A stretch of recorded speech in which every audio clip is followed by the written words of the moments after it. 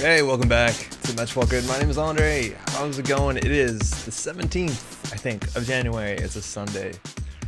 Nice snowy Sunday. We got like 20 centimeters of snow. Ooh, Nana. Ooh, welcome to the stream, little cat. Bye. How's everyone doing today? It is OKORINA 3 Part 2. If I'm not mistaken, if you're not familiar, we have a tournament that Sanjay has been running. This is the third rendition of it. This one actually was divided into two sections. Oh, I don't want to move that.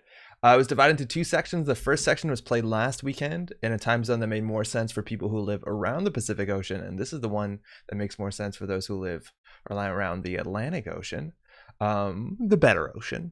Let's just say it. How's everyone doing? We're gonna be starting pretty soon. It's gonna be a shorter tournament today. I think it's only 4 rounds. We'll go through the basics of what's going on. We'll be doing commentary, going through all of the rounds as much as possible. Again, only 4 rounds tonight, but it's gonna be a lot of fun. I believe they're just about setting up in Discord. Again, if you want to jump into the tournament, I'm not sure if it's too late yet, but you could always try and find out in the Nisei Discord or reach out to Sanjay. Baza, how's it going? Happy Sunday to you as well. How you doing? So, we've done OKORINA here and before on the channel. I've also said on the stream that OKORINA would be streamed on Sanjay's channel, but I was wrong. It is actually, we're going to do it here, which is okay. I just need to be a bit like distracted to make sure everything is okay. And when we're going to see when we're off to the races, when all the stuff starts populating. So, in short, what OKORINA is, it's a tournament structure which follows largely the standard format. So standard card pool is legal, and on top of that, salvage memories, which is now legal, is also legal for that. So you're going to be seeing a bunch of new cards. But the big difference is, instead of picking an identity or instead of picking a corp identity or runner identity, you have to pick instead one of the legal unique connections or an agenda. And then your identity basically gets that text, and then Sanjay has assigned some amount of link, minimum deck size, maximum deck size to go.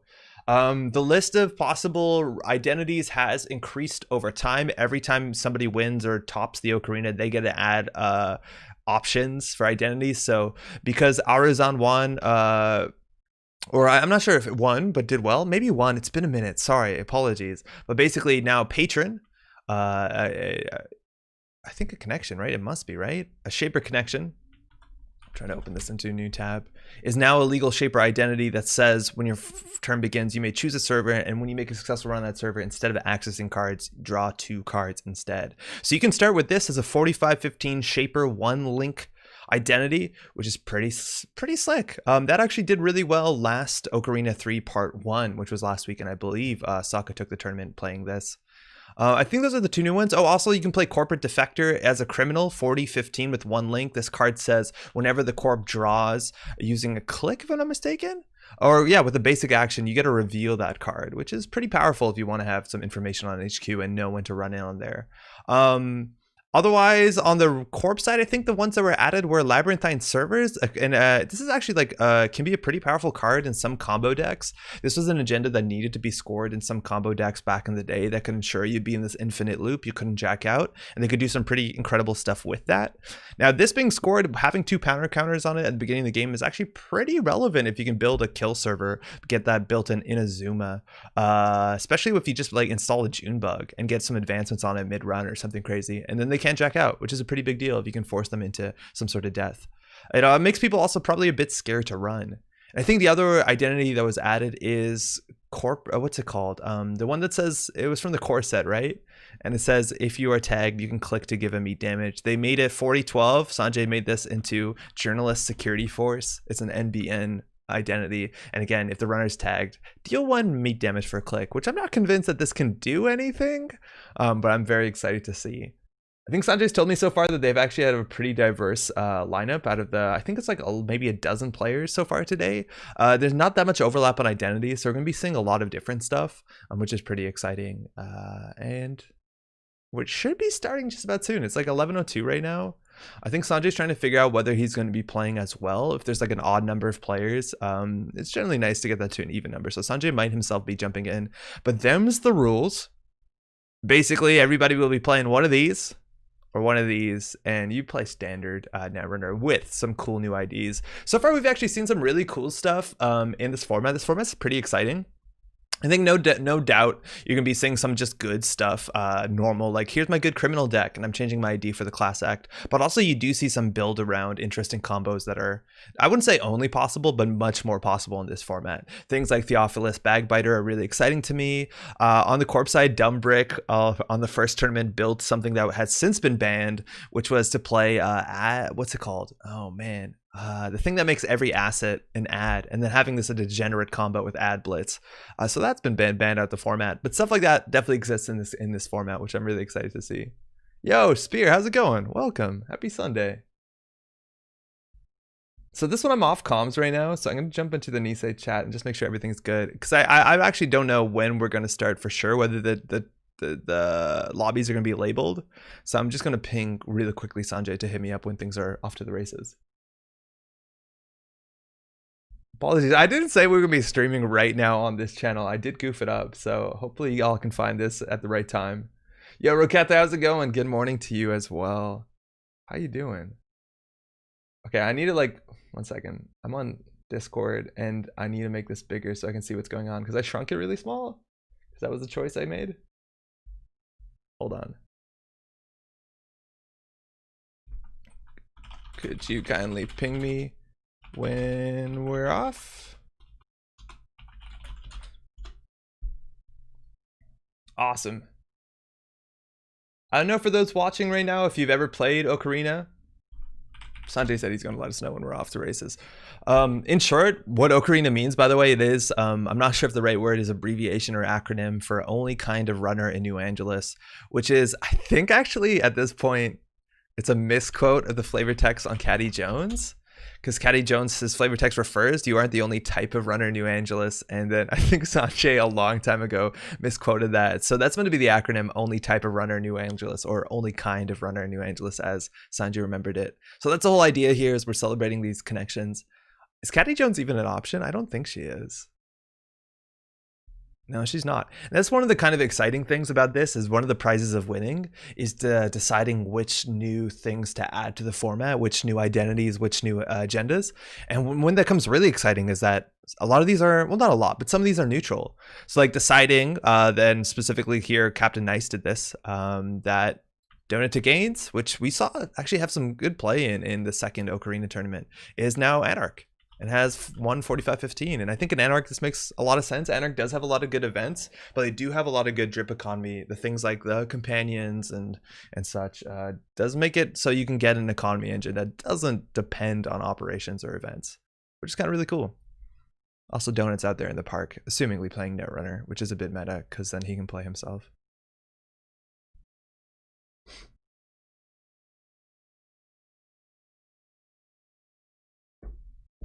I'm not sure what we're going to see the most of today.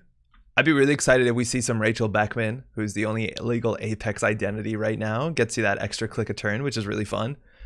The Sunny stuff, I think Jackson Clary and Sunny it's really hard not having 2 link in Sunny, considering the link is so valuable. You start with 1 link and a pretty good ability. The thing for me that always makes it difficult is I want my connection to be expensive, or a card that you struggle to put into your deck, because otherwise, like when it comes to things like Aesop's Pawn Shop, that's the thing that never sells me, is that it's really easy to put 3 Aesop's Pawn Shop into your deck and install it for 1, and you could do that and then just play a different identity, like I don't know, Beth, who is more important to have turn 1 maybe. So I keep clicking on the wrong tab.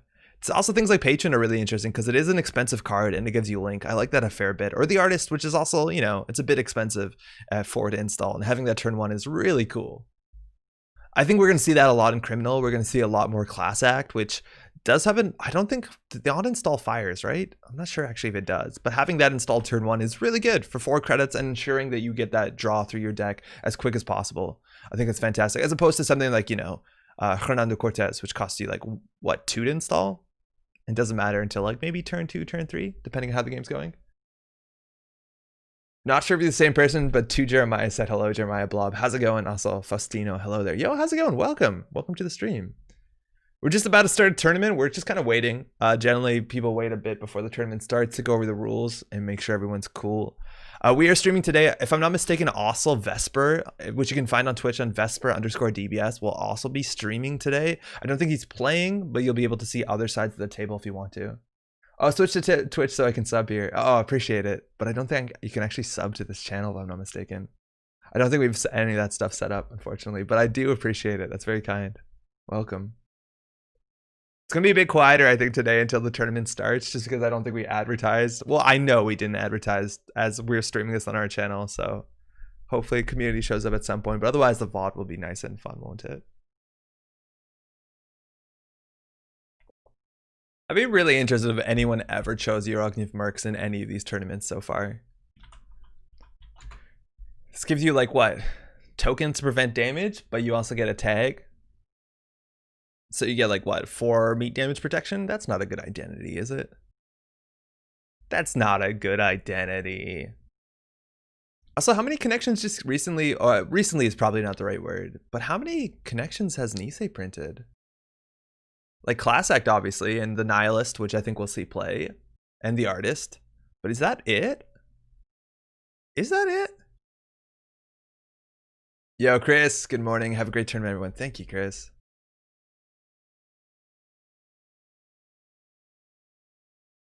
Hold on, I think my stuff is a bit too zoomed in. Curious, what are the limits of what can become idents in OKORINA? First time watching content for Netrunner since I last played a couple of years ago with cards. Oh, no way.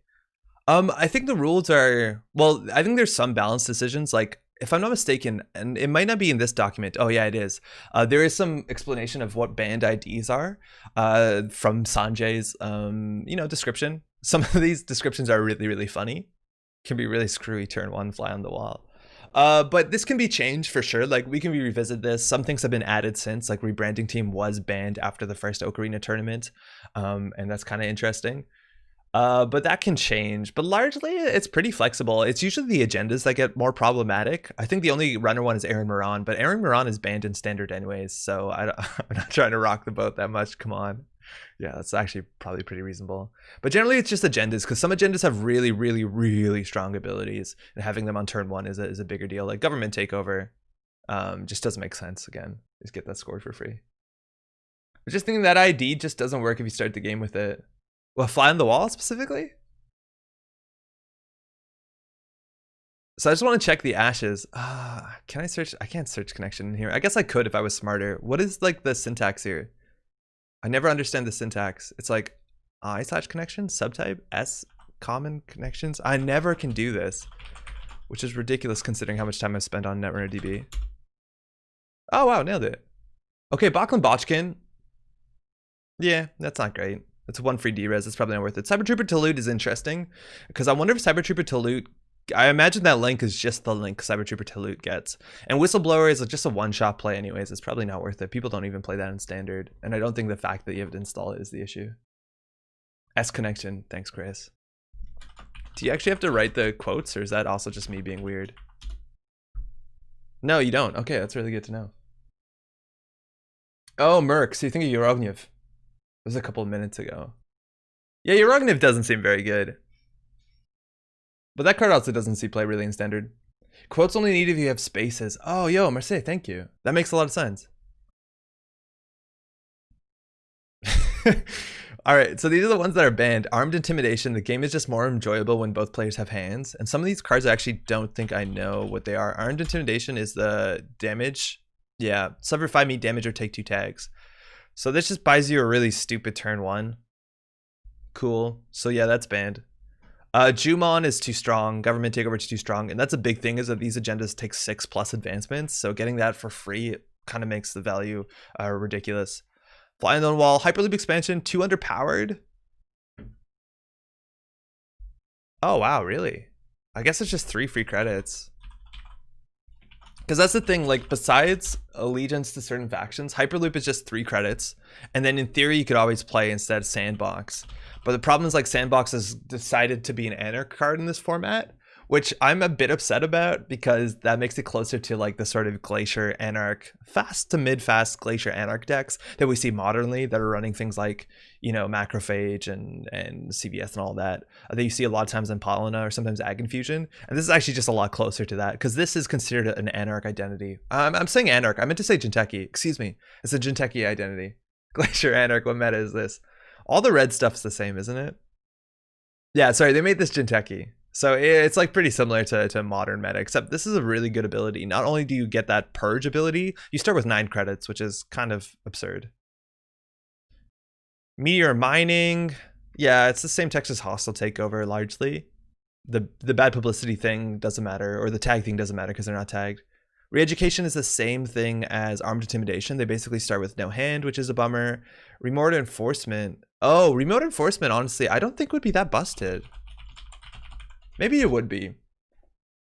I just tuned in and thought I was having a stroke. Yo, I do that a fair bit of times. Like I rewatch my own like content, and every once in a while, when I'm like really excited and like thinking of the next thing to say down the line, I will just say the wrong thing very confidently. I'll just say the wrong noun. It's always a noun that's incorrect, never a verb or the adjective, and just carry on. And then half the time it's called. Other times I think people might just be used to it and be like, oh, Andre clearly means something else. Honestly, I don't know if this would be absurd. I guess they allowed the one that lets you look at the top 5, and this is just a stronger version of that one. But this would be like, I guess you always just get the free tier or the free Fairchild, which maybe is not fun. But yeah, maybe that's not fun. I don't know, but it's strong. Remote enforcement is guaranteed tier, whatever one ice you want remote turn on. Yeah, no, I get that. I do get that. And the fact that you don't pay any money for advancing this, that's obviously a big deal too. So you start with 5 credits so you can just jam. But I don't think it's that absurd compared to some of the other stuff in the format. But I understand it's very good. And I think they instead let architect deployment test, or whatever it's called, deployment test, yeah. Which is kind of like that one, but a bit more, there's a bit more variance whether you're going to get your tier or not. But you could probably build a deck that has like 3 or 4 big ice, so I wouldn't say guaranteed, but you're going to get some free tempo anyways.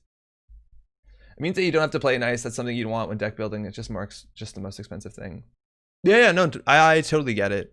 It gets it out of your deck, it gets a res free, you have some good stuff to do.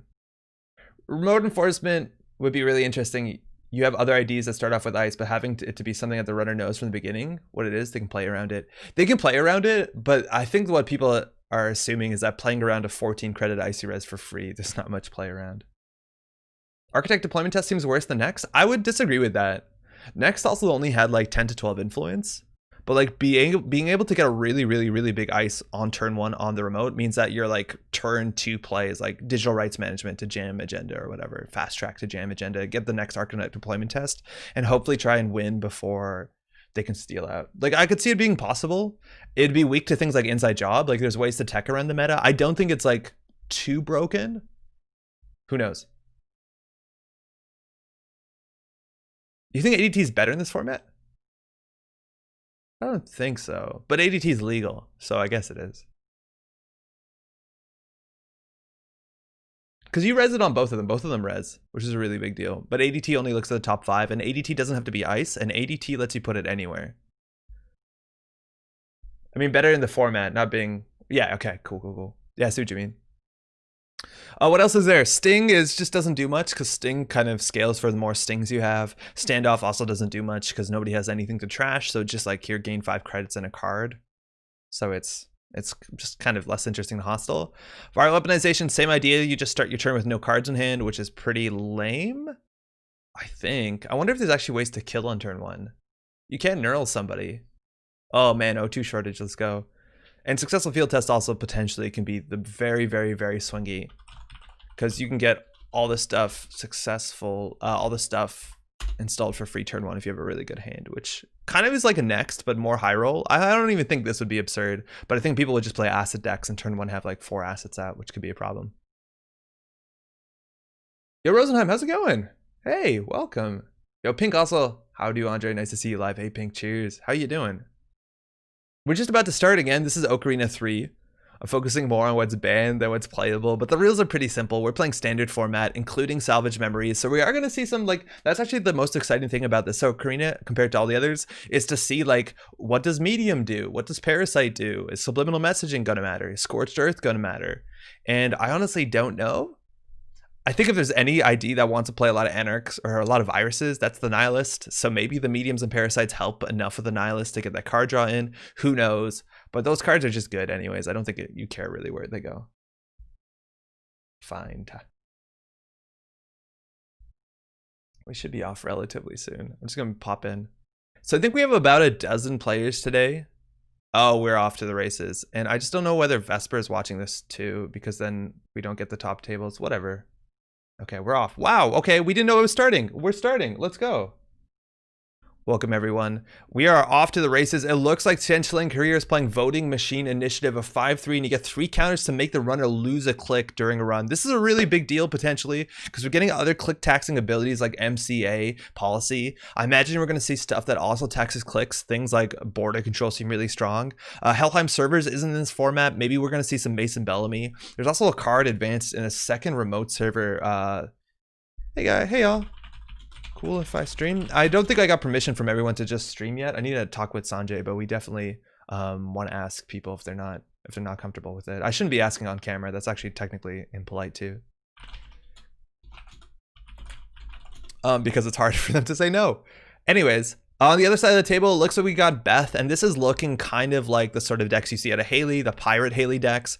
You're going to see E3 feedback implants come in pretty clutch here with things like Kongamato, with Gabali. That might give you that early aggression you need to get through remotes. And you also see things like Deus Ex, and this probably is working mostly with Panchatantra, which might be in this list. You can make any piece of ice an AP ice, and generally they're under 10 strength. You can get through for free. Any amount of subroutines. You can also just keep this as a way to deal with damage. And there you go, Boomerang gets you even further with the E3 feedback implants. Might not be necessary, but generally good will get you through any ice in the game. And we're going in here with 1 click left, and there's a drafter. Sentry with 2 subroutines, so again, you can get through there. That's a Kongamato plus the E3 feedback implants, so we're through for only 1 credit, and then we're going to be able to Boomerang through this, and that MC Austerity is definitely going to go down. Beth versus HB click denial is a wacky matchup. That's actually a really big point, is that this is the one ID that can give you extra clicks. And speaking about extra clicks, that Enigma is not going to be able to take a click away. We're boomeranging through it, E3 saving a credit, and then Austerity is going down for 3. What is the chance that Shenlin is also on some sort of like hard-hitting news play? Because that in theory works really well. Because you can hard-hitting news the runner and then make sure that they don't have enough clicks, and then, you know, they can't remove all the tags and you can do something horrible to them. Now, Shaper is some of the best to deal with that in terms of like having misdirection and the ability to clicklessly pull that onto the table and then use 2 clicks to remove the tags. But Shenlin having to pop what was just an NGO front idling in server 3, and server 2 is back with Austerity, and that's a really cool play because Ba has to spend, you know, expendable resources to be able to charge the remote server, and now we're back on with that Austerity. So Shenlin in theory could only have 2 clicks this turn if Voting Machine Initiative wants to be used. Also, we do see an upgrade here on R&D. I'm assuming it could be a Mason Bellamy, but even a Chrysium Grid, again, it is really important in this format because Salvage Memories is alive and well, so this Shapered list is almost definitely on 3 copies of indexing. Now that I say that, actually, it might not entirely be, considering that it's hard to use things like Kongamato and Gabali and Boomerang to be able to run twice with indexing. But my god, Peace in Our Time is so good when your identity is Beth. That's such a big deal. That's awesome. Here, 1 second. I'm just going to clean up some windows, make sure everything's good. Hard-hitting news, you can also pay out the trace to keep Beth from proccing, come to think of it. Weird edge case. Yeah, it's totally possible. If you hard-hitting news, you have to go under 15, because otherwise Beth cancels out your like Voting Machine Initiative. And here's a card we almost never see. Adjusted Matrix gives the ability to click through some ice. So now this Deus Ex is a 10 strength breaker that whenever you encounter a piece of ice, you can just spend a click to break an ice subroutine. That plus E3 feed implants, oh my god, that's actually really cool, let alone you have the extra click for Beth. So in a matchup where clicks matter so much, and we do always have the threat of Artist Colony into fan side to get something on the table, so now we can just click through most of this. This is so wild, because the Voting Machine Initiative and the MCA are actually going to put a lot of pressure on Ba. Oh man, that's really cool. E3 feedback implants, a card coming back from Salvage Memories, has a lot of like interesting possibilities, and it's really cool to see players explore some of these cards that didn't really ever see play without the proper support. So Justin Matrix, again, they're going to click through it, but actually they're just going to go ahead and use the Artist Colony to install a Boomerang. It's going to save us some clicks here. They're going to Boomerang on through that, shuffling that back into their stack. Even if there's a Chrysium on R&D, sometimes that matters for the Boomerang. And that's the second MC Austerity going down. Now, this is an awkward part. A lot of this sort of decks that want to just spam MC austerity policy will go ahead and restore one of these back. Now, if they do restore it, they'll have to remove the other copies from circulation. You have to remove all other copies from your archives. So it will, in some ways, hamper Shenling's recursion. But there you go. There's a hard-hitting news, and 7 credits to 5. Ba's not going to get the extra clicks. Shenling's going to ensure that they only have 3 clicks on their next turn. Ideally, you do this on the same turn as an MC austerity, but no chance really here. So 5 credits and 4 tags. Shenling has 5 credits, so they can always pull up the boom. They can't consult into boom. If they have the boom in hand, they're good. But Ba is only going to have, looks like we're going to pop that voting machine initiative, so only 3 clicks. I think 3 clicks might just be enough here with 7 credits. After the Beth fire, after the Rizeki fire, you can just clear 3 of those tags. Float 1 tag is probably not too bad. You'd have to like duck 2 Scorched Earth, which Shenlin could have. They could do credit Scorch. But it's pretty low odds here. Like, I don't even think you need a misdirection. This actually is probably not that bad. If anything, you could lose the Artist Colony, but right now it's not doing too much to the board state. So Shenling does have that single tag. It's subliminal messaging. There you go. It looks like that was off the top. That's a card, and we're just jamming to the remote. So it looks like that tag was just for tempo. But again, this deck doesn't seem like it's going to have too much money. Now, jamming to the remote, that's definitely a solid play here, because Ba's economy was devastated here. They're not going to get that Beth credit. Rizeki going to go in. They still have 1 tag, which I believe they can float, and they have full information on what's in front of the server, but not what's in it. And we've only seen 1 NGO front so far. This list could easily be on Global Food Initiative, but also Ikawa looks pretty good, considering also they used Voting Machine Initiative to rob Ba one of their clicks, so this could just be an Ikawa project. Is the HB idea of 15 influence? That's a really good question. We should look that up for sure. Let me just check real quick. So Beth is 45-15-0, and Voting Machine Initiative, I imagine, is 45-15. I'd be surprised if anything else. Yeah, 45-15. So Ba only has a couple clicks here to figure this out. 3 clicks, in fact. Slightly more than a couple. Trying to figure it out here. Now, that's one of the big things is a lot of their breakers or the ways that they're going to break ice are actually relatively cheap. Right? Like a Kongamon is only 1 credit. It would have to be in their hand at this point. Now, if they want to recover, they do have good ways to recover from low credits, but they're going to have to do a piece in our time. And again, if they score out next turn, Shenlin scores out. If this is an agenda, Ba won't have the ability to piece the following turn. So it looks like we have no piece in our time here. So 2 clicks, 1 click left after 2 draws, just drawing up to 7. Going to have to discard 2 cards here. And it's so interesting where the Deus Ex adjusted matrix is actually going to be contested by the Voting Machine Initiative. Let's see what Shenlin got in this remote. The Ikawa doesn't do too much. Ooh, that's subliminal though. Definitely good value. And there's that Ikawa project. Shenlin now on game point. And we did see MC austerities. Ba has to respect once Shenlin is on 7 credits to just the Biotic Labor and to close out the game with a 3-2 is a really big deal here. I'm assuming the Ikawa means that they're not on Global Food Initiative at that point. So we're looking at probably 3 Ikawa, 3 Vitruvius. I don't even know what else works so much in this matchup. Maybe there's false leads in here somewhere. Thanks for looking that up. I suppose there's HHN and maybe false lead. Yeah, I'd be surprised if there wasn't. Fairchild 3 on HQ, another good ice that if you don't have the full 4 clicks can be a problem. And I like that poke on HQ again. Not only does it deny the subliminal messaging, but Shenlin was trying to fire off 2 MCAs. So the idea that there's a big agenda in hand could just be the Ikawa, but maybe there's something more there. Ba is going to need to set up though. And it doesn't look like there's pressure to clear that tag. There's a chance that this deck has false leads and then things like exchange of information. I think that'd be kind of neat. But hey, do you want an orb in these trying times? That's the second Rizeki. So Shenling's windows of being able to get that credit lead to be able to hard-hitting news, those are definitely going to get smaller the longer the game goes on. Because Ba's probably not going to be spending a lot of money running once things are set up. Throwing out a hunting grounds there, on encounter subroutines or on encounter abilities, excuse me, on ice. I'm not sure what you'd expect in this deck. Nothing really in HB you're playing around. Reinstall and R&D, again, indexing is the big threat here. We've seen no multi-access so far. Just clicking for credits, not doing too much. Shenlin would love a Rashida. We're looking at 1 NGO, 1 Rashida, 2 austerity policies, and no subliminal this turn. That subliminal so far has only been 2 credits, but that's not too bad, is it?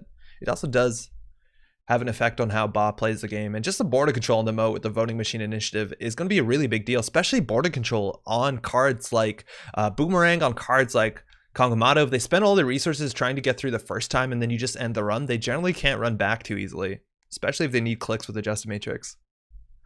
Subliminal coming back. 3 credits, 1 card. Let's go.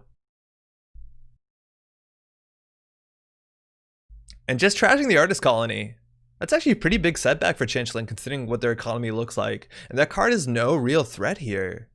I'm not sure why that needs to be trashed, right? Like there's no agendas to be forfeited. This is also to install a card. This is not something like ShadowNet or something like Data Dealer where you can just steal an agenda and then spend a lot, get rid of that agenda to get a lot of money to be able to dodge things like hard-hitting news in the future. But this is the problem now. Shenlin spent a click and 2 credits to trash this card, and now Ba-Ram is getting 2 credits a turn. And there's that multi-access we want. Stargate flying in, 5 credits. The breaker access option we have here is Adjusted Matrix, which can likely get through just about anything. Fairchild 3 can't be rezzed. Upgrade on R&D is a Crisium grid, and I don't think this is a replacement effect, so this is actually going to do nothing. Oh no, it is going to be an access. If accessible instead of accessing. And they do have 5 credits, so that will be the Crisium grid going down. So not considered successful. So the Stargate can't change its access into that stronger ability.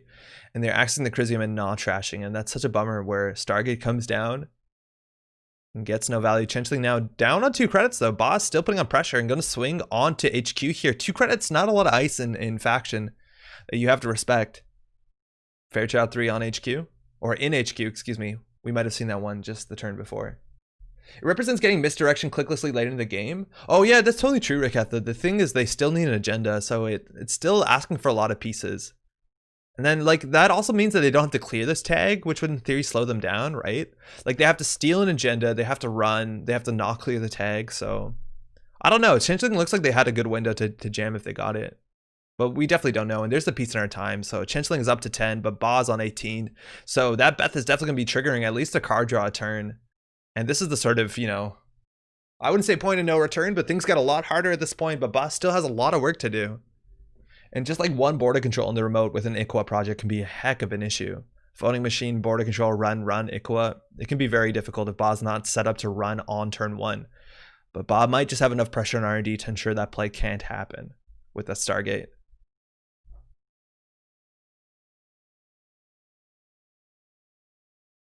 Ba finally removing that tag, throwing out a fan site.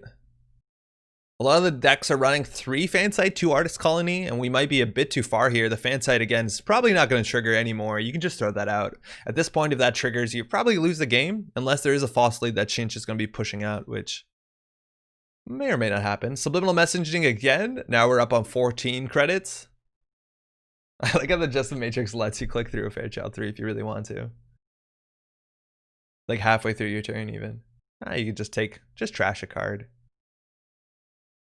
All right, Beth now getting a card draw. We're taking 2 credits in with Rozekis. And we're poking R&D. This is also not a Stargate run. Again, you want to trash that Crisium grid before anything. And there's just an Eli 1.0, which Adjusted Matrix be damned. This is actually really good. One of the strong matchups for E3 feedback implants is Biroids here. So you can make a single click, and then you can spend a credit to go through the Eli, which is probably what's going to happen here, I reckon. It denies the subliminal messaging. It denies the Crisium, and then, you know, you can even Stargate back this turn. You can run back, click, and then credit, and then get through the Stargate. So this is going to be a problem. An ice that doesn't on its own end the run, let alone E3 feedback implants, really cuts the power of this card in half. Accessing R&D. Top of the deck is even a corporate sales team. A 4-2 agenda, putting Ba on the board. Not going to have relevant text when stolen. And there you go, 5 credits down. And there is the Stargate coming in here. We're going to see 3 fresh cards. Clicking a credit to go through. You can E3 a 1.0 buy rate after the first sub without needing Adjusted Matrix. That's totally correct. Because you did break a subroutine, and E3 just cares that you did. Now, you can't do that on Fairchild 3 because you can't click a single subroutine. There's another corporate sales team on top and a Hagen. So Ba, it doesn't have any clicks left here, so probably just going to throw out the corporate sales team. But the Hagen into the restore. In theory, you can restore the agenda to server 2 if Shenlin wants to draw draw, restore, and advance, that actually will put the game on the table. And with potentially only 3 clicks to their name and ice on the remote, that could be the winning play here. Shenlin could just draw, restore the agenda. Let's see, draw. There you go, restore. Lets you actually install agendas. It's a wild interaction here because it forces you to res things, but you can't res agendas. It also lets you remove agendas from archives if you have them. So that's the corporate sales team in server 2. And we're going to use that voting machine initiative most likely. In theory, it's not necessary if you think that they can steal this agenda and you have another in hand, but we know that's not an ACOA project, which is a really big deal for Ba. And we'll see if that voting machine initiative token gets used here. There's actually a chance that trashing the corporate sales team was the wrong play and trashing the restore might have been better because the corporate sales, I guess the corporate sales team still goes into the remote no matter what. Yeah, this is probably fine. I don't think it changes too much. We do know that there was a Hagen drawn into hand. Beth, Rizeki, credits. Shenlin has the option here to use the voting machine initiative if they want to. It's a really, really interesting choice. Yo, Michael, how's it going? Hey, OKORINOs. What up? So see how this goes here. Again, we know this in the remote. It's between 2 ice. The drafter on its own doesn't entirely matter. You could run through that. Now, in theory, it lets them reinstall something on top of the agenda and throws them to archives. So if you do a last click, it can be a bit dodgy. And we're just charging in here again, hoping that we have enough clicks with the Justin Matrix. And if it does not pan out, oh, you're going to look really silly for not using a voting machine initiative. So this is a click and a credit. This is a click. I think Ba can get through here because the voting machine initiative was not used. So we're clicking through this using a credit. We'll see the drafter again. You could do click credit, click credit. You can get through everything here. The voting machine initiative actually could have sealed the game off. Justin Matrix. Drafter getting through, click and credit again. Oh my god. Wow. I love this combination of Beth and a Justin Matrix. No further access. That's a corporate sales team. Ba is now on game point. And again, if Shenlin maybe wanted to use that click loss ability, they could have maybe squeezed something out here. I think best case scenario is that Eli was in fact a border control. We've seen very little influence outside of that hard-hitting news and a single Chrysium, only representing 3. But there's install advance. Shenlin on 4 credits is threatening the ACOA project here. Let's see if they do use the voter machine initiative. Now, the big issue here is that if Ba thinks they can't run server 2, they could just go through that Eli. And if they hit a ACOA project, I think they still have enough clicks. They're charging this. Could be a huge bluff here, but install advance does definitely look more like they're going to have to let the drafter fire, if I'm not mistaken. How does it help to use VMI? They just don't break drafter and then they run archives, they overinstall the agenda? Yeah, probably. But there's a chance that they can install ice from hand and then... No, yeah, you're right. This would fire though, which can be a big deal. Yeah, you're right. If this was further down, then the draft would be more relevant because they won't have clicks. But this seems like a rough decision here because now they have to let the drafter fire. But if they click through the Enigma with the fair chat with the Justin Matrix, excuse me, that's gonna be a problem for them. Kind of matchup for the ages. This is a really cool matchup. All right, they're undoing the click. Ba doesn't want to look like they want to go for it. They're up on 4 clicks. That can't be right. No, they should be on 3 clicks. Because they used the VMI. No, they should be on 3. I'm not a judge. I don't think I'm allowed to say something in here. Let's hope they figure it out. They actually might be talking together. There you go, 3 clicks. They might be in a voice chat on the Discord lobby. So if this fires, what's the worst case scenario? You may add a card from archives to HQ. Okay. So you could add hard-hitting news, which probably isn't an issue. Then you may install a card from archives or HQ. So the idea is you can always install over this if you really wanted to, but at that point you wouldn't want to. So you can put a Chrysium on R&D, that's okay. Yeah, it's kind of hard. It's cool how getting the subliminal back sometimes isn't the worst thing. Just a clickless credit, honestly, sometimes is okay if your game plan is like install advance next turn. So Ba has to figure this out. And again, if that is an ACOA project, which it doesn't have to be, right? Like it could just be a Vitruvius that Shenlin is bluffing in a really compelling way. But again, here we're one. If that is the quad, there's one more probably in the deck, and you're trying to look for it at 3 and 22 if you're going in with the Stargate. If you do have something like a simul chip, sometimes you can Stargate twice a turn. If you can overinstall the Stargate with a second Stargate, so the once per turn clause on it isn't relevant anymore. This deck is on NGO. Yeah, there's a chance it's an NGO, but the fact that I think the corporate sales team went through and they jammed right after makes me think it isn't. But we ran HQ a couple times. We might have seen the same card. I don't know. It could be difficult. And that's the problem also about if that is the NGO front, right? Like in theory, if you spend a lot of money somehow, and I don't think bot can spend a lot of money running, you do have to respect the hard-hitting news. Sorry, stream. No, y'all good.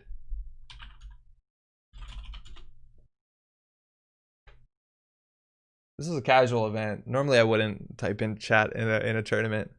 My guess is Iquad and remote. Okay, so that's where Ba is right now, which I can't get. That's correct.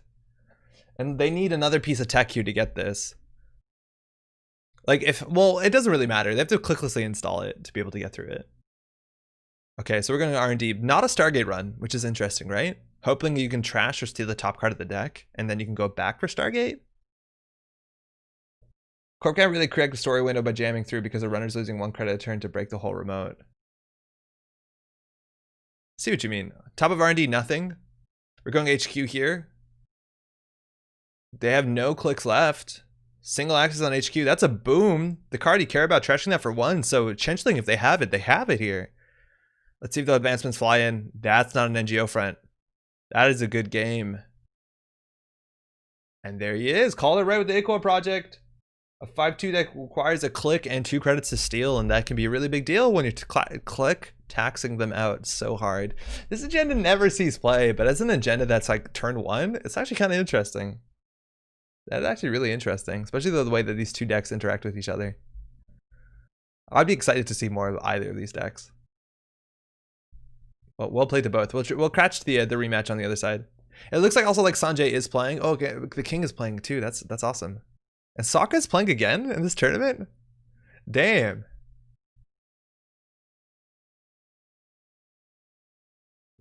Rip Victoria Jenkins, which would be the most fun thing in this deck. You can still play her. She's just 5 influence.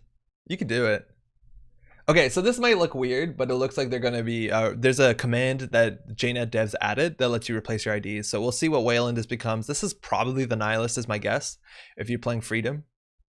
But we'll see. They get to replace their ID. You can do / replace ID and then name a card, and then your ID will be replaced with it with automation too, which is really cool. All right, so we're going to Cleaners. Cleaners is a 45-15, if I'm not mistaken, and it says the first time you do meat damage or any time. And actually, sorry, the text on the Cleaners is a bit specific. It's whenever you do meat damage, do an additional meat damage. So a Scorchurst will be 5 damage, so forth and so forth. That can be a really big deal when it comes to cards like Prysac, things that do small meat damage. That's actually, I wouldn't say a bigger deal, but it can be a really big deal. Punitive also gets a bit more lethal. But one of the, I don't know if the subtlety matters anymore. It used to back in the day that this is whenever you do meat damage. And there were some cards that say the runner suffers meat damage, and those actually won't trigger the Cleaners. If we check really quick which ones those say, which cards say that, I don't know if that's actually a thing anymore.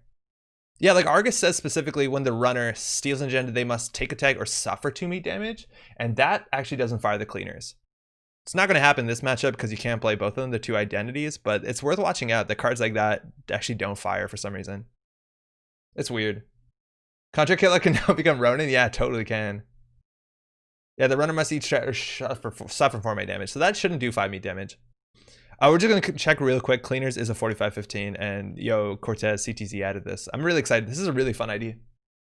Seeing how they're going to use the meat damage obviously is the interesting thing.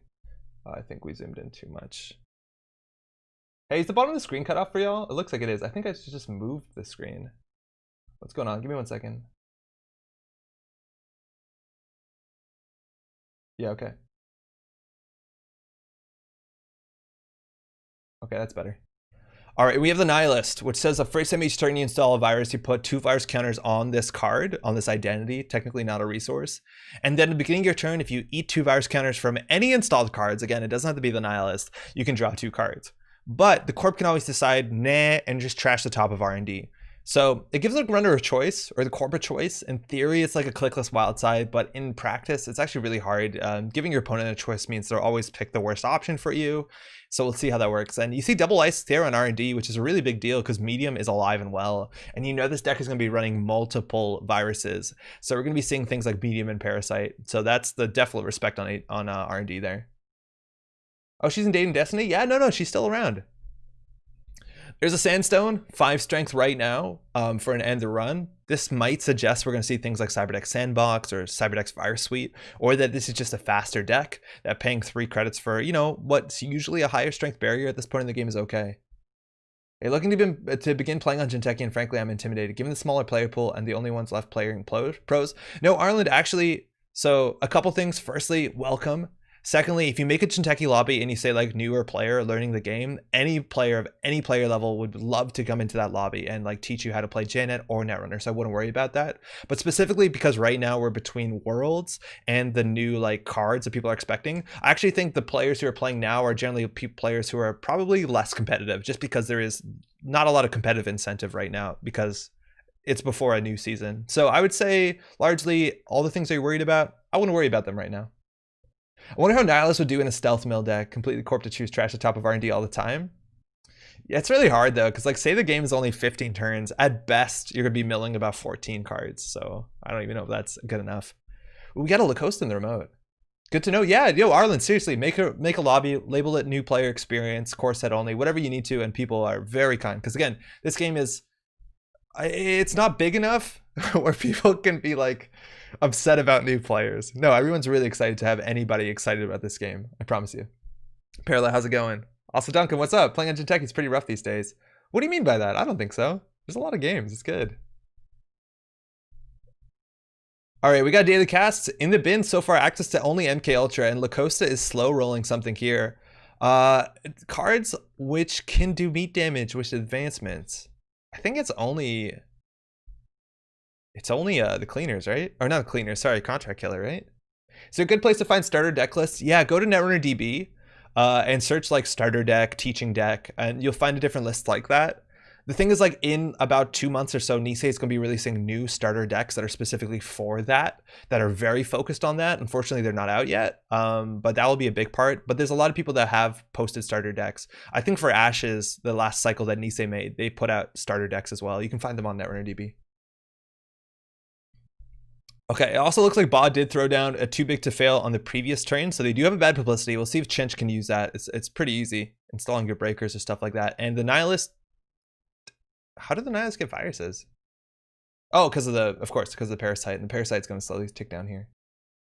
I'm noob as hell, and I've been playing about a month or so, and everyone's pretty helpful. Just say you're noob, and most just joined to explain something. Oh yeah, 100%. It gives people a chance to feel clever. They'll love to tell you how to play the game. No one home coming down. This is good defense. The net damage might not matter unless you're expecting some sort of gene splicer here, but largely more for the tags. Again, this is Wayland. And we're hitting a border control here, so that is going to be relevant. We don't have a way to get through this, but Parasite eats that border control very quickly, so that's going to return 1 credit for Ba, and is going to protect the Lacosta remote. We might see a 5-3 scored out here. Every once in a while, a tryhard will get agitated by mistakes, but it's rare. Yo, and also one of the biggest things you can do, Arland, is after a game, talk to your opponent. Be like, how did that go? What could I do differently? That's one of the best ways to learn, is to see what your opponent thinks you could have done better. And people are generally very respectful. Lacosta, giving out that free second advancement there on that card. Now we're in Biovault territory, but we can score about just any agenda out here, despite some of the Wayland big weird stuff. Server 3 flying out there again. The card here, for what it's worth, also doesn't have to be an advanceable card. You can advance anything in here, so this actually could just be like a Prisec. We're going to install double advance, whether it's a hostile takeover, it's a reconstruction contract. Whoa, I've never seen that combo. Whoa, you ever see that combo before? Using Rococo to put advancements on the card that's unadvanceable that you can trash to move the advancements over. This also does have a bit of like support when it comes to doing meat damage, but that's actually a pretty card intensive combo. But hey, you did get a Project Atlas token. Cash coming down. Again, a card from Salvage Memories, pretty good with the Nihilist. Gonna put 2 virus counters on the Nihilist. I think we might have missed a Nihilist trigger to see what was the choice, whether it was a card draw or trash card. I don't think we paid enough attention. And Nobkuri is coming down, so we've built our own Desperado of sorts. So in the first successful run, you can add a virus token to any card, or to a virus program. So it's going to be the cache. But hitting the macrophage off the top, again, the Sandstone kind of suggested this. This is going to be such a problem here. Not only is the Purge such a big deal, going to reset the Parasite, going to reset the Sandstone, also going to wipe the Nihilist. But after that, you can start trashing viruses and removing things from the game. My God, that's going to be rough. Sean saying, joined the green level clearance Discord, very friendly, lots of new players, some returning players, lots of discussion. Yeah, 100%, that's a really good place. If you can find the green level clearance Discord, that's where the generally new players hanging out for Netrunner. All right, so we're tracing through this, boosting 4 to get through the trace 4 here. 3 for 3, so we're already spending 7 credits just to hit this macrophage. It's going to be hard to parasite this thing without a Devil Charm, and even that's a bit tricky. And it looks like we're going all the way through here, paying on just about everything besides this trace 2. Single axis off the top of R&D. It's going to give cash a credit back, which is kind of cute. Ba now only on 1 credit there. They might have to pull out a too big to fail or something here to have any sort of pressure on the board. Arland, yo, what up? Welcome to the Twitch. I joined it last night. Okay, then you're doing everything right. You're doing everything right, man. You're nailing it.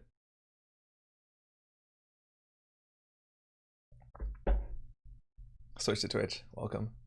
Spear saying though in YouTube /undo-click is one of the best things you can do on JNet. It lets you undo your turn. Saying that it's intimidating learning the UI and that can help a lot. So yeah, I undo click all the time, and I've been playing this game for years, so it's all good. Like I was also saying, Ireland, don't know if Andre mentioned it, but there's a Discord server called Green Level Clearance. Nailed it, Michael.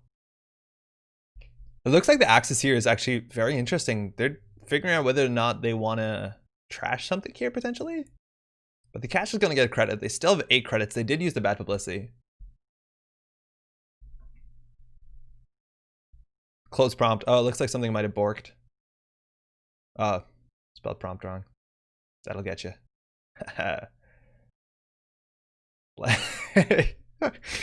Oh man, that's so wild how much money they spent through this. Again, one of the this ice is actually seeing play. I think we can kind of guess that Barem has Cyberdeck sandboxes in their deck. One of the new 4/2 neutral agendas, which makes a lot of sense with La Costa Grid. You install and you don't have to advance it, and then it gets a free advancement, and then you triple advance it. It's definitely some good stuff. And it makes a lot of sense with the Sandstone and the Macrophage. But again, with mediums and Parasite around, even on its own, maybe Macrophage is good enough. I don't know. You'd also have to check the document and see like how many of the runners you expect to see that are having Link, right? Like I imagine we're gonna see a lot of Class Act today. I would imagine maybe Tulun the Artist see play. So the Link, you know, kind of does stack up.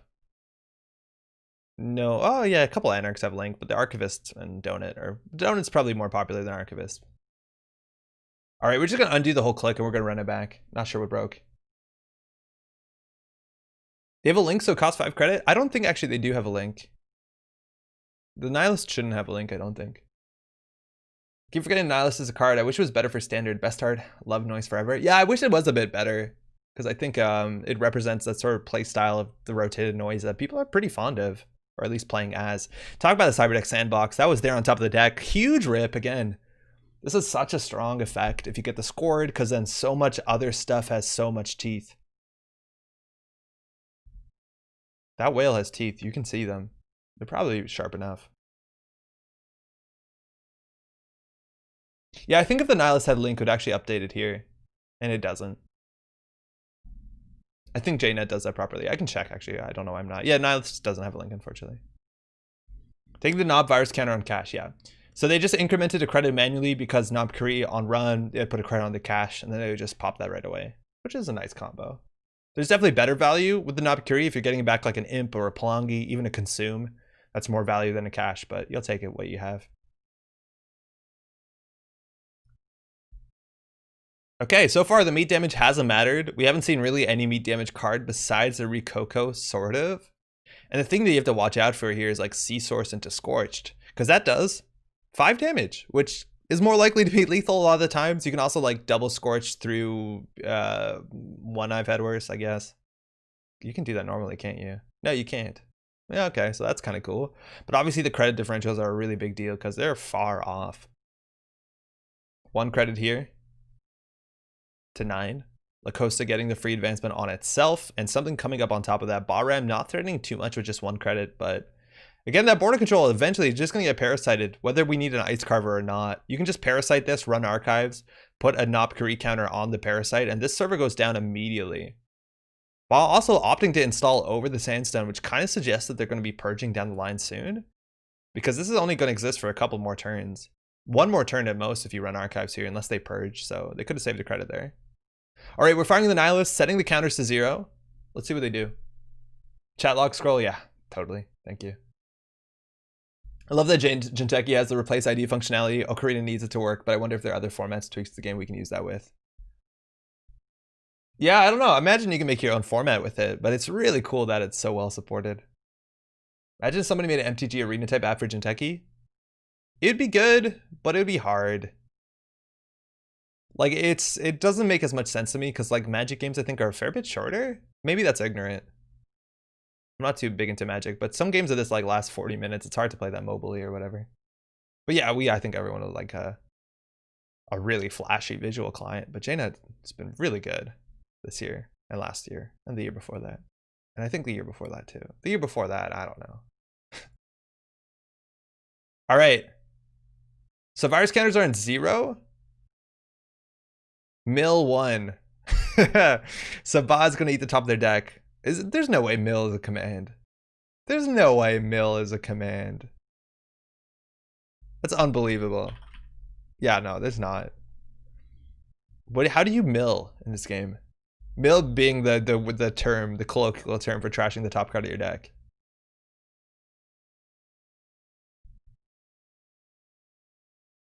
I honestly don't know. I just draw into my hand and put it into archives myself. So it looks like they did fire 1 card into archives. Yeah, they just drew it themselves. And there you go. There's that combo we're talking about, Nop-Kuri with the Palangi and the support from Simulchip. So now even if they have the MK Ultra, if they can get that on the table, they can use it to break 1 thing a turn, which can be scary. So everyone has an advancement here. I'm looking for a purge I think if anything. That Sandstone's not going to last long if they don't purge here. And there's the purge, which I think was probably broadcast by the fact they overinstalled on that HQ ice. But again, with 1 credit, they're really not threatening much here. The best case scenario is that this is an NGO front, and they clicklessly get 8 credits. That would be kind of cool. If you drag from your deck to archives, does that work? Yeah, I guess it does work, right? I was reading up on it. It seems like they've automated most of everything. Oh, yeah. The automation, Arland, is like, I would say 90%. And the stuff that isn't automated is the stuff that like very few people play. Like you can play some weird wild cards that like show up in 0.001% of the decks, and then sometimes the automation is broken just because there's not enough testing. But for like the majority of card pool that sees play, like I think 90%, 95% of it's automated, barring like some really difficult things like game net interaction.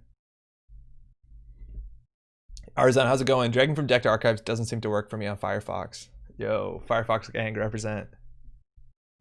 There's a 0. This is also a big deal because the runner suffers. Oh, it's a net damage anyway. It's not a meat damage, so never mind. But you got to watch out when the corp does damage, specifically meat damage, or when you suffer meat damage. Those are 2 different things. When it comes to cleaners, again, the ability hasn't been relevant so far, and Ba's going to struggle to make that ability relevant on 1 credit. That means no Prisec, obviously no Seasource Scorch.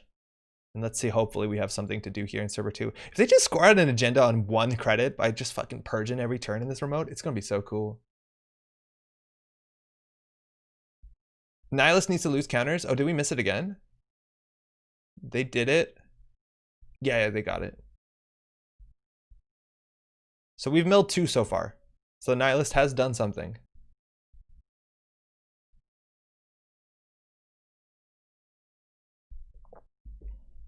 Ba, clicking for 3. Card in server 1 now on 2 advancements. 4 credits means you can res almost all the ice in your deck. Barring some of the bigger scary stuff, like what, there's a Trebuchet in here, or a Colossus, or what have you. Yeah, Rosenheim, people are saying maybe you're able to drag the card. I'm not actually sure. An issue of the Nihilist and a few other ideas with counters, that JNet doesn't seem to spot any counters on non-installed cards, and you need to decrement them manually. Okay, yeah, edge cases like that make a lot of sense that they don't work. It adds counters though, so that's cool. Zero triggering, again, you want to fire this once per turn, just cycling through your deck while getting credits at the same time and increasing the different cards in your hand, ideally. Let alone you hit iPad worse sometimes. Maybe that's not good in this matchup. Playing Sure Gamble now, Shenlin 17-4. You have to play around that this is an NGO front, so that could be a +8 credits, and Shenlin doesn't have an answer for this yet. Plongi did get purged through, but you can always trash it and reinstall mid-run with Simulchip. You can even run Archives just to get like a Plongi counter. But just no breakers here. Whether Chinchlin's on Yusuf or not, who knows? And there's another Parasite going to come down probably on the border control. I don't know whether they want to tunnel an R&D to get your mediums down, but if they don't have a scoring remote, they're going to struggle here. This is also a Reconstruction contract with Project Atlas. You can pull out another Atlas score here pretty trivially, and it doesn't look like Chinch has access to Stimhack, or not Stimhack, sorry, a Clot. Feels like a noisy freedom. Yeah, it's kind of fun. It's just hard to pay this for 4 when it doesn't do anything for a while. So this Parasite is a real threat. This is one of the only few low strength ice that is really powerful still in the game. And that's a real threat for Parasite without any additional support. Because this will die at the beginning of Chinch's turn.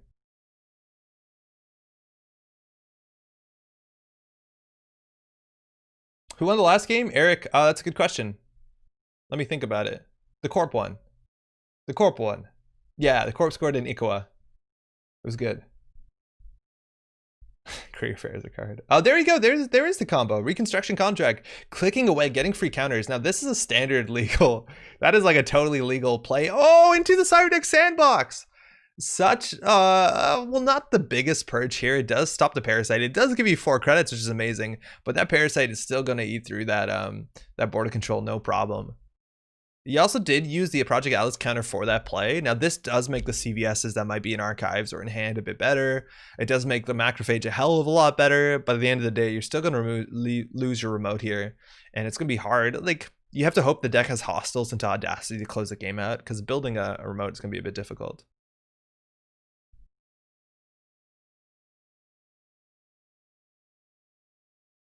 You can kill it right now with Knob Korean Archives? I don't even think you need one, right? Like, doesn't this just get a token? He could last turn for sure. Like, you could run Archives, run that, but he didn't. I don't know why. And there you go, Boss spending another click instead of drawing to protect the Lacosta, whatever 5 credits of protection is going to get you.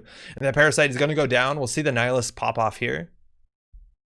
The cool thing with the Nihilist too is, like, in theory you could keep the counters and just use it as like a Yusuf battery, something like that. I don't know how good that is, especially when they have one of these things scored. But that's pretty good. Macrophage is going to stop those mediums coming in. I have no doubt Chinch has 2 or 3. All right, we're getting 2 free card draw for free, Boss. Not wanting to trash more cards at the top of their deck, especially when their deck might be a bit more combo oriented. But they got 2 of these off so far. Rikoko is just like a plan B of sorts for Lacosta. Just advance this instead of advancing your agenda, just as good. And there's the Yusuf. Again, Yusuf plus Palangi, that means counters are going to get really far here. Second cache as well. Running Archives, I'd love to see Cyberdeck Sandbox in here. Knob Kree is going to fire. Lets you put a counter on top of something. I imagine it's going to be the Palangi. I don't think you need more money with the cache. Palangi getting a virus counter. Again, that Yusuf install and the cache install is 4 more counters on the Nihilist. That's 2 turns worth of value. Atlas was supposed to be purged with Sandbox score. He's not supposed to have that draw. Oh, that's a good point. Yeah, you're right. It doesn't purge it. I'm not a judge, though.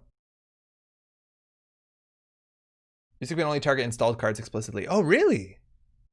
Oh, yeah, you're right. You can't use the Nihilist in OKORINA. Otherwise, you could. In OKORINA, you can't.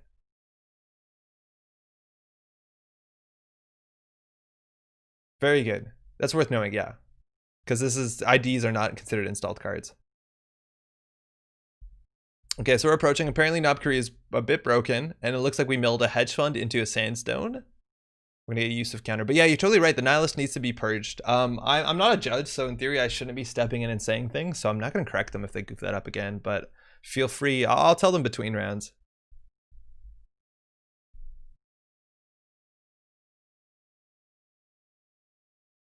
I don't know. I need a judge calling that. I don't like stepping into tables where I'm not meant to be.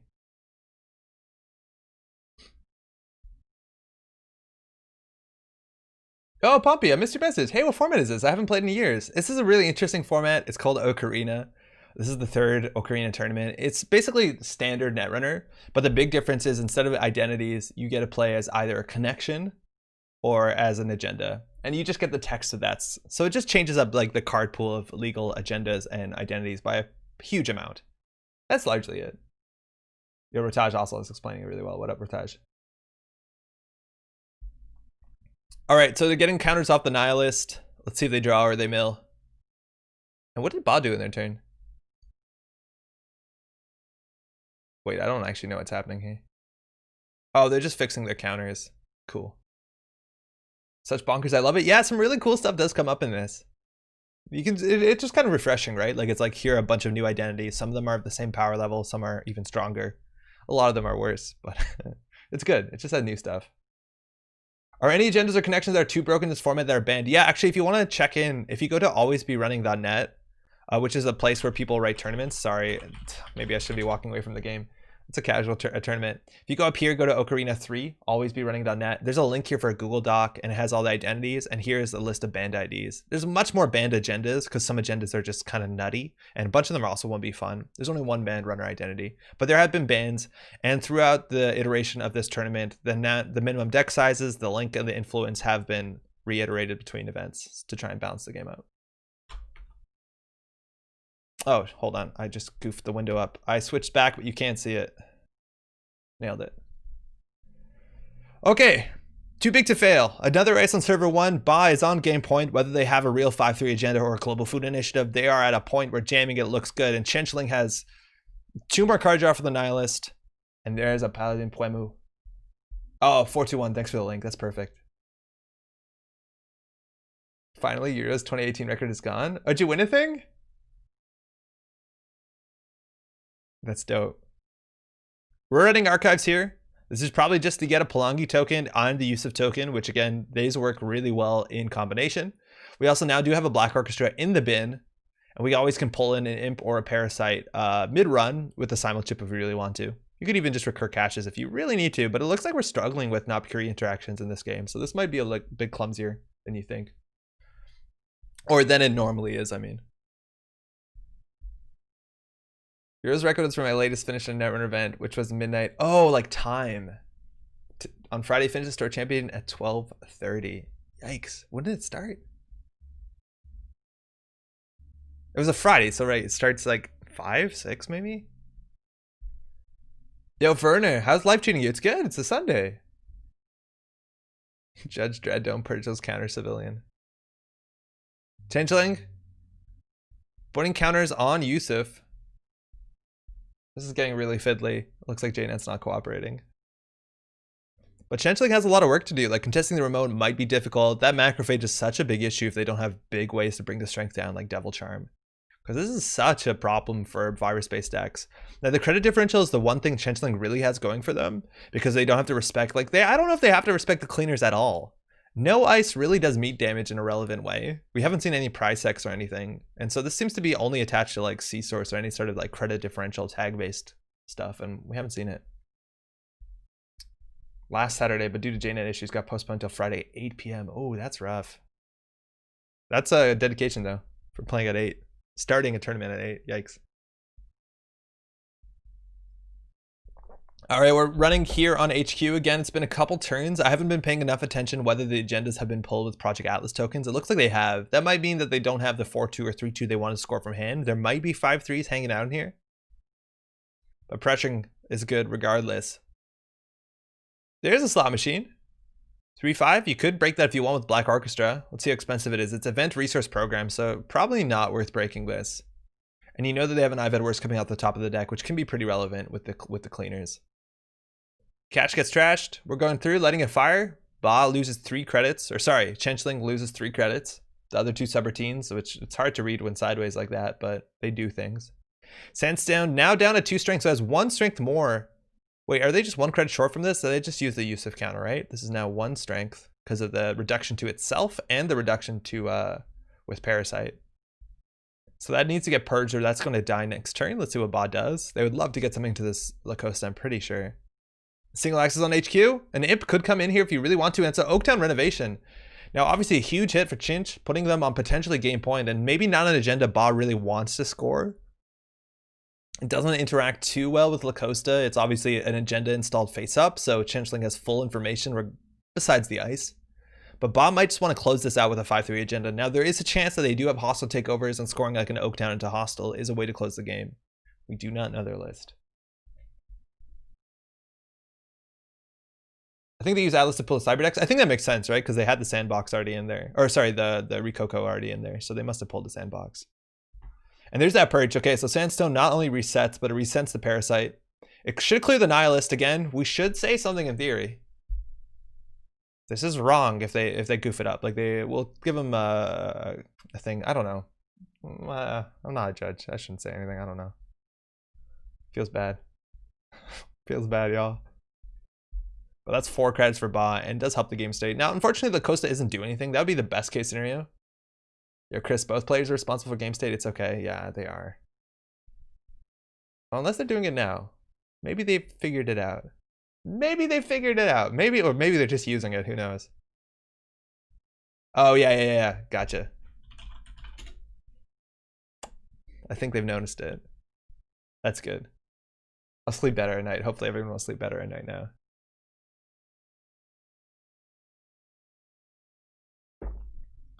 Yeah, that should be purging.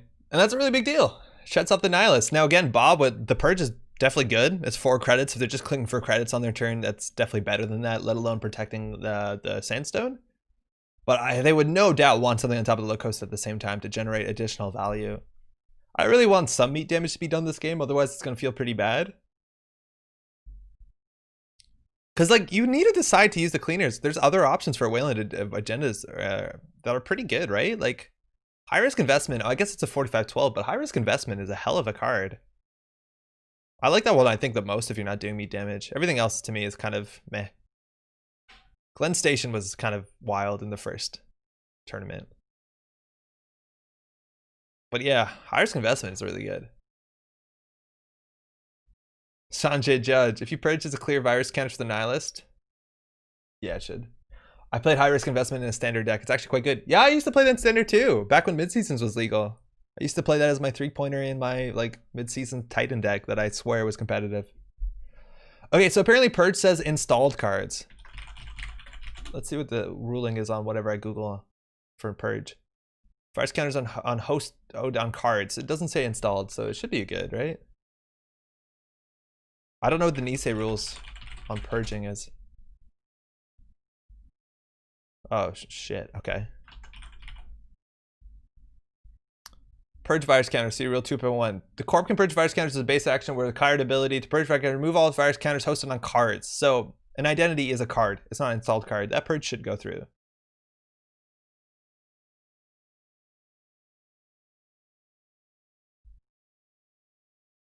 Apparently Sanjay did not add it to FAQ. It's considering it, but I don't know. It looks like it should purge it. Yo, Pao, how's it going? Just what I needed. Netrunner and Andre. Hope you're doing well. I'm doing well, thank you. Hopefully you are as well. Welcome to OKORINA 3, Part 2. You say considered OKORINA then. Got him. It's worth noting the rules for when you can purge and what it affects actually did change over time. And Nisei, I think, made it a lot more liberal. For better or worse? Probably for better. I'm looking at you, political graffiti. All right, we're off. There's a data sucker coming down, even more virus counter supports. This card works lovely with Parasite. We're gonna get a counter, another counter on Palangi again. You really want to ice up archives. Any open server just snowballs the deck out of like Yusuf Palangi. It can get really wild and data sucker. Shenlin really wants a piece of ice here on archives.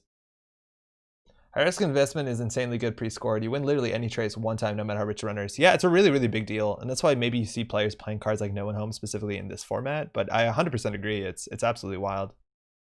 Now, Bao has a really awkward fork here. Like if they purge, they can't ice up archives. So they're going to do the best they can. Put pressure on the remote, ice up archives. Hopefully this is, I don't know what this could be, but like then you want to purge next turn to reset the board state. And you want something good here. I don't think you can get away with just a slot machine. I think you need something like a Mouseless. High strength is also obviously the name of the game here.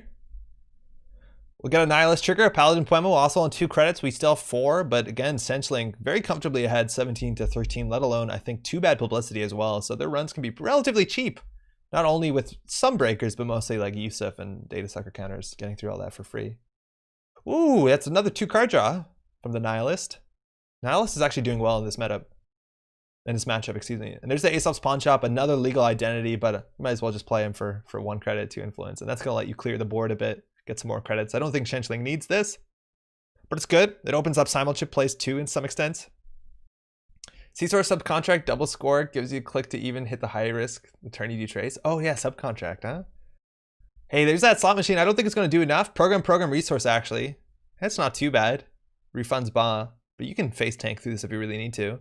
But it looks like we're just going to play a single Data Sucker token and 1 credit with bad publicity again. I think you really needed an end to run or something. I don't know. Basically non-code gate. Maybe the mouseless isn't even good enough. It's better than this, I think, though. So we know a Faust is coming off the top of the deck. That's worth mentioning. That's a card.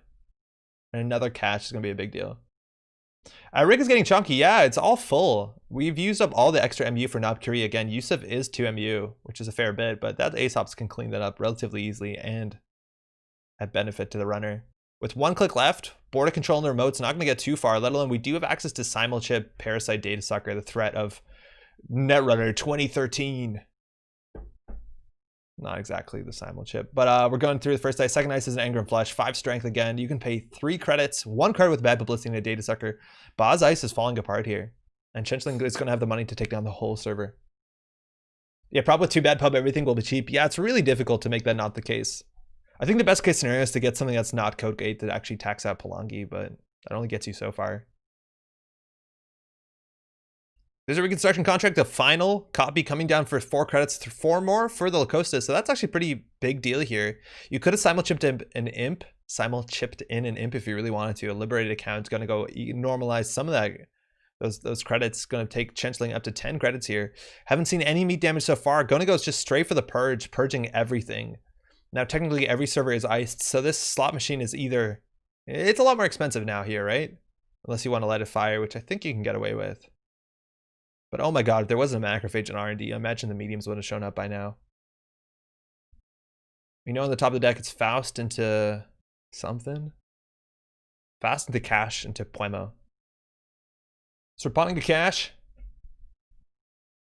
1 MU free. Man, JNet added this thing. It's so good. The 0-3 viruses. And there's a second liberated from hand again.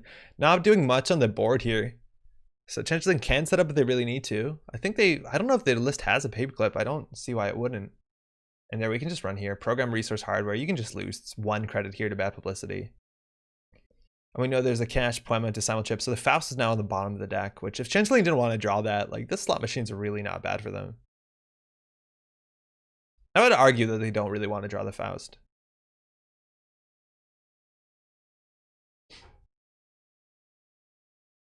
So Shenlin loses 1 credit after all the bad publicity cashes out.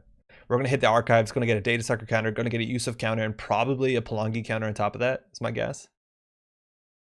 And Ba needs some really mean tricks here to get out. I imagine last click we might just hit the Liberated. I think 13 to 12, you're probably pretty safe. You can't too big to fail out of 12 credits.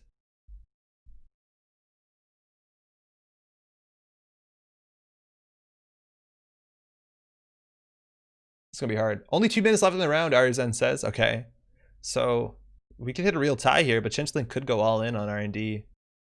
Now Ba just purges here, right? Like it doesn't do too much for them. They're gonna have to start discarding cards too. Another ice in archives, maybe. But hey, we're jamming to server 1. If we get double advance here on a hostile, it can be a pretty big deal. But 2 cards again. Lacosta, easily. We haven't seen a single Rashida. On top of that, I would love to see some price tags again. Meat damage has not fired once. Trashing the Parasite that's struggling to carve into the Sandstone. I think you just need water to get through Sandstone. Maybe I'm just thinking of sand. I'm pretty sure water carves through everything. Paladin Puemo getting a credit. Shenlin, again, time is such a big deal. People play totally different around time. You just want to, like, you'll blow your board state to score 2 points. I've had worse, finally getting triggered off that 0. Gonna draw 5 cards and get a credit. There's another Cash. We know that one was coming off the top of the deck. I think now we drawn into a Paladin Puemo and the 3rd card, I don't remember. running archives here. Again, we have 1 click left, so if there's a boarding control on server 1, Ba can ensure the score of a 3-2. Even with the Lacosta, it could be a 4-2. Event program. So now 2 subroutines. We're going to just spend 3 credits, 1 with the bad publicity and 1 data sucker token to get through this relatively cheaply. Good high strength ice though. That really deals with the parasite. Bummer about the border control. Yusuf getting an axis, and a counter. 3 on Yusuf. And again, with the Plongi, that means you can deal with a lot of stuff. We're running here onto server 1. A border control could be a pop into score. That would put you down to 9 credits plus 4 plus 3. You can do it if it's Lacoste into a 4-2.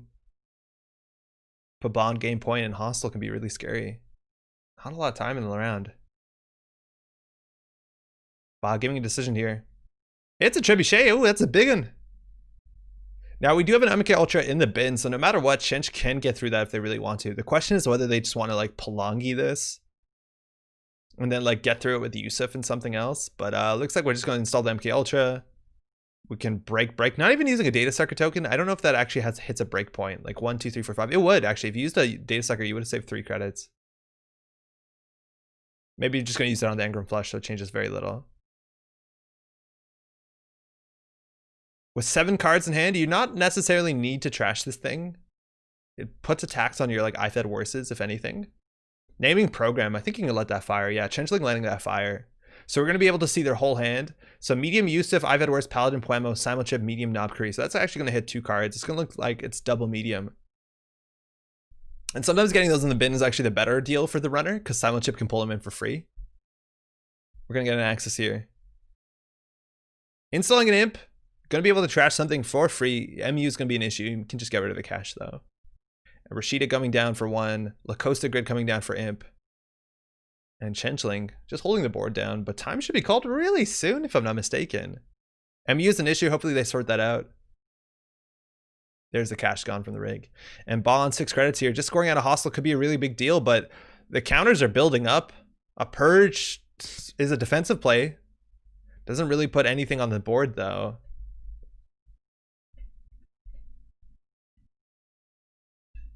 I don't know how Ba gets out of here, and Audacity then can obviously be it can always be a cheeky 2 points here. We have no cash threat.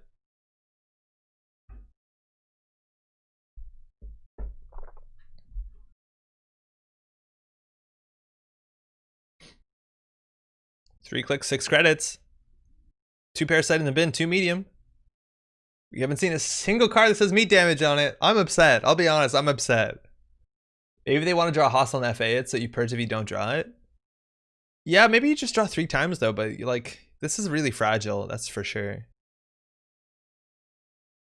I don't know if you can just hold up. Like, yeah, you can purge every turn and just hope to draw into the hostile. I just don't know if you get there, right? Maybe the deck's only on 2 hostiles. Sometimes it's only 2 hostiles, right? Maybe you need to draw for it, but then obviously you draw other stuff. No purge. We're starting with a hedge fund into an archive memory. He's going to pull back Rococo. That's going to be in hand. So we haven't seen any dedication ceremony, but it's worth noting that reconstruction contract is always a real threat with dedication ceremony.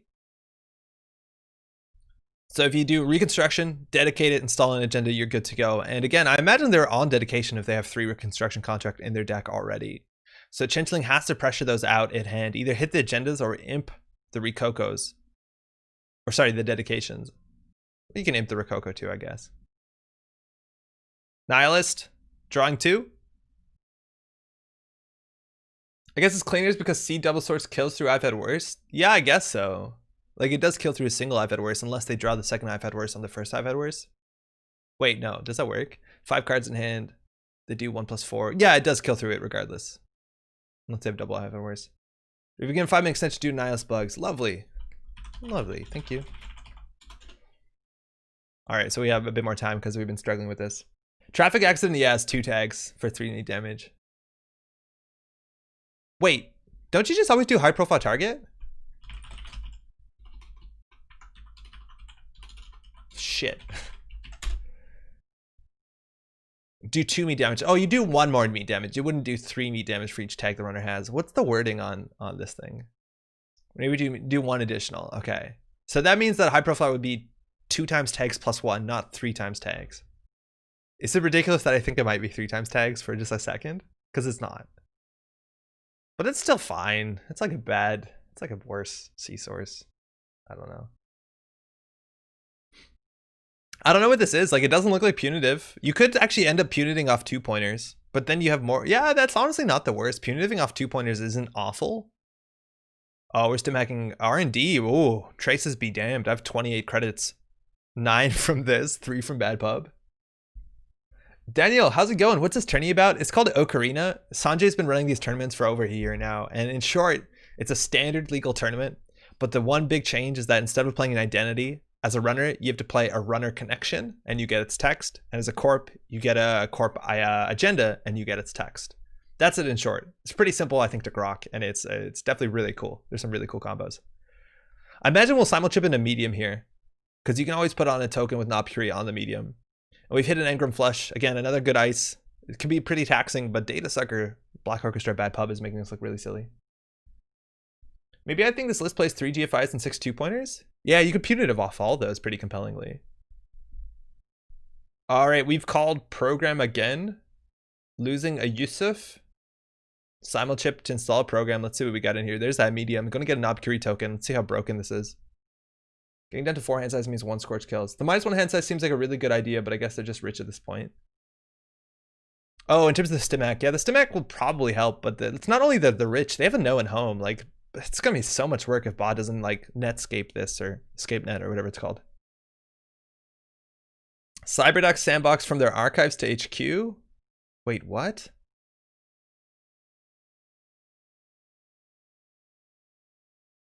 Wait, what happened here? Shenlin imps a Cyberduck sandbox. I don't think they wanted to imp that. So bot just put it on the table. Which means in theory we're 1 use of counter over too many, but Shenlin finds that on the top of the deck. Yeah, I accidentally imped it. I think that makes sense. So we're at 6. Ba's definitely behind here. We know that they do have a reconstruction contract in hand, maybe even a dedication ceremony, so they might be able to get up to 2 more points to be 6-6. But Shenlin can go back here, and again, with 3 Bad Pub, 19 credits, the traces on the macrophage, I think only 2 of them really matter. Oh, I guess you don't want the medium to be trashed. You got the money. Ooh, this is cool. Yeah, Daniel, it's a really cool format.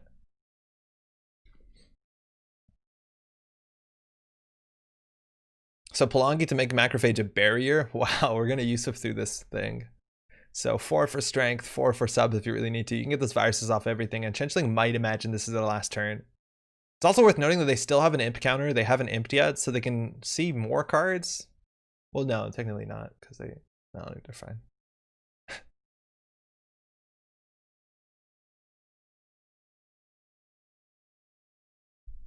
Man, this is good. I don't know if they have a paperclip in their deck. My guess is no. They're hitting the engram flush. Now we have full information on their hand. Okay, there's some weird case here where Bod is like too big to fail C-Source. No, you can't. You just can't do any of that with No One Home. No One Home just absolutely destroys all that idea of C-Source being like a legitimate line of play. 1 virus and heap RFG. Okay, they're letting that trace fire. Trace 2. Fire all unbroken subroutines. Okay, engram flush. Revealing 3 cards. They've called events, so we're gonna eat an I've had worse. Leaving a Paladin, Puemo, and a Nopcuri. And we're here. We're gonna see 2 cards.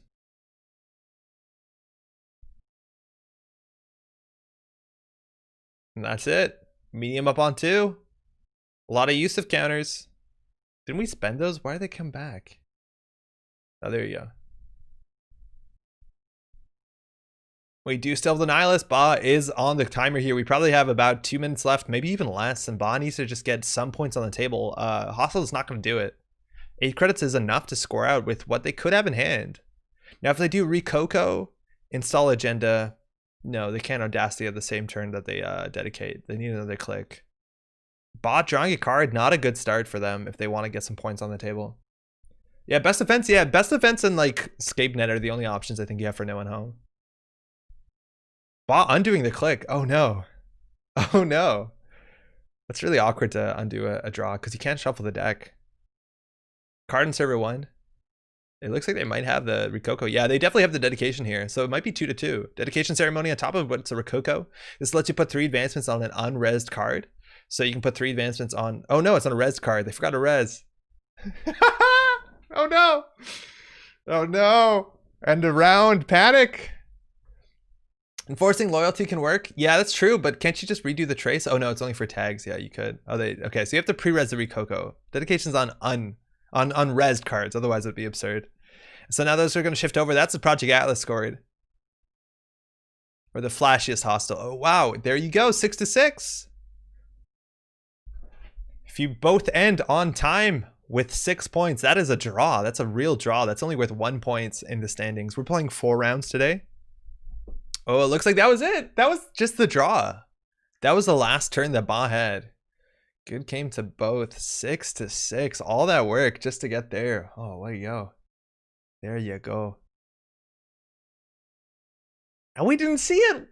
Maybe it's just a bluff. I don't know what this is. There's no meat damage in this deck besides the word meat damage on the reconstruction contract. What a bummer. We didn't see enough of their hand, so maybe they did have some punishment there, but like their economy did not support it. Well played to both players though. I want to see someone get put into the ground. I also can't believe umbrellas are still that simple in the future. That's upsetting. I guess there's no need to change a good thing. Feel like it has to be punitive kill. Yeah, I think punitive might make more sense. But again, their economy does not support that. Maybe if they get 2 sandboxes, it's a different game. Cool. The last table I'll run is Sanjay versus the King. If you're not aware of who the King is Brandon, who plays out of Toronto.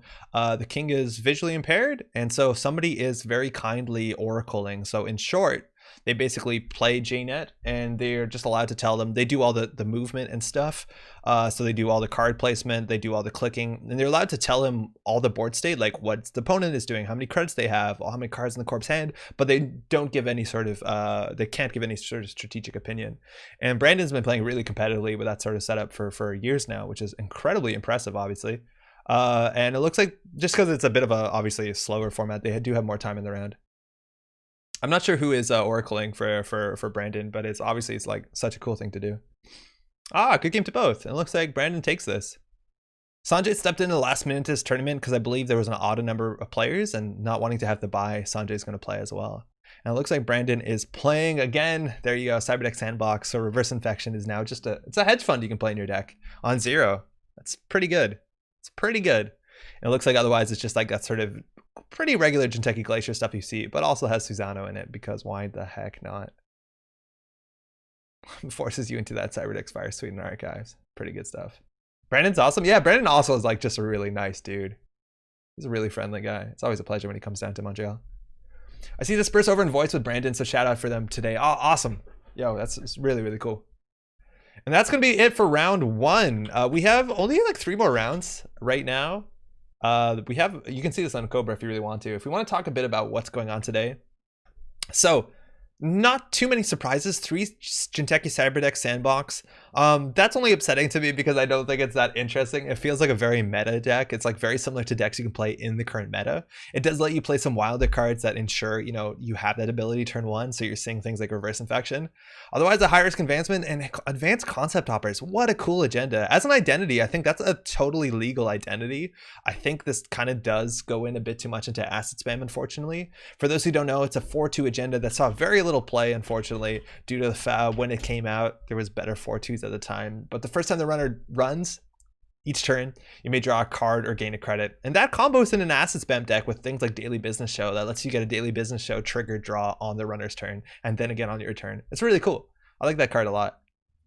Otherwise, we have the cleaners. We saw that, and then some really interesting stuff. The new card, Journalists Security Force, which is security contract. No, what's the name of that card? That 4-2 neutral that was in the core set that says if they're tagged, you can click for a damage.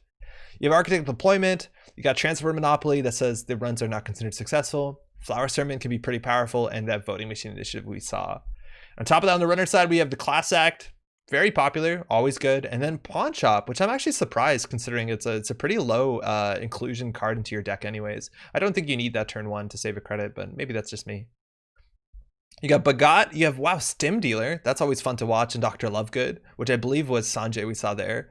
Patrons, a new include. And then you have Beth, Woman the Red Dress, which is a real struggle to get that to be working for you. We saw G on the Nihilist. That's good on Noise. And then Page Piper, which is also, I think, a small deck list, let alone the ability to go down in deck size. Private Security Force. Thank you. That's the name.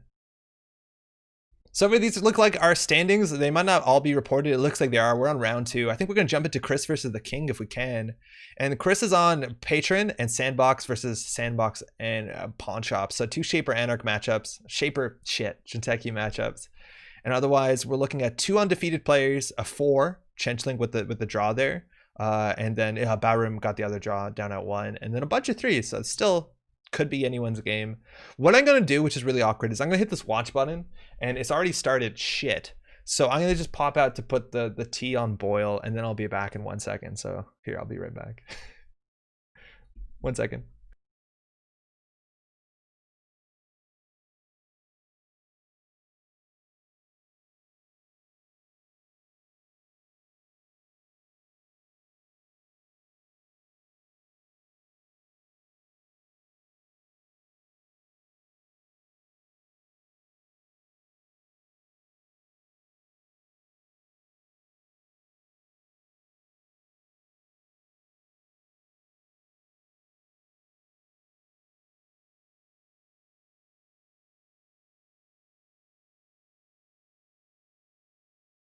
Sup. Sorry about that.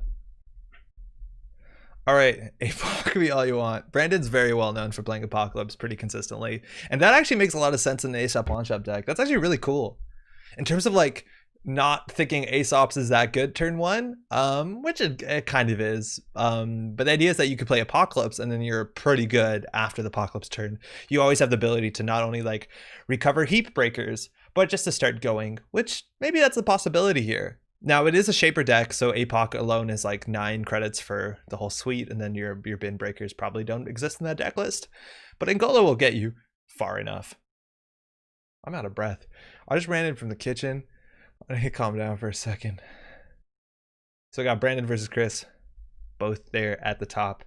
And we got some Cider Deck Sandbox. This is a Shinteki identity of 4515. I'm just going to check real quick if I'm not mistaken. This was added by Poly G from OKORINA 2.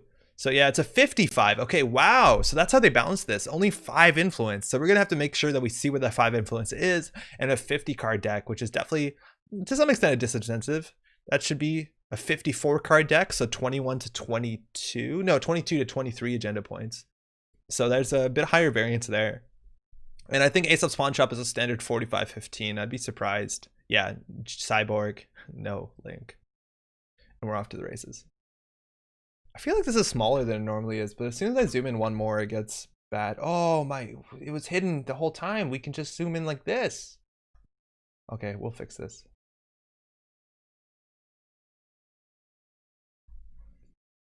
Okay, disperses, yeah, as we said, Brandon's Oracle.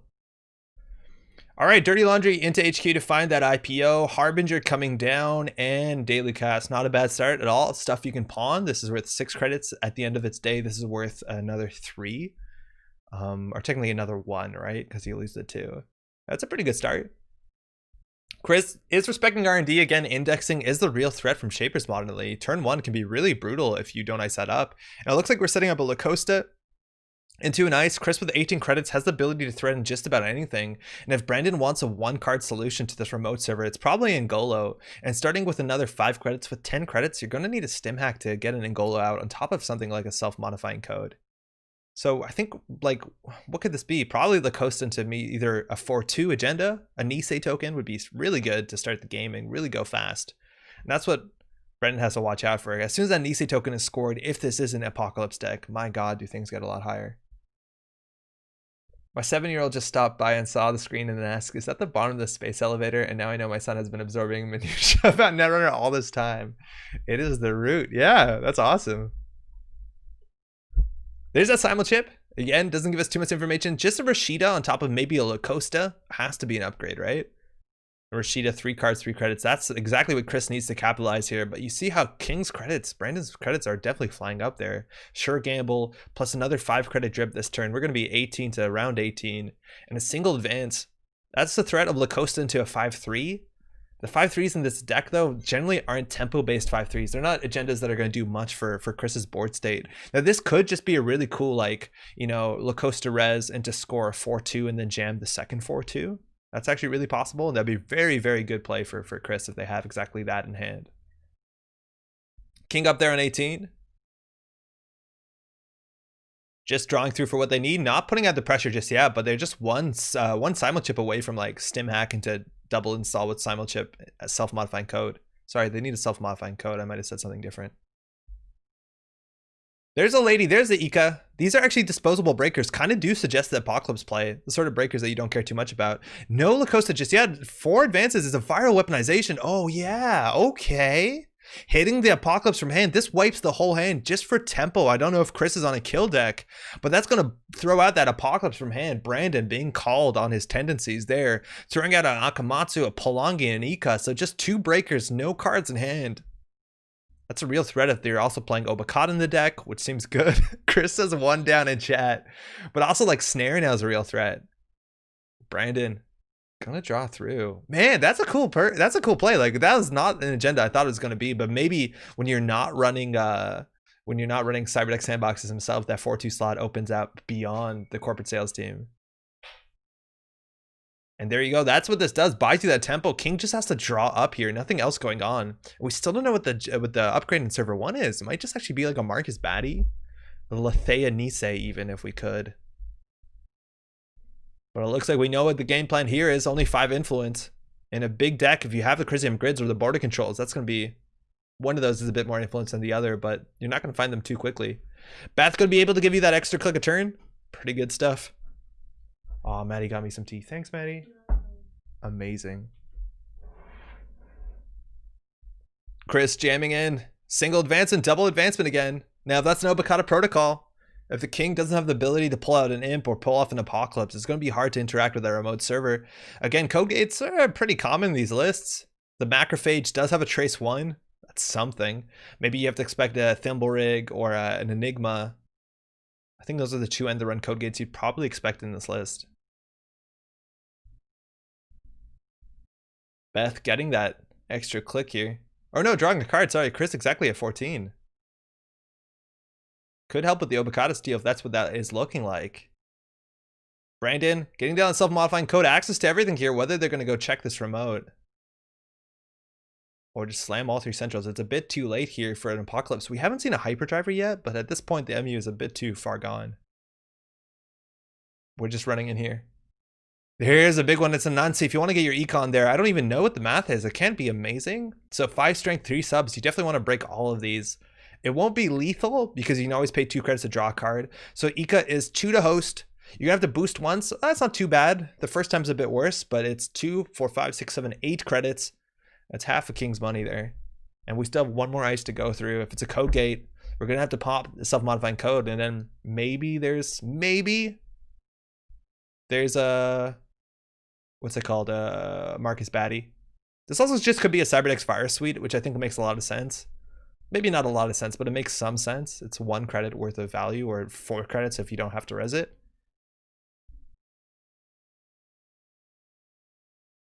We're going through 2 to boost, 2 to host, 1, 2, 3 for 3 subroutines. You want to break all of them so you don't take the net damage. Brandon's thinking. Oh, it's actually cheaper. It's 1 for 2 subroutines. Excuse me. So it's a bit cheaper. Chris not resing the second ice. No further action here. Obokata is totally safe there. Only 3 cards in hand. So just forcing out the threat of the Nancy. Forcing out the break. And it is a Cyberdeck's Fire Suite, which Chris, that's the first purge turn. That's 4 credits. That's such a big deal. Brandon definitely wanted 1 more card in hand there for that to be a real threat. And Chris can now spend 3 more credits just to get on game point. That's pretty good. Now, this isn't a tempo agenda. It doesn't do much for the board state besides put Chris on game point. Again, that's how you win, but it doesn't do anything else. 3 advance. There you go. Obokata on the table. Chris on 7. King is catching up. Whether the Apocalypse threat is alive now. You have 4 cards in hand. And even sometimes jamming out the Obokata to force an Apocalypse out of hand, like that Apocalypse doesn't recur itself usually. Maybe Brandon has like an AR Harmony Therapy. That's still probably pretty slow and expensive. Diesel to draw 3. Brandon does get a bit of a respite here. Finally ahead in credits for the first time. Has some good information on what the remote is. Again, now it's only 4 credits to go through Anansi once that's set up. It's actually not too bad.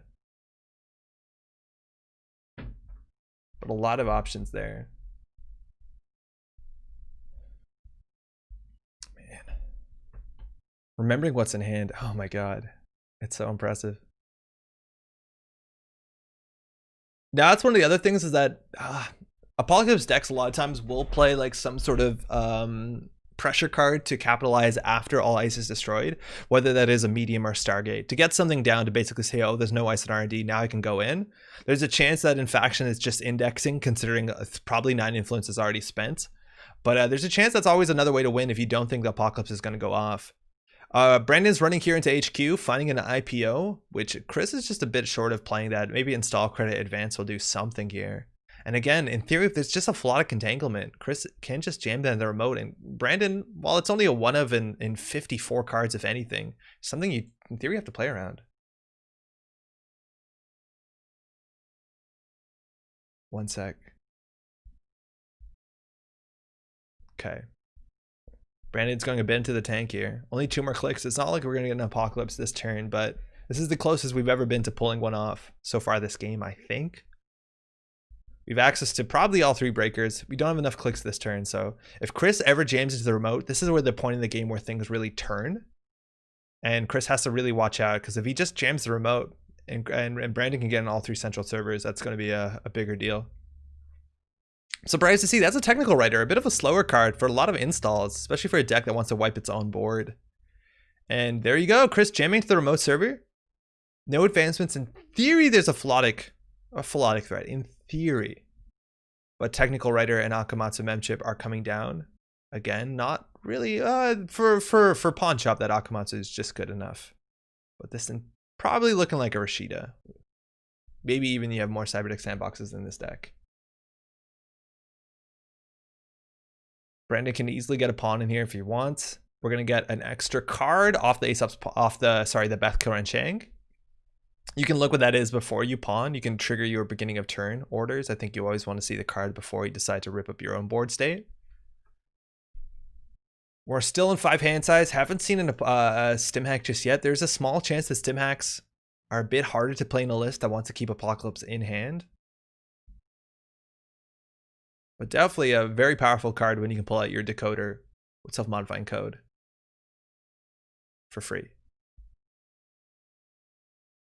Ingalo is still really good, isn't it? Like, I don't think you do.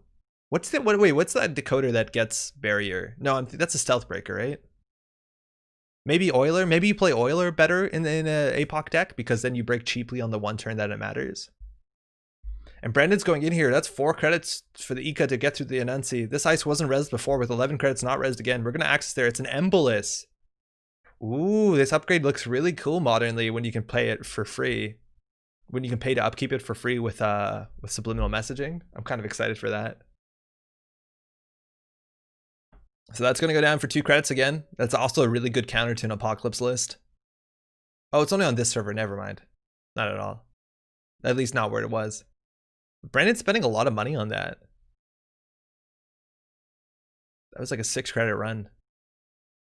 Still respecting the remote. And there's the misdirection into the Harbinger. You don't get the Haley double install, but with the daily cast, that's at least 5 credits a turn at the top for a while. We still also do have 3 credits on the Technical Writer. 3 credits is an awkward amount, where in theory pawning this is more click effective, but I've no doubt that 3 will get bigger soon. And Chris going for an install advance here. If it's an Obokata, it's no real threat, but King is going to start on 6 credits. If they need to get in here, they're going to have to spend a fair bit. Now, I don't know whether we're going to see like Biotic Labor to score out an Obokata on the table. It doesn't make a lot of sense. They only have 5 influence. Settling the misdirection. That means Simulchip is also alive and well if you want to bring in something cheap, generally for free, but at least cheaper. Brandon gets the daily cast money. Does have 3 on the technical writer if you want to click up to 9. Again, this ice hasn't been rezzed for a while. And with only 5 influence, you can only fit a single border control in there. I just have no good read on what this ice is. A second sentry would be lovely if you have to like move around that Ika really awkwardly. I guess you could simul chip in an Ika from the heap. Brandon drawn up to 4, 3 clicks left. Did get that 5th click off of the Beth Chang.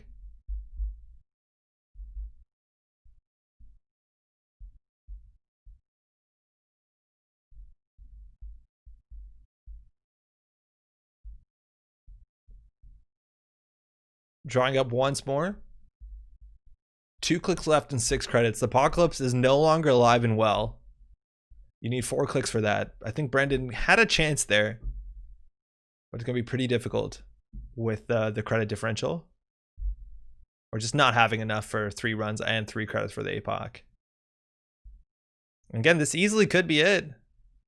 Sure gamble to put Brandon up to 10. Could run this again. Could just be an NGO front. I don't know if we've seen any so far. Or a bio vault or some sort. We're going to go through that Nancy for 4. Border control here could easily be game. But again, 5 influence doesn't go too far. I don't know where you spend that influence. Maybe it's like 3 slot machine. Maybe you need IP blocks. I don't know. We haven't been seeing a lot of IP block for the last couple of weeks.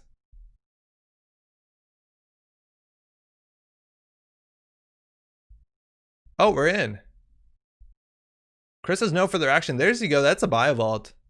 So again, 4 credits to check, 2 credits to bring that down. So Brandon on 4 credits. And again, that money is coming in well. 5 credits at the top of every turn. Chris still just needs to jam something good here. A 3rd ice also would probably go pretty far. I'm not sure how much Chris has to respect Apocalypse when Brandon's only going to start the turn on 9 credits. But it's the 5 clicks that's a really big deal here. Lag. Get a better monitor, Chris. 144 hertz or bust.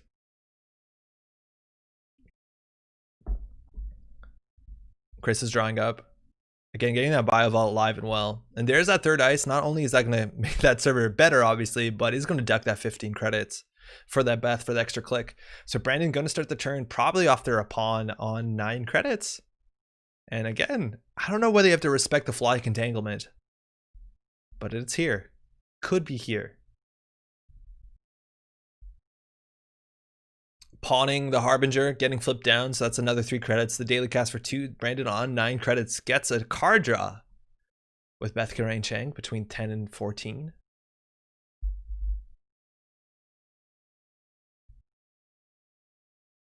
So this like kind of obviously this like looks not amazing for Brandon, but like at this point with 3 ice on the remote server and single ices on centrals, like it's not too far off for Brandon to get an Apocalypse and reset the game.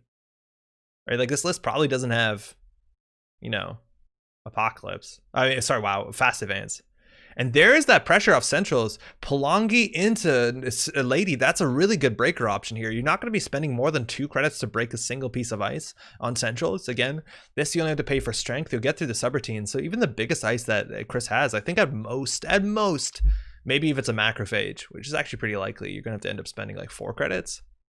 But the Engram Flush is just 2 credits. And a single lady counter. Pretty good with all of this. Now, in theory, there could have been an upset there if it comes to Cyberdeck's Fire Suite. I'm not sure about the timing itself, but you could always just simul chip back in your Rizeki, or your Palangi, excuse me, to get around that. But it looks like it's going to be a barrier. We're going to get 2 strength boosts and a single lady counter. It's worth noting that they did call event to respect the Apocalypse. That's an NGO, a macrophage, and a future perfect. So some good choices here. Now the future perfect in archives means you can always run that and force the credit differential or force the bid, which Chris's economy is still doing okay. The NGO front is a threat. Anything could be in server 1. Next turn, in theory, could be in agenda, could be NGO front. The macrophage is just a pretty good ice. Especially when you're a Cyberdeck Sandbox turn 1, click 1. So Brandon has some options here. Doesn't easily have the ability to run back. You could always let the Engram Flush run back if you really want to. So going ahead and trash a future perfect. So now every time you run that archives, if you spend 0, Chris has to spend at least 1. And now we enter like Yomi headspace where you start betting 1, and then they have to start betting 2 or something. I don't know. Always bet 1, am I right? Dirty laundry into archives, allowing you to check while also gaining some tempo. Pretty good stuff. Again, side game's gonna happen. Oh, there's a Cyberdex Fire Suite in there. Oh, never mind. Okay. It's actually gonna be really hard to keep the credits down here. I forgot about that. At least the fire's only once a turn. Chris pays 2 to King's 1. Oh man. It happened. Oh, it happened. Normally the runner generally spends 0 and Chris spends 1, but Chris has the money again. There is a CVS in there. NGO came off the top. We just drew into Macrophage. So now there's 2 threats. And the Pelongi just got purged as well. So rough here. And now Chris is hoping like, hey, anytime you run that, I'll gain 4 and I'll spend any amount. And you might not be able to keep up with that. But Brandon's still going to get 5 credits here off the top. I don't know if you want to, you can always like simul-chip the Pelongi, but I think keeping it around is, I don't know, it's kind of the same. And that's probably the Macrophage on R&D. And again, Engram Flush doesn't end the run, but it is a real threat when it comes to Apocalypse. If you always call event, unless they have somehow 3 Apocalypse in their hand, which is likely impossible with 1 in archives, it's going to hold off.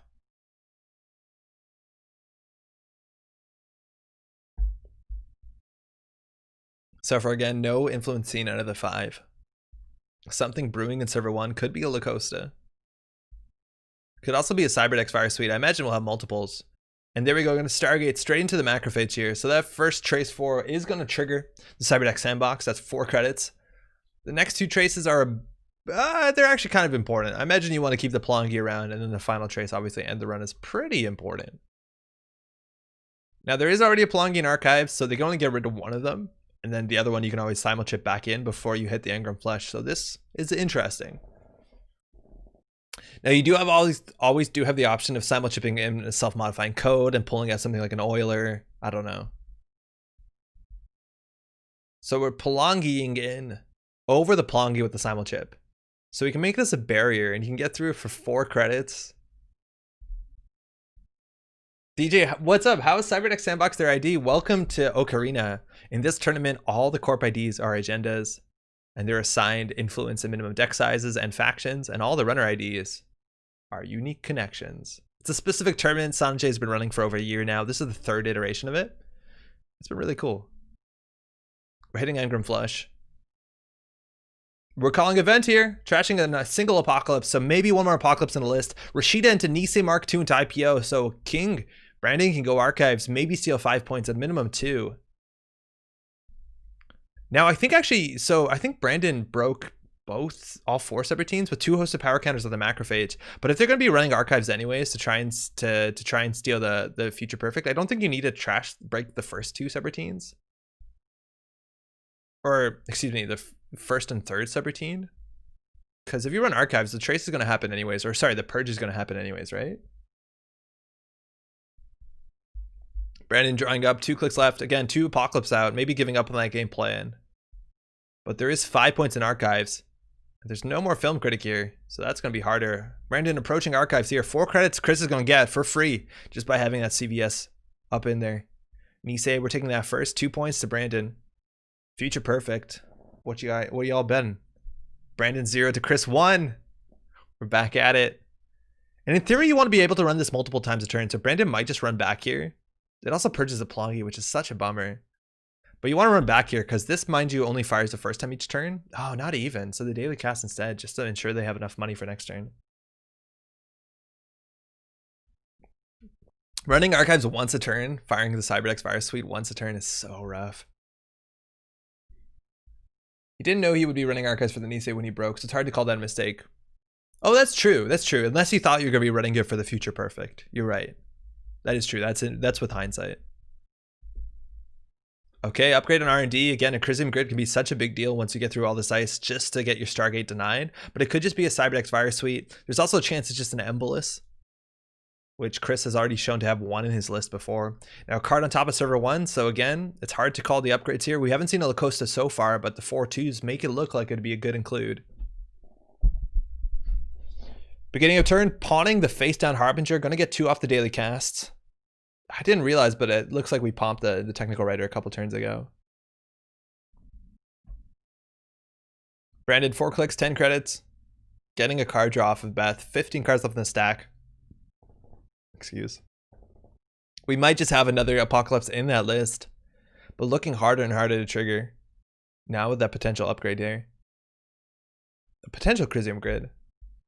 It's really hard to call the upgrades here because Embolus is a real threat. Cyberdeck's Fire Suite is like a pretty easy include in the list, and Crisium Grid is always just good. I just don't know whether you have to play around indexing as well if they put Stargate in their list, but indexing is also a pretty cheap include. Gets a bit harder with Palangi if you're depending on it, right? The question is, can Brandon camp this remote? And so far they've been spending a lot. I think they spend like 12 to 18 credits over a couple turns just going in and trashing like, you know, Emboluses and Biovaults and what have you.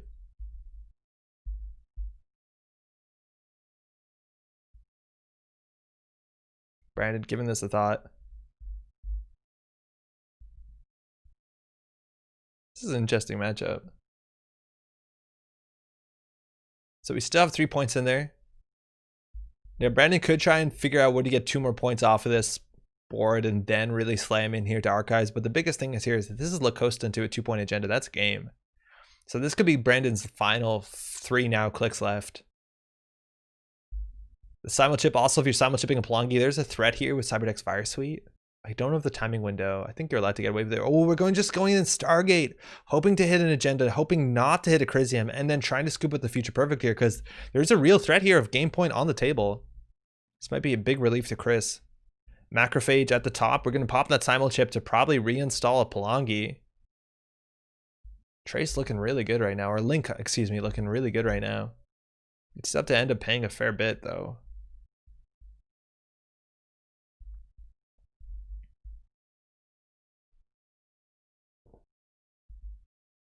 So we can recur something here, assuming it's going to be the Palangi.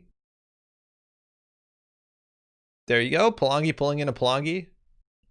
That is a virus counter you can use to paint an ice with a new subtype. So we're probably going to call barrier. Now the lady only has a couple tokens on it. We're going to make it a barrier, so we can only break 2 tokens. Didn't you already trash Harbinger this turn? I think he did, but I think it was face down, so it doesn't count. Right, because the simulchipping requires you to trash a program, but as a face down card, it doesn't count. It doesn't have a type on the Harbinger.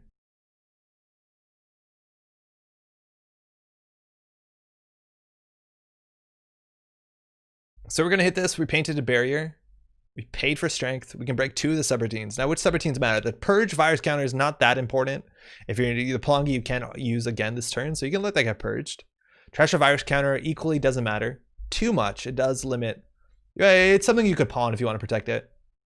Remove from heap in the game, that's probably the least important. And the end of run though, that is pretty important. So you probably just break the 2nd and the 4th, I reckon.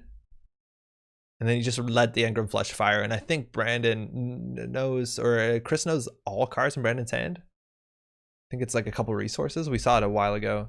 We'll see it again real soon. All right, the purge has gone through. Chris is going to get the 4 credits off the sandbox immediately.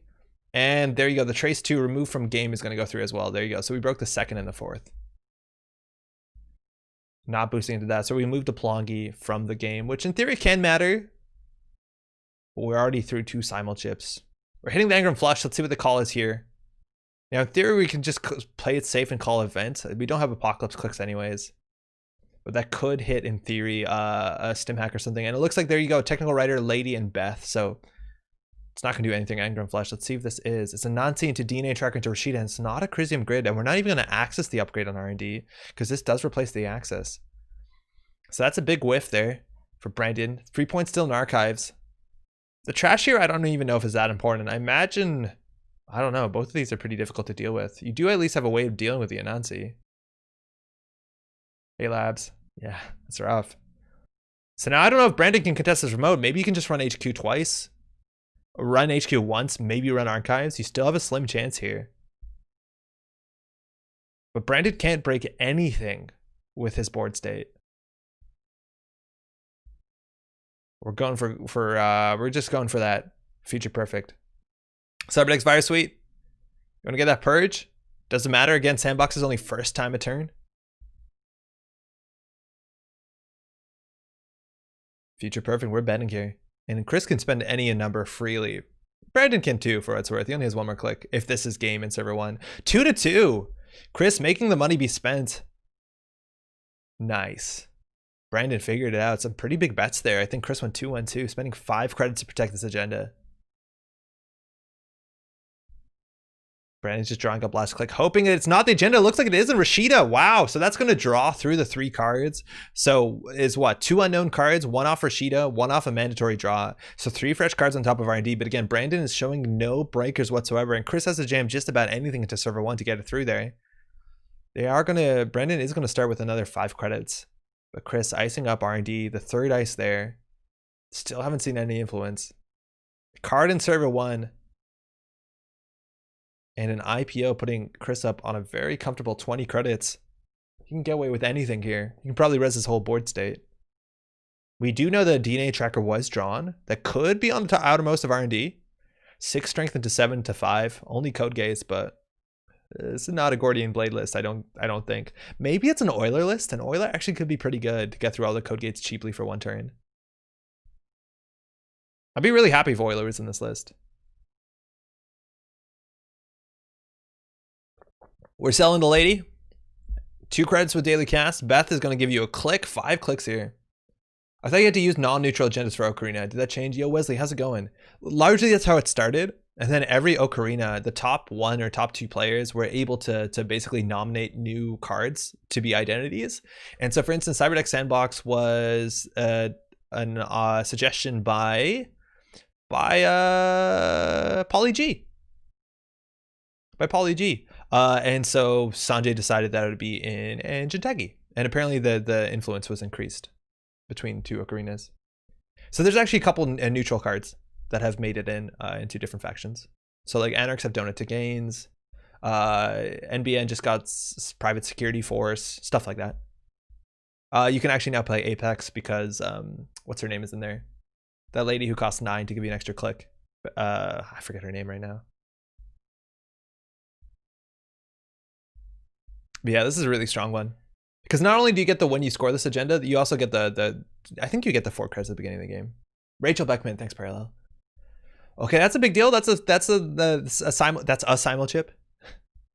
So that does give you some reach here, but not enough. King on 9 credits, just another Rashida. That could have been game, mind you. I don't know if this list is on La Costa. We haven't seen one yet, but there's been an upgrade in server 1 for a long time now. Chris now drawing 4 more cards, 3 more credits, has a straight install there off the top of into the server 1 again. And now an ice. Do you guys think the order you install cards really shows what that is? It's like, oh, I was looking for agenda, and then you snap it in there. Like that kind of maybe tells you something. 2 more ice. That's just goofy. Like, what are we looking for there? Like a Seder adaptive barrier? I'm going to zoom out just a bit so we don't have to scroll. Okay. Brandon, going to be able to probably pawn, I don't know, at least Akamatsu, maybe even the Palangi. Probably the Palangi too. Your Samuel chip is alive and well. This has to be your last turn if you're assuming that that's what's it called? La Costa grid. Oh yeah, you can pawn the daily cast there. That's fine. So that's 5 credits. You take the 2, then pawn for 3. Beth again, 5 clicks. There is still 1 Apocalypse alive and well here. And it doesn't look like there's a Chrysium on R&D, but Apocalypse would be a really big deal when Chris has, I would say, committed to the remote server. Brendan has 5 clicks as well. Again, an Euler comes in, lets you break 0 for subroutines. If that's a DNA into Codegate, like you're pretty good. But Brendan has a lot to do this turn. I think the Apocalypse is actually possible. Again, they'd have to have the final Apocalypse in their deck, and let alone in their hand.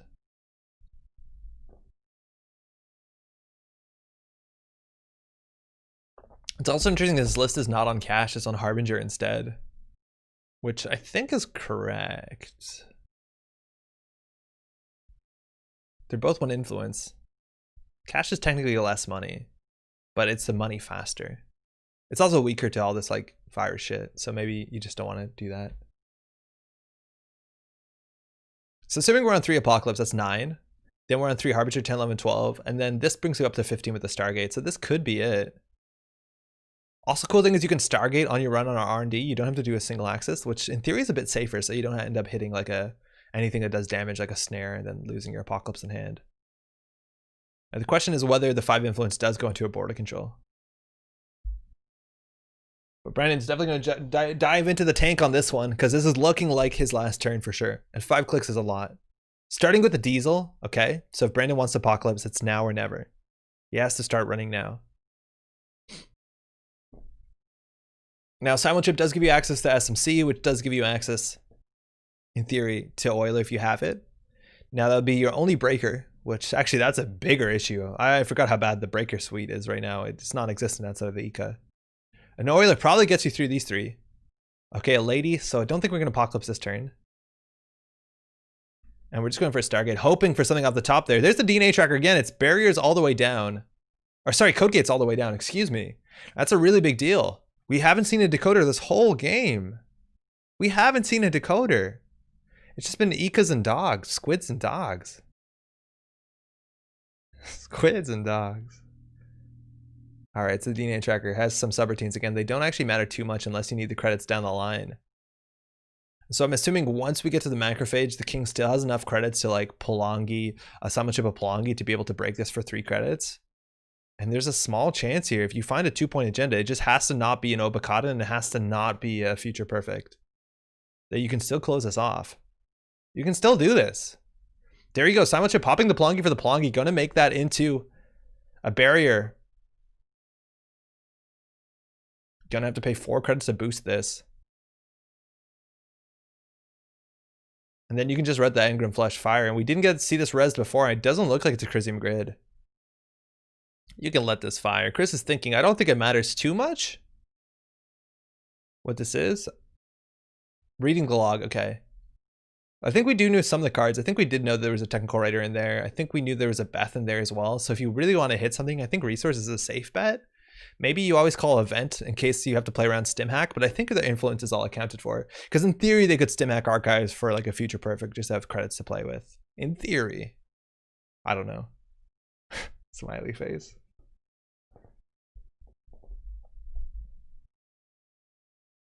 Naming event here, Chris, we're going to see King's Hand. Doesn't have ability to interact with this. Going to let that fire. Technical writer Beth, self-modifying code. So I think we do 2 of those. So it's not going to do any damage. You're still... Well, actually, you can draw into Obokata now. Wow, none of that hitting actually could be a really big deal. If there's an Obokata here, you can draw run archives. That actually might have been a pretty rough call. I think we knew that the Beth was in there if you paid attention to the log. So now there's a couple more hits here waiting on JNet. No further action. Crisium looks like it's not what that is. Obokata Protocol! There you got it! Brandon has it! Draw, run archives! Oh, if that Engram Flush hit! Oh my god, that would have been a different game altogether. Obokata. Dang. I guess right there I went, damn, Chris. Yeah, I think the log actually showed you that the Beth has been in there for like 4 turns. Oh, nice. Brandon figuring it out. Board state looking pretty bad.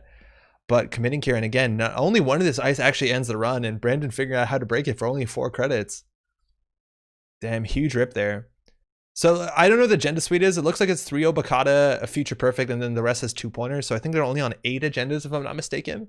And I think it's only 1 Future Perfect. So they could have stolen any agenda there, which is a pretty big deal. 1, 2, 3, 4, 5, 6. So maybe only 2 more agendas than 19. So definitely a huge, huge Stargate. But yeah, I feel like Chris might have been able to Engram that.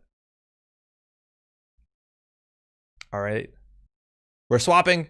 Again, these IDs are going to change very quickly. I think it's Patron, which is something that I think is not the hardest to shut down. And I believe that Brandon's also, you see a 54 card there deck. He's almost definitely on, we could check, but I'm pretty sure he's also on Sandbox. Patron, I don't think it's linked. So Patron's a new one. If I'm not mistaken, I think Chris is on Patron. So Patron just added Kira Tabrez, Patron, 1 link, 4515. If you're not familiar with the card text on Patron, there you go. It says when your turn begins, choose a server, just like security testing. And when you run that server, you don't access cards, instead you draw 2. Which means you'll probably have like a run built rig here. You're assuming you're gonna have things like Dirty Laundry, maybe even Data Suckers. Maybe you can play a Data Sucker admin build. I don't know what else is good in Shaper. Shaper doesn't have too much run-based stuff. Maybe you can play Faust, who knows? Maybe that's good enough. I'd kind of be excited to see Faust. And this, mind you, is a 54-5 influence. We didn't see any influence last game. And there you go, double ice. So at least if you want to run archives to draw 2 cards, that's better than anything else. And there you go, dirty laundry, 3 credits, 2 cards, feels good. Sounds a bit crazy considering how good Liza was. Yeah, but this is this is different, definitely different. I think you're right that Liza was very good, and there's a data sucker we talked about, right? But at least this replaces the Axis, which is kind of a big deal. Liza didn't. But yeah, you're right. It does sound good. Yeah, no Axis, but still. No, I totally agree with you. It's very comparable to Liza. And this did win. Mind you, Sokka played this tournament, had a different date that was more different time zone. It was a bit easier for APAC, and I think Sokka won that tournament playing Patron, so. Data Sucker Parasite, Simulchip is good options, help you keep ripping open centrals. Yeah, Ice Destruction is very important with this sort of build. Whoa, it's a Malinzi. That's nice. Yo, hear me out. Hear me out.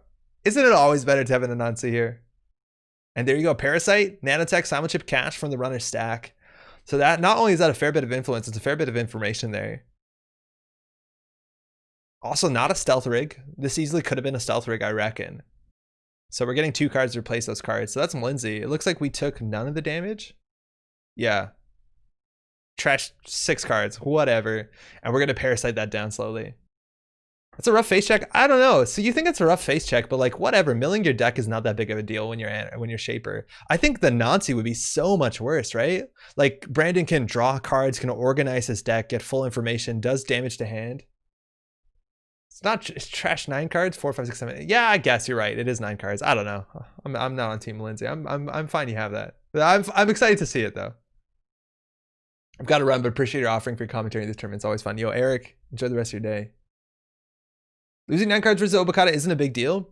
You're right, if it's an Obokata deck, it might be a bigger deal. The 4 to 9 difference though is like, I don't know whether this deck is going to deck itself out. There's actually a big chance it will because it's Patron, but you can control whether or not that fires. Maybe they have Imp too to deal with it. They have notoriety though. I don't know. I agree with you, Sanger. Losing 9 cards from deck is a lot cheaper than 4 cards in hand. 100%. Like, if you fired and then jammed Obokata the next turn, it's a lot harder for Chris to deal with it. Like now we can like Simulchip this stuff. I guess we lost 2 Simulchip though. It's kind of rough. All right. Parasite's ticking down. This card's also so much weaker to Boomerang, right? Like, I don't know. That's fine. Celebrity Gift, all right. Brandon loves giving information. Brandon does also play some like really mean decks. There you got Hedge Fund, Double NGO, Susanoo no Makoto, and having the Susan to throw into Lindsay could be quite fun here. And we know the Obokatas are in hand.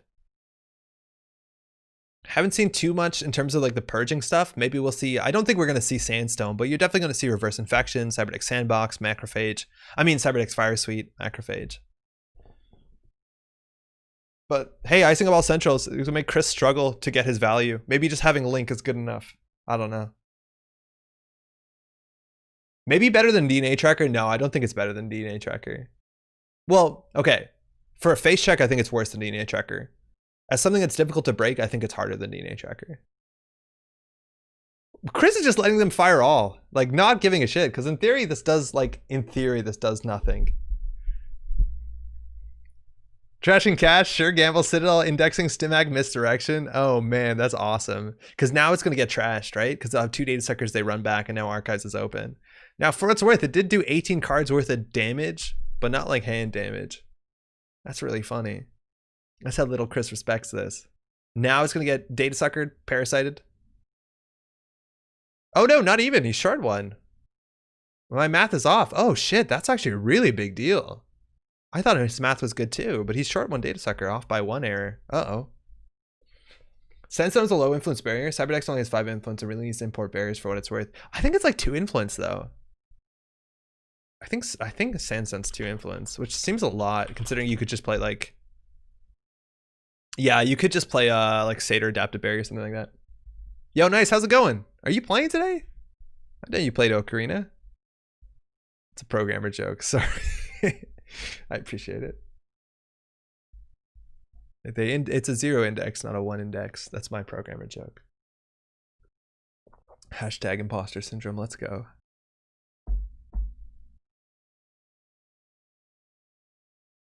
All right, Chris is thinking that's definitely a big misplay. That's 9 pseudo damage for nothing. And it looks like Brandon's very comfortably going to purge next turn.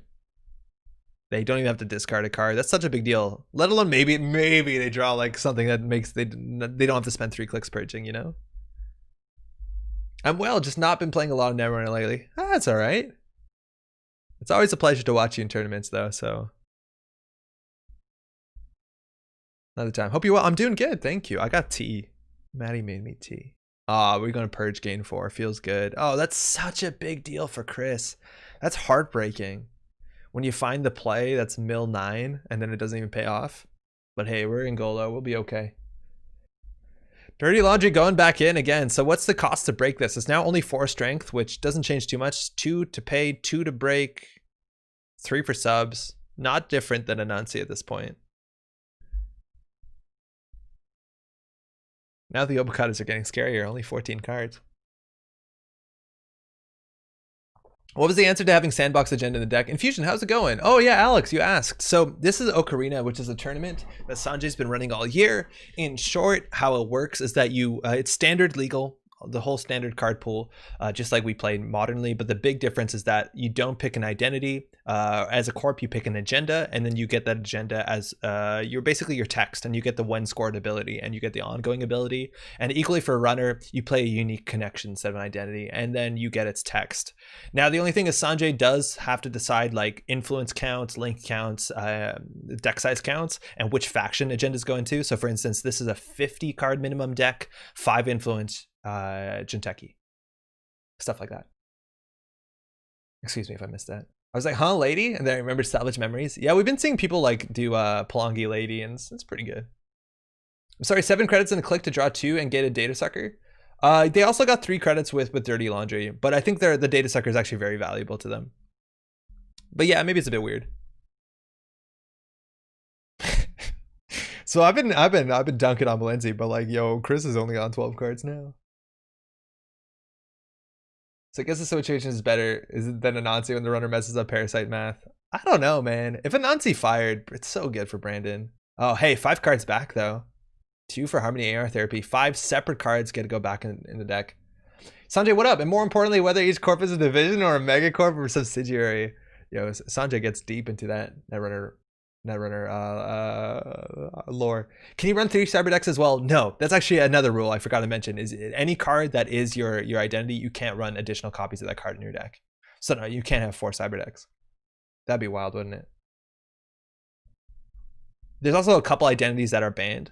As Sanjay's document you can access by going to like alwaysberunning.net, going to the tournament, and it's linked on there. But there are like banned IDs and stuff like that, and balance changes over time. Back into the deck, Beth, indexing, nanotech, parasite, stim hack. So indexing is the biggest threat we've seen so far. Paragon, mind you, also coming down for 2 influence. That's pretty good for a run-based economy. It also, you can trigger it before patron, which is really fun. So you can see the top card, I don't want it, put on the bottom, draw 2 fresh cards. It's good stuff. Arranging the top 5 is not insubstantial. Yo, arranging the top 5 is like the best part of Anansi. Okay, the net damage is good, but ranging the top 5 and then drawing a card is so good. It's so good. That's incredible. That was my question. Yeah. Sorry, Alex, I missed your question in chat. Parallel saying to Sanjay, love the OKORINA format. Hey, cheers. I'm a big fan myself. Yeah, Nancy has really good subroutines. Patron def, cool card to have as an ID. It's good. It actually won this OKORINA 3 format, like this tournament, but last weekend for the APAC region. All right, we're showing the hand. Nothing really has changed here. With Hedge Fund still in there, Double NGO and Obokata still in there, and I think Rashida might have changed. That looks like that's in server 1 right now. So Brandon's just saying like, okay, if you're gonna take mill 9 every couple of turns, I'll just hold back. And 1 data sucker token more means Chris can bring this down. Oh, is his math off by 1? No, he's good now. He's good. He's going to kick through this and then parasite it. And we're pretty sure this isn't a Cyberdex Virus Suite. If this is a Cyberdex Virus Suite, oh my god. Disgusting. Now, are the 3 net if not broken is the best part? The range is definitely the best sub. Yeah. Well, okay, the best part of the Nancy is, yeah, if you don't break the subroutine, something bad happens to you, which is a really big deal for like Inside Job or Boomerang or whatever. But the subroutines are really good. All right, we're in. Archives, free value, free real estate. Look at this shit. And we know Brandon has no ice in hand, but Lamau, that is going to be a Rashida to draw 3, so that's not going to stay for that long. Chris, 15 cards left. Obakata in hand. He can get all 3 Obakatas still. Might change. Rashida, draw 3, gain 4. Draw 4, gain 3 with mandatory, excuse me.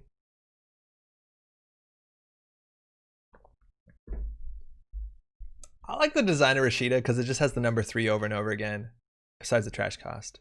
That's easy to remember. I like that. There's like fortunately a couple cards that are not like that. It's like Scorcher, cost 3 does 4. Snare, cost 4 does 3. Stop. Please. Why tunnel so hard on Archives Ice? I'm assuming it's because they want to get free patron value. So every time they run Archives, they get, you know, draw 2, Paragon Trigger, Credit, Scry, Data Sucker, Scry. So having a cheap remote, cheap server is like really good for patron value. Again, if you play this against like an acid spam deck, I think you're in a really, really good spot. But they might have tunneled a bit too hard. But yeah, you definitely want that value run. Because now running Archives for a single click is like disgusting amounts of value. Like, you know how good that is? Draw 2, Scry, gain a credit, and a Data Sucker for a single click. Woof. Finally, free patron runs to draw his last few 9 cards. Yeah, I know. Oh, not even. But of course it was going to be not even. There's Rashida in there. I'm not sure it has mattered, but Chris hasn't adjusted his link. That's a good point. No, oh yeah, patron has link. Yeah, I'm not a judge, so I can't say anything. If Sanjay can hear us and tell them to change that, if it matters, so be it. But I'm trying to keep my hands off the board. There's an envelope. All right, that you get through that for free. It's just a lady counter, so you know it's the next best thing. Brandon does like some spicy ice. We know that there's or spiky ice. We do know that there's a Susano in there as well. It will matter if he hits Macrophage. Yeah, 100% it will matter if he hits Macrophage. Maybe even IP block. I don't know, but the Macrophage will matter a fair bit. I'll remind people mid round. Thanks, Sanjay. Stimhack coming in. We're running server 1. Also, Sanjay, do you know if this table has more time in the round? Or is Brandon playing to, are both these players playing to time? Yeah, Lady deals with envelope really well. There's a Macrophage. Okay, Link fucking matters here. Shit. Sanjay, I need you to jump in there, man. It doesn't matter. It looks like he's breaking. Just in time. Now 6 strength with the Data Sucker is beautiful. For Angola, it saves you 2 credits. Some good stuff. Yo, Revolver Roach, how's it going? Welcome. 5-minute time extension, cool. So for those who are just tuning in who don't know, this is a really big deal, I think, or it's really cool. Is the king is Brandon. Brandon's visually impaired, so how this works is somebody else plays JNet and is on voice comms with him and explains everything that's going on in terms of the board state and does all the interaction which Brandon tells their oracle to do. That's what we call the person handling the actual game state. They can't give any like strategy, they can't give any tips, they just have to say it is as it is. And I think Disperse is running for this tournament as Brandon's oracle, so super wild. For that reason, Brandon generally gets a bit more time because it's obviously a pretty, it's a slower way to play Netrunner for sure. There's a big old Chiashi. Whoa, you're gonna pay 4 for that. Paperclip is better in general, but saving 3 influence is huge. I wonder in general is better Lady or Paperclip better in general? In Shaper, I don't think I'd spend 3 influence. I think Lady gets you far enough. If the meta is like really barrier heavy as it once was at some point just to tax out Lady, maybe. But this is a really big deal, and it works really well. There's an Obakata in the remote. Chris is going to steal it. Feeling good. Spending a couple tokens to get through all that stuff. Let's see what this other card is here. I don't think this card can be lethal. Might be a Lacosta. Prysac. Oh, it's a Prysac for the win. No, not even. It's a Lacosta grid. Also going to bring that down. The Prysac actually would have been lethal there because Chris still had to take the stim hack damage. Losing and indexing. So Chris only has 7 cards left, stolen a single agenda. Now that could have been the agenda that Brandon has had in his hand since like turn 2. Could be a second agenda, but also Brandon did end up spending a lot of money that turn. We're spending like what, 20 credits on ice? Almost. So Brandon's money did normalize a bit. Now Chris did struggle to get there on the board. I think we still have a fair bit of time in the round though. I think Simul makes Lady a bit better than it used to be. Oh yeah, a lot better. I think the biggest deal is that you generally don't pay full cost for Lady when you reinstall it, you pay 1. And installing this for 1 is just absolutely buck wild. Shapers have the critical mass of cards to make Lady work. If criminal, you go for Clippy. Yes, yeah, for sure. In faction, yeah. Plug in golem available, lady is usually fine. Yeah. I don't know if he's gotten a time extension for this before, but we figured it was a good idea. Oh yeah, so that's like normally when we played in-person tournaments, generally there would be a small time extension. If you have simul-chips harmony and you have 2-3 slots, ladies, it's probably enough to last all game outside of decks full of 3 sub barriers. Yeah, there's not that many barriers that have 3 subroutines. I'm looking at you, Chiashi. What up, runners and corpo wage slaves? Yo, Knuckle Guy, how's it going? All right, Chris, still getting that free value, quote unquote, running archives there, using the last lady token. That'll come back cheaply, don't you worry. But getting the patron, getting that Paragon credit and scry, getting that data sucker counter, which looks pretty good against the macrophage. It also just helps. It's worth a credit, isn't it? At least. Oh wow, visually impaired person playing Netrunner is pretty cyberpunk. I guess it is. How's it going, Revolver? It's really cool. Also, like, Brand's a really great dude, and shout outs to everybody who like will take the time out to like help people just play the game. That's awesome. Oh, we got a Philotic! 1 damage! Unadvanced there. Brandon got in the remote. That's gonna do 1 single damage, 1 agenda, 1 damage. That's just gonna slowly eat away at Chris's ability to steal the last 2 Obacadas, hopefully. We're still at 6 cards. So 2 Obacadas, you feed him 1. Oh, never mind, indexing's coming through. Again, only 5 influence for this list, so border controls are gonna be hard to find here. I don't know what Brandon can res here. Brandon's running some big ass ice. Like if this is a Susano, I don't even think it looks that good. Like that's all your money. You can't fire the snare that I imagine Brandon loves to have in his list. And Godo kicks through it relatively well. You only have to boost, oh, you have to boost twice even with Data Sucker. Actually, no, it's 7 strength, right? You boost once. Breaker 5, that's really not that bad. Is there ID a normal card? Is this a special format? Revolver, this is 100% a special format. It's called OKORINA. Sanjay's been running these tournaments for about a year. In short, standard card pool, but instead of identities, corps are agendas, and instead of identities, runners are connections. There's a whole list of which ones are legal and which faction they are and what like identity, link influence and deck size. You can find it if you go to alwaysberunning.net, go to the tournament on there and you'll find the whole document. It's really cool. Cyberdex only has 5 influence. Yeah, I think it used to be 2, and I think Sanjay upped it by like some amount, by 3, I think. I guess that's what the math works out to. All right, Brandon's dive into the tank.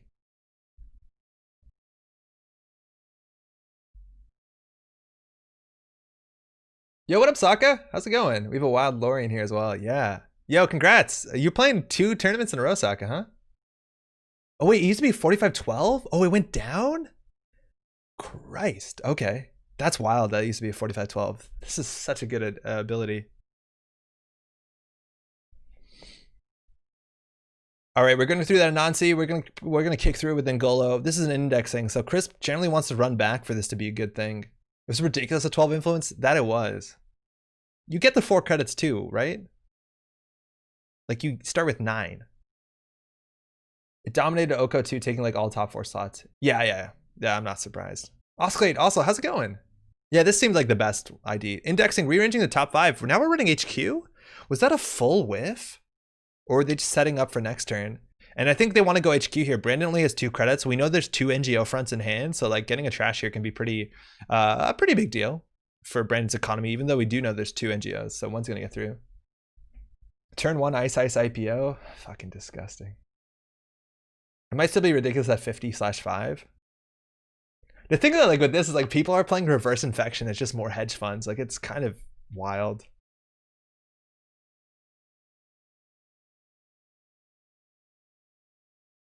I feel like if you didn't start on 9, this would be a obviously it would help to balance it a bit. I'm not saying it's overtuned. Me balancing Cyberdex? Wait, is that actually an article? Or no, this is a cartoon probably, right? A comic. Okay, hold on. There's one of the NGO fronts, so that's kind of a good hit here. That stops Brandon from jamming one next turn, but I know there's another one. Should not come here. Why do you cross through my domain? I'm on my way to the kitchen for a snack and I got lost. You ended up in the 12th plane torment on your kitchen. I'm not a clever man.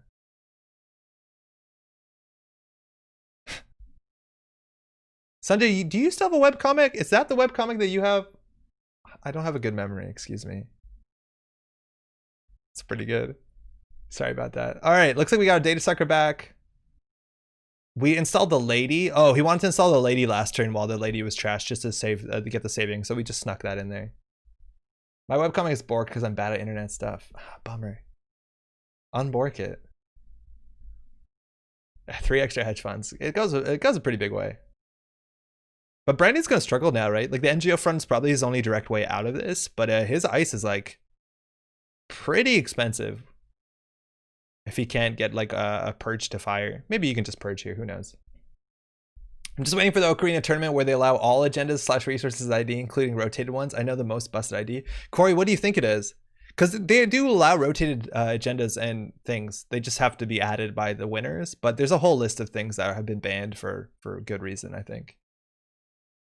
Oscar, hey, I'm having real fun. Are you playing today? Oh, restructure data pool? Was that not an option? Is that not an option? No, it sounds probably like it's not fun. It's not even on the list. Okay, maybe someone will suggest it. Get the negative link. Give corpse link. I'm kidding. Don't do that. Engram flash. Okay, so what did we just went for a purge there instead of jamming the NGO front. Interesting. Interesting. Data pool rotated so it didn't start legal, but I've talked some winners out of it. Thanks, Sanjay. Doing God's work. Engram Flash, we're naming event here. We're going to fire all. So we're going to see Nanotech, Pawn Shop, Self-Modifying Code, Self-Modifying Code. I think that Nanotech was returned to the deck with the dog therapy.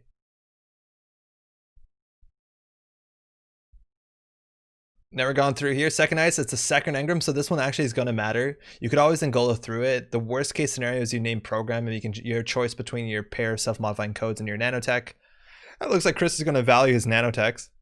They do end up stacking up pretty well against Anansi at certain ice depths. And there you got Paragon. Oh, Bakata from HQ! Woo! Quiz is finding it. 1 card left in stack. Yo, Brandon, you got snares up in there, right? You always got snares up in there. Give me a fetal. Give me something nice. Chris playing with 1 last card. Joke's on you, Engram Flush. Yeah, lousy now. Yeah, lousy. For what it's worth now, the Chiashi, you have to break all 3 subs. That's annoying. I'm playing 0 wins with Paige Piper and 2 wins with Advanced Concept Hopper. Yo, shoutouts for choosing Advanced Concept Hopper. I hope you're asset spamming with Daily Business Show, because that's my favorite combo. Oh, Sokka, you already got the Flotic out. You already got it. You did 1 damage. It mattered. Yeah, Lori's giving you shit now. That's good. I like Nanotech with a dedicated processor, so it makes short work of many centuries. Dedicated processor is like the 2 for 4? That's kind of the issue, though. It's like 2 for 4, you're basically... You can just Angolo, you're fine. And install advance here with only 0 credits. Like that looks a lot like the other NGO we know is in hand, and Brandon not needing to purge there. Fetal AI could do it. Snare could do it. We don't have Shock or Breach Dome. That doesn't exist. There's no Kakugo. It's gonna be hard. Chris, how good's a patron now when you only draw 1 card? Oh, that's Brandon drawing, excuse me. So Brandon drawing up, it looks like that's an NGO in there. There you go, pop for 8. Feels okay. If Brandon can find the next Obakata, it's not enough to make him win the game. Hedge Fund for 9. That's another card that's been in hand for a really long time. Into IPO for 13. If I'm not mistaken, we know nothing about Brandon's hand again. Unban Kakugo did nothing wrong. I think you actually could unban Kakugo in this Salvage Memories format, but then you'd probably just see a bit too much Parasite. I don't know. Brandon up on 17. Chris now going in here again. No indexings, nothing. There's a Susan. Susanoo no Makoto again. This is bad. I don't know if it is, man. You can just let that fire and then use a token with Lady. Right? Like the problem here is that he doesn't have a killer, so he can't get through both of these. Okay, that's the problem, right? Because he lost his killer twice in this game. And Susan prevents you from jacking out, so you're gonna have to encounter this, so you always just end up drawing. I hope Gateway has some okay Jinteki barriers. I'm pretty sure it will. I feel like that's a space that the designers must know is a bit bad. I feel like they can do some sort of interesting Kakugo reprint. Something where like if you break the subroutines you take a damage, but the subroutines are like a bit more nuanced than end the run. That's what I like to see. I would rather see Breach Dump come back over Kakugo. I wish there was an Archives Trap. I just don't like it. I don't like losing cards on the top of my deck when you can't interact with it, because you can just lose games like that. I don't know. All right, Chris, keeping that one card in stack. I'm not sure if you need to draw it. I guess he has perfect information of what it is, and one card doesn't really change anything. You still die to just about anything that does damage. Shock would do also. Yeah, I'd be better on board with Shock. Brandon, server 1, install ice. I don't know if you need to ice this. Like, there's no way for them to get through double sentry. That might not be necessary. And then server 1 again has a card in it. Brandon now on 7 credits. Again, this ice is so expensive. And Brandon's also the kind of dude to be running what's it called? Mwanza City Grid, which at this point in the game is a liability over anything. Whether the punitive also in the list we haven't seen. I guess you can't. It's way too little influence. Bring back Honey Farm. There you go. That's an Archives Trap. Second Macrophage. Now, Angolo deals with this okay. You're going to have to double boost each time. Now, we still don't have a link here, but technically Patron should have a link. Oh, we fixed it. So we're just going to fire all. Again, the Purge, kind of relevant. But you only have one run through the Chiashi before it's game over, right? Like, you can only double subroutine at once with Lady. Bring back Honey Farm and print a better Honey Farm. 5-minute warning in the round. Sanjay throwing that in there. All right, the traces largely don't matter besides the top one, which we're going to pay 3 credits. Again, there is a link on the Patron. Trace one end the run. And Brandon can't afford too much to boost into here. An unadvanced card, again, we've only seen a single Rashida. Take that, Parasite. I have no memory of Honey Farm, and maybe that's okay. It's okay. It's definitely okay. There's another asset that came out with that one that was like some sort of weird econ thing that once it got to 8. It's a cool idea. Just the numbers, huh? Macrophage. Maybe it's just too slow anyways. It's like a bad Adonis. Okay. We're going to hit this one again. Fire all subroutines. Again, trace 4. Brandon could use the money again. I think HQ is the only server. HQ in the remote, really, is the only stuff they can really go for. But this is going to be 2 of the tokens off of Lady. Maybe there's another Lady in the stack. I don't know what their dog count is. So far, that's the second Lady we see through the heap and on the table. When is Georgia Emeliov going to be good? She actually was good. She was a pretty reasonable meta call. There was a point in time where one of the best decks was that like potential unleashed Jinteki Grinder deck, and one of the best counterplays was just to bounce off a Kakugo to build up Turning Wheel and win in one run. Georgia was the only answer to that. Oh wait, no, we can go with this. Never mind. Chiachi's good. This is really expensive. Single access. The P with Georgia was so gross. Yeah, wasn't it? There's the Rashida. Okay. Now that's a big deal. That was actually really expensive, and Chris doesn't have too much ways to make money at this point. Like, you can't pawn too much when you only have 1 card left. So that was actually very expensive in terms of resources. And Brandon again, jamming just the Obokata. Getting both Obokatas is a really big deal here because Brandon still has a lot of work to do. And there's only 5 minutes in a round. Like, Chris might still be able to take it. Like, Brandon can score another agenda. And at worst, like, Chris will still be in the lead. Okay, so this is really awkward, right? Because we don't know what the 4-2 is here. If it's an Obokata, they can't score it. Got the time to be slow, JNet. Because they don't have the money to score it. So you can let them score an agenda here, and then you'll still be in lead. So Chris is going the one place they can go. Again, this is all empty. This does nothing. Going HQ here. Snare wins. Paragon. It's a Biovault from HQ. That's going to go down. That could be a Biovault in server 1. We're going to go back and find out what the last card is. Again, Snare, actually, we don't have the money unless this is a, what's it called? An NGO friend, which I think you would have res there for the 50-50. Last card's La Costa Grid. I don't think you need to pull that down, do you? I don't think it changes much. We're trashing it just so you can get fresh accesses. And again, Brandon here, hoping to top deck an agenda to jam it on top of a potential Biovault. Because otherwise, if there's a 5-3, you can't score it. Gonna drop. You need an ice for HQ, but you also need the money to be able to res it. You can always overinstall off of these engrams. Okay. Something on top of that. Now, if that's La Costa, still can't afford much. I think Chris just like runs HQ twice, sees what this is, clicks for credits. Chris just needs to stop Brandon from getting points. Netrunner. Paragon, it's a border control. Wow, that is 3 of the 5 influence in the deck. That's a really big include. I'm trying to show you it. They're too fast. It's a border control again. Shit. Click for 2. And it can't be 2 border controls. So Chris definitely missed a card there because border control is 3 influence and the deck only has 5. I don't think you care about icing HQ. Just never leave agendas in there. Yeah, you only get that awkward situation where you jam an agenda and then you top deck an agenda on the turn you score out. But yeah, largely.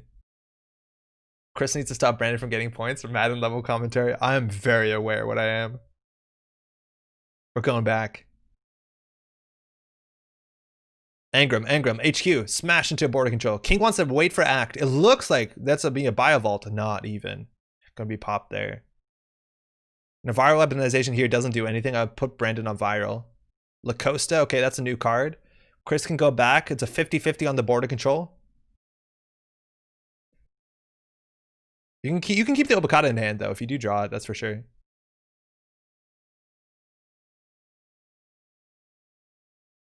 Let's see a new card. No border control.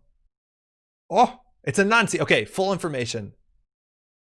Okay, so you know 2 of the cards, and it looks like Brandon's going to score here. So the best case scenario is that Brandon top decks right at the bad time. Time in the round. Oh no. It looks like Brandon's going to be able to get a Nisei token, but that's going to be his last turn. So Chris is going to take this on time. Has 1 more turn if he wants to. At this point, you just click for credits. You don't risk the HQ run. You don't want to hit a field AI and lose the game. Good game. Oh no. Oh, Brandon clawing it back again. The Mlindsey had a huge impact on the game. We'll never know if the Nancy would be a bigger impact, but unfortunately Chris did round by 1 error. Tough round for sure, but we did see that Mlindsey fire twice, milling, what was it, 18 cards? 18 fucking cards. Mlindsey, what a hero. GG, yeah, eh? Yeah, eh? Thanks to the Games King and thanks to the Oracle Disperse. Yo, shoutouts to the players. Runners split. Again, it's worth knowing if you win on time, it is a full win. It is worth 3 points for your Cobra.ai. So we're going to see these updated. It looks like Chris is not undefeated. Chris and King are both 9 points, and there's only 2 more rounds. So we'll see. Again, any of these players could have swept. Be up there at the top. Since on 54 cards and 5 influence, you need to get creative with ice. I think the deck has 3 Anansi and the Mlindsey. Oh, that would make sense. I still don't think milling 7 in Ace up deck versus Obokata is ever worth trashing Mlindsey a turn earlier. Well, I don't think Roketha is more about a turn earlier. I think it was trashing it at all.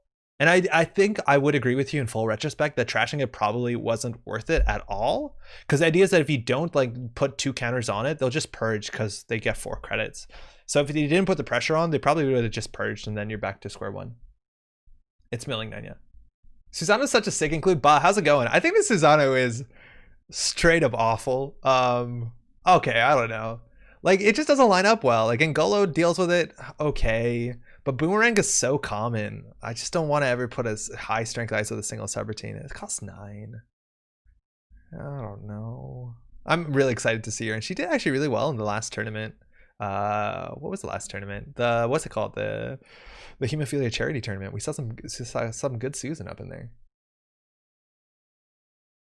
It looks like we're back. Okay, table 1 is starting again. I think we're gonna go check out maybe Sokka. I don't know whether maybe we don't watch Chris again. I'm not sure. We just saw Chris, obviously. I just want to see what the standings look like.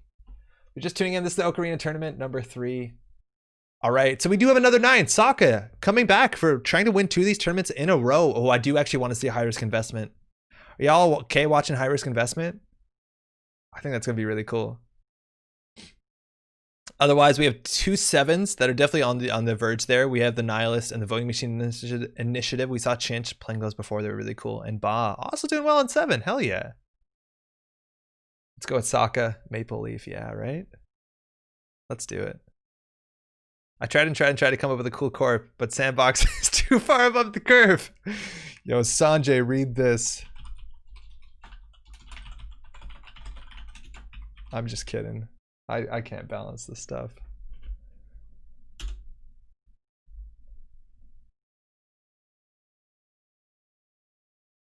Any semblance to Ocarina winning deck list. Okay, so what we can do is we can go to Netrunner DB. And I believe Sokka published his lists, if I'm not mistaken. I feel like Sokka did. Yeah, okay. So there's a patron list. This is probably similar, and I don't know what corp list he was on. Okay, he was also on Sandbox. So these are actually going to be really similar to Chris's list, which means that Sokka will know how to play against them, largely. So looking at this, double lady, Ngolo, nanotech, clot, data sucker, misdirection, single parasite, good stuff. It's a bit different. It's on Onacom, which is really cool with 21 events, so we're not on Paragon.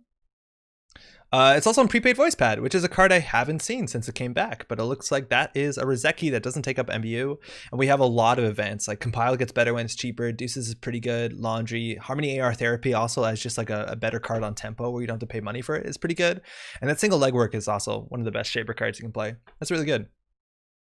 On the other side, this is probably not that flashy. 2 Sandstone and Satyr, that makes sense. There's some barrier includes. It's pretty good stuff. Otherwise, 3 Cyberdex Virus Suite. You do have 3 reverse infections. Okay, so you have a lot of operations for econ. And on a really weird agenda suite, right? 9 agendas. In theory, you could play 8 if you really wanted to. Obakata, Philotic, Future Perfect, a single viral, and 3 Nisei. So that actually might be the same list that we're going to see here. Sokka needs remake. Okay, awkward.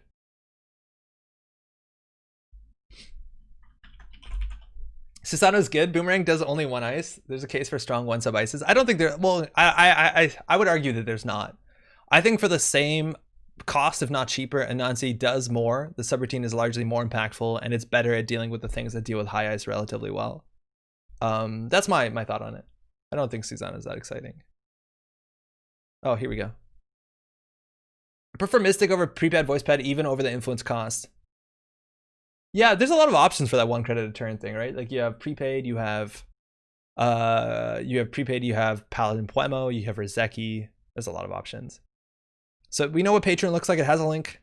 Every time I see a weird ID in this format, I freak out. And if I'm not mistaken, that means that probably high risk investment is 40-12, considering that we chose the other thing. High risk investment is 45-12. Okay, 45-12. And this is a really strong ability if you have something like C-Source is probably a bit better. Honestly, Hard Hitting News is okay. But the idea is that you can boost heavily into a trace and then recover from it the next turn or ensure that you'll have enough for a trace. Punitive is also pretty alive and well in this sort of list. Also, yeah, that looks good. Both players have mulliganed and we're off to the late races. I'm really excited for this card. This is a card I actually did lose a copy of, and I had to buy a single from somewhere in Germany years ago, if I'm not mistaken. Dirty Laundry straight into archives, 2 cards, 3 credits. That's a good start. And the pawn shop coming down, another option of an identity you can play in this format. Nothing to pawn, but Sokka, again, you have to always respect that. You can gain 9 credits and throw that into like a trace right now. Now, it doesn't work too well if you're doing that into C-Source into Scorch because you just don't get enough clicks to make that lethal. Maybe you need something like a subcontract, a card that lets you play 2 operations for 1 click if the runner's tagged. But that's a lot of cards you need in hand. You need the C-Source, you need the subcontract, and you need double Scorches, and that's seems like a nightmare. Not opting out, opting to ice up archives, and woo, John Masanori going to get 3 cards while running archives and a data sucker token, icing up the remote instead of archives. Now that can be a really big deal to ensure that Chris sets up very quickly, but also John Masanori can be a huge liability against Wayland. If you do end up finding a border control later on into the game or later on into the turn, you might end up your turn with a click, with a tag, excuse me, and that's a really big deal. Is this the deck where congratulations is a good ice? I guess the fact that it's not yellow points to no. I don't think so, but I see what you mean, that if you give the runner credits, I think you just want to give the runner credits though. Might be relevant, who knows. I wish Titan played cool agendas like this rather than just Alice, but hey, Alice is that good. Yeah, for what it's worth, back in the day, I was playing high risk investment as the one awkward 3-pointer in Titan decks. But you have to have a reason to play it, like mid-seasons back in the day, because C-Source doesn't really do too much. You could actually, back in the day, we do like C-Source into exchange of information, which is pretty relevant. This is a message for both Chris and for the stream. I just drew really well, and in no way can I do this consistently on turn 3. Oh, fuck. Oh, shit. C-Source, high-risk investment to gain 6. Subcontract. It happened. It happened. He had all of it. Damn, he's good. He had all of it. He fucking had all of it. Oh my god, that was the exact combo. Sea Source. Okay, you ensure it always lands because you can get their money. Subcontract a card, play 2 operations for a single click, and he had double scourged. Fucking gross. Oh my god. Yes, Capon, how's it going? Damn, he's good. Damn, he's good. And he's humble about it. He's not like, damn, I'm good. He's like, okay, I got lucky. He's gonna learn how to play better and just get damn, I'm good every time. Shake my damn head. Oh man. Oh, I think this is still the game. I don't know. I'm gonna wait. I think that's a broken table. Okay, well, we're gonna be seeing a lot more, but that's technically the threat there. And you could play 3 of all those cards. You probably do play 3 of all those cards. Raid ID to play against for it too, since they're running all the time. Yeah, they have to run all the time, so Sea Source is generally pretty relevant. Okay, I found it. All right, so we're back. It's going to be a matchup that both of these players are very used to. We're going to be seeing Aesop's Pawn Shop. Oh, Sokka's on Pawn Shop. I forgot about that. Okay, so not on Patreon like he was last weekend. And Cyberdeck Sandbox, a 50 card minimum, only 5 influence. And a fast start here. Chris not respecting a potential indexing. Sokka is less likely to have Dirty Laundry in the list because they're not a patron. But in theory, an indexing into Laundry will be a pretty good way to build your board state. Oh my god, I'm so mad. What was the subcontract for? It's because you don't have enough clicks, right? Because you have to get the money off of your ability. That's 1 click. Sea Source is another click, and then single Scorch is only 4 damage. So you need to do you need to play 2 Scorch. So you need the extra click. And it's a really good start for Sokka. Technical writer for that early econ. You have the Beth and a Daily Cast, which is a pawn trigger later down the line. And it looks like a Rashida on the other side. So both players having a really good start, and Chris braving that 1 ice now onto R&D just to get the point past that indexing threat, and something brewing in server 1. The academic versus the Canadian. Would Cyberdecks benefit from Sandberg? Largely no. Sandberg is like, so the problem with Sandberg is it's a really dirtily slow card. Like, you need to get all your money up, you need to build another remote for it, you need to protect it, and then you still need to build a scoring remote. And a lot of the time that just doesn't happen. Like, this seems like a way better thing for setting up, right? Like, this just makes the remote hard and doesn't take up extra slots and doesn't require you to have an absurd amount of money. Yeah, I don't know. Sandberg just has never been really a competitive card just because it requires so much to happen really well. Chris, gonna ice up everything. Has that juice. Again, this loses counters on successful runs, really giving Chris a reason to ice up everything. And a lot of the ice can be pretty strong, like 3 macrophages in the list. And Chris also has a lot of operations that give econ. So maybe we can even, I don't think we're gonna skew too hard into the big ice. The same I feel when I risk double Dirty Laundry turn 1 against Wayland. They somehow always have economic warfare times 2 into Hard Hitting News. Yeah, I know. But you gotta play those. You gotta play that line. Yeah, you missed a high risk investment. Yeah. I think it was necessary just because it's a pretty expensive combo. You need to have like 6 credits plus the trace. High risk investment might be able to use Sandberg because they can play dirtily and also sink the runner money with ice. It costs like 8 to break. Yeah, you might be able to. I doubt it's a good way to use that considering you have more proactive plans like the Sea Source Exchange or Sea Source Scorched, all that sort of stuff. I think maybe you could do it with something that does like a dirtily sort of advanceable ice thing, because mass comms is absolutely disgusting at the late game. But I don't know. I'm not on Team Sandberg. All right, Embolus with 2 counters. Chris only on 7 credits. Again, if as soon as you hit something that does a purge, you get 4 credits back. But like, if Sokka's set up enough, which maybe with a single lady or not, you can probably start poking to some extent. Like 7 credits doesn't get spread out too far. I think on average, you're paying about 3 to resonize. You're looking at things like, I don't know if you have slot machines in this list. You might just need to spend that on barriers. Maybe, I think we saw border control. I think we did. There's a crick. Ah, Rashida comes back. That's really gross value for 1 credit. That's really fucking good value. I guess we're going to Ngolo. It is 6 strength to deny the Rashida. It also denies an Embolus counter whether or not whether or not you let the crick fire. That's really good. It's probably worth it. So hey, you're probably not going to have to spend more ice on archives than a single crick. Sokka drawing up. 5 credits. Has the Beth, going to give them credits. They have that technical writer. The Daily Cast is going to be a pawn for 3 credits next turn. And we're going to poke HQ here. 6 credits. Let's see a macrophage. Again, 6 credits is a really big deal. 8 is like the big difference, and it's an Ike. Aiki lines up really well against Ngolo. You have to boost for 2 before starting to break, so I don't know whether Sokka can let this fire, but this is really expensive. Now, you can always spend money to draw 2 cards if you really need to here. But this sort of ice is like really, really awkward against Ngolo. We're just firing all.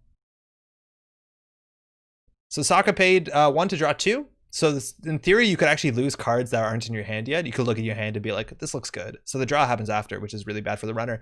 Ooh, but stealing a viral weaponization off the top. Now the Embolus is back only to 1 counter. And we're just going to go for a purge. And that's kind of the beauty with Embolus. You can just set it up and you can purge every couple of turns. It is dirtily. Hopefully Sokka can put on pressure faster. But getting that off the top, obviously, or off HQ, a really big deal. It's a huge snipe, yeah. Now, this viral weaponization, I don't think we'd be surprised, but Obokata is likely in this list. Maybe even you can run a single snare just to be a bit cheeky, but I don't know. Second Tech Rider, that's a lot of money. That's a lot of money. Especially with all these installs. You don't get the Haley value. I wonder if Haley's just better than starting as Aesop. It actually might be. This actually might be worse than a Haley list. Cheese deck, I'm so sorry. Chris is just going to purge. Yeah, there you go. Purge and build up Embolus. I don't know who made it. Oh, this is Sokka's list. Is this Sokka's list card for card? Oh my god, it just might be. But I'm pretty sure that we saw last time we played. Oh, no, it was Brandon's deck that had the border control in it. Damn. Okay, buckle up, y'all. Play Marzan.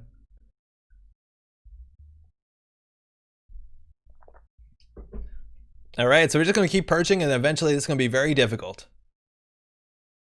So Sokka's just going to threaten this in. Again, you can always just use these counters to end the run, but it buys you turns, I guess, and it forces Chris to start rezzing stuff.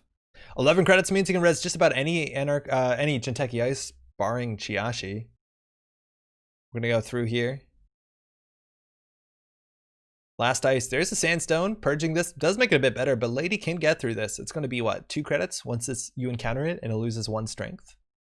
So Lady gets through for 2 and a counter. Not too bad. That's 2 of the 5 influence. Good to see that already, I guess. Now you just do end the run here, huh? Yep.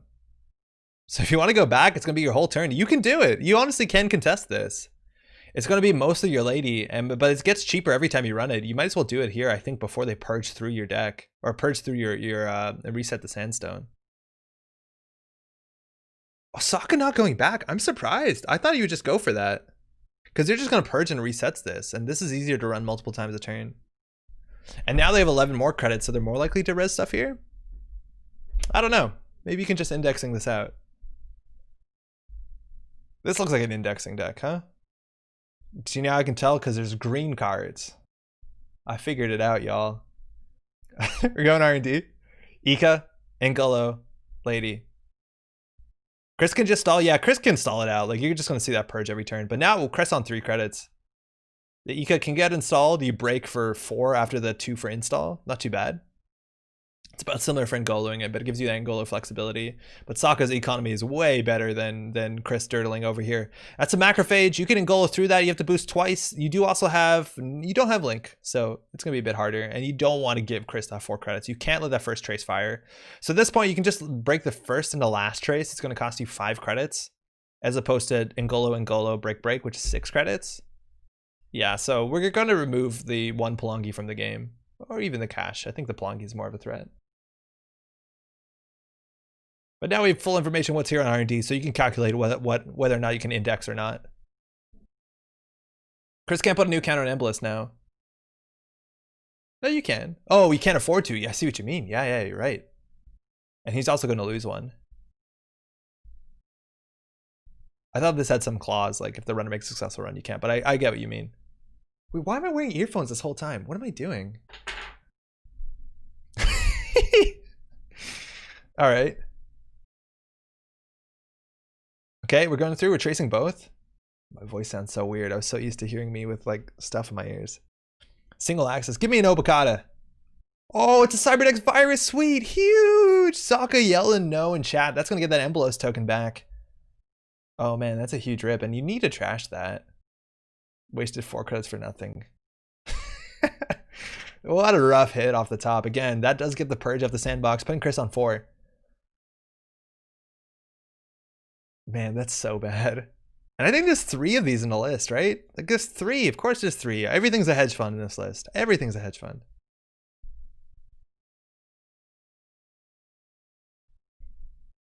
I keep like pouring the tea on my face. I'm good. And that made it a lot easier because with 1 credit or 0 credits, Chris would be more likely, or Sokka would be more likely to run HQ. It ensures that they can't pay money on the I key. But we're just gonna put a cash down. Gives you something easy to pawn next turn, and I guess you want to pawn this before the Harbinger, just so you don't have to deal with a macrophage. And hey, Chris, just gonna purge. Reverse diversion. Reverse warfare, right? Beth getting a credit. Gonna pawn that cash. Embolus up on 2 counters. Chris, this is not going to be an exciting game.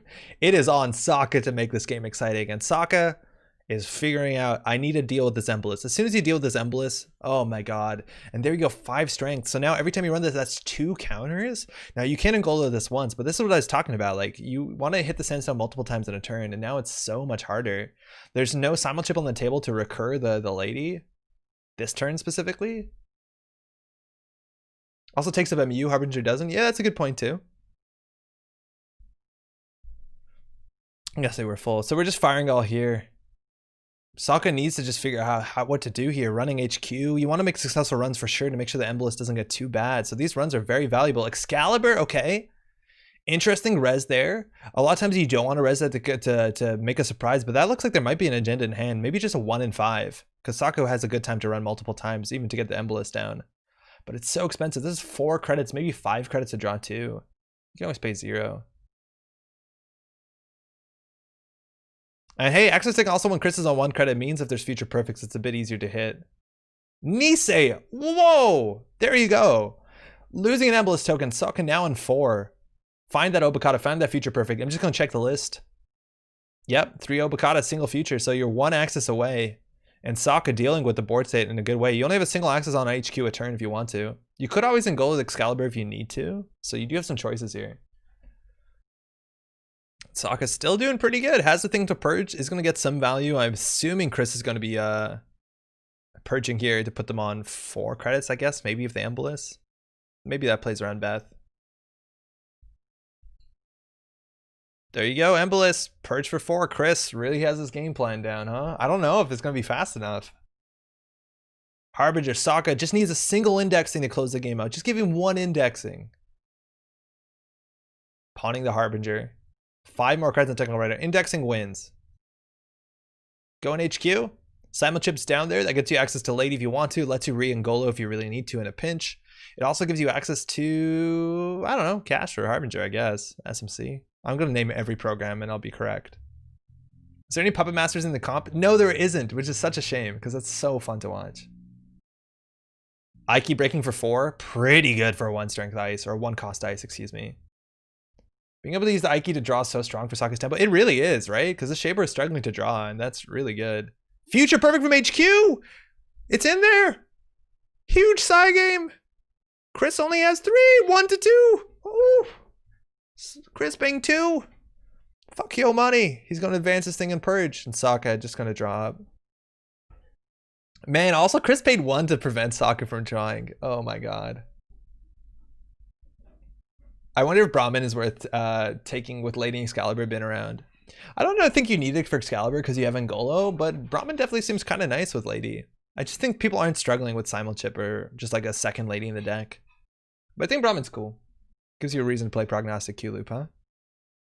I don't think I said hi, Hicks. Embolus back on 2. Chris, what you gonna do? Oh, I know. I know. I figured it out. Maybe he drew a reverse infection actually and doesn't need to do this. If he draws a reverse infection, he buys himself 2 clicks. Sick value. Bouncing Lady and reinstalling for 4 is pretty slow. It is very slow. If you have something like Prognostic, it gets a bit better, but oh, he just purged. Surprise. Yeah, Simul Chip just saves you so much money. We're going in. We know it's in there. We know it's in there. Chris only has 4 credits now. You couldn't consider breaking this to have 2 shots at it. It's probably too expensive. And the agendas have to go somewhere. There's a chance that you throw out the Future Perfect into archives. There's honestly a small chance. And we can check Chris's list to see if there's like a, what's it called? Recursion card of some sort. Like a, I forget the name of that 0 cost neutral card. Preemptive action, thank you. Oh man, huge. Now, that actually is a really big deal. That might make Sokka consider running archives here, because they could preemptive away the agenda. They could discard it this turn and then preemptive it back. Like that does show a clear line of play here. You talk about it, shows up. Well, I know what I have to do. You see? You have to maybe consider running archives here. 6 strength though, it's only 3 to run this. It's gonna leave you 2 credits to play the side game. You could do that multiple times if you like pop the technical writer, you can run twice. You can always check once and then pop the technical writer and run back, but it looks like Sokka's just popping it. He's not gonna take his bluff here. Matish, Excalibur. You're way ahead, no need to be rash. Pop for 7. Oh, Excalibur fight. I see what you mean, Excalibur. Oh, Lamau. Oh no, Sokka, you did the same thing. We're on the same wavelength. Thanks, Matish. I couldn't do it. Oh, the Cyberdeck's in there. Oh, also, yeah, you're right. Running archives for the Cyberdex is also a really big deal. But could you run archives and avoid the Cyberdex with quick firing? No, because they always reinstall the Rashida. It's the corpse choice. But you're right. If they didn't have anything to install, it would force the install the Rashida. But also they can install the agenda in server 1, which you can't let it fire if there's an agenda there. Chris would install the Rashida? Yeah, but there's also a chance he would just install the agenda. Less likely. I don't know. Maybe you can protect this remote. Probably not. Oh, wow. Wow, that's really nice. Letting Sokka undo the technical writer. Yeah, fucking running archives to give the corp 4 is such a big deal. At least if that fires, you're like a lot easier to running. Like you can let all but one of these subroutines fire generally. Like it's only first time it turns, so at least if that fires, you can have more freedom. But I'm pretty convinced if Sokka draws an indexing, he can close the game off. Because he knows the one Future Perfect is in hand, and that's the only defensive agenda that's left, probably in this list, besides Obokata, and his hand size seems healthy. So like indexing closes it. The question is whether he has indexing, and I'd be so surprised if he doesn't.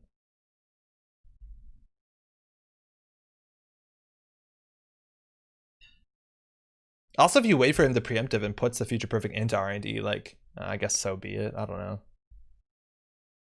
Doesn't make the indexing that much better. Makes Stargate a bit better.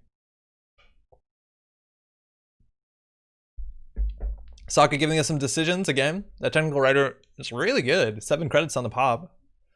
A lot of stuff to put down here. All the MU is used up. 2 MU, 2 MU, 1 MU. Wait, that's not right. 2, 3, 4, 5. They should have 6 MU. Oh, because of the Ika. Very good.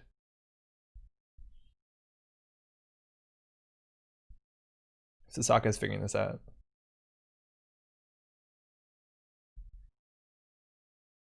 Giving a nice test in chat here. Sokka has some options.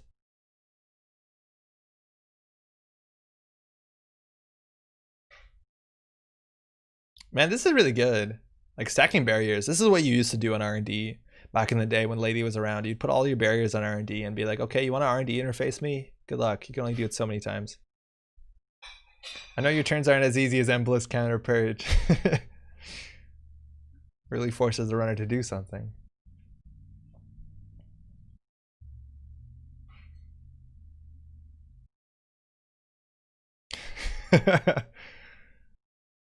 Oh man.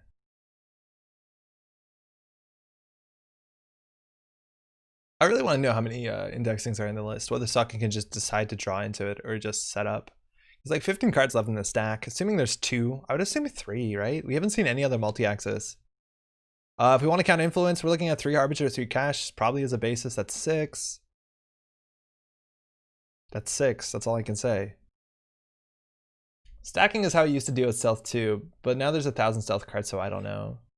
Yeah, I feel like barriers are still the best way to tax out stealth because there's no good stealth fractor. I don't know. Stacking sentries is actually pretty good too, because after image only goes so far per turn. Until they keep simul chipping it back. Sokka entering the tank again. It's worth knowing game 1 was so fast. The Sokka really does have this luxury here of figuring it out. And it doesn't look like these 2 are in comms considering they're talking so much in chat. Because you do have the option of getting on Discord and you have your own private lobby per table. Sorry, tough one. Oh, this is good. This is good. Making sure that the player is making the best decision is what we want to see, isn't it?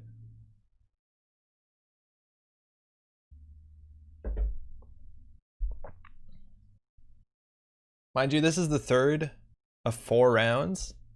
If we're going to look really quickly, I'm going to jump over to the Cobra ranking. Sokka is tied with Chris. Strength of schedule is a bit worse for Sokka, but it should normalize now they've played each other. So Sokka definitely, if they can get up to not undefeated, but whatever X and 1, it's going to be a really big deal for them. If they can win 2 OKORINA 3s back to back playing different decks. It's a really big deal. Pretty good accomplishment.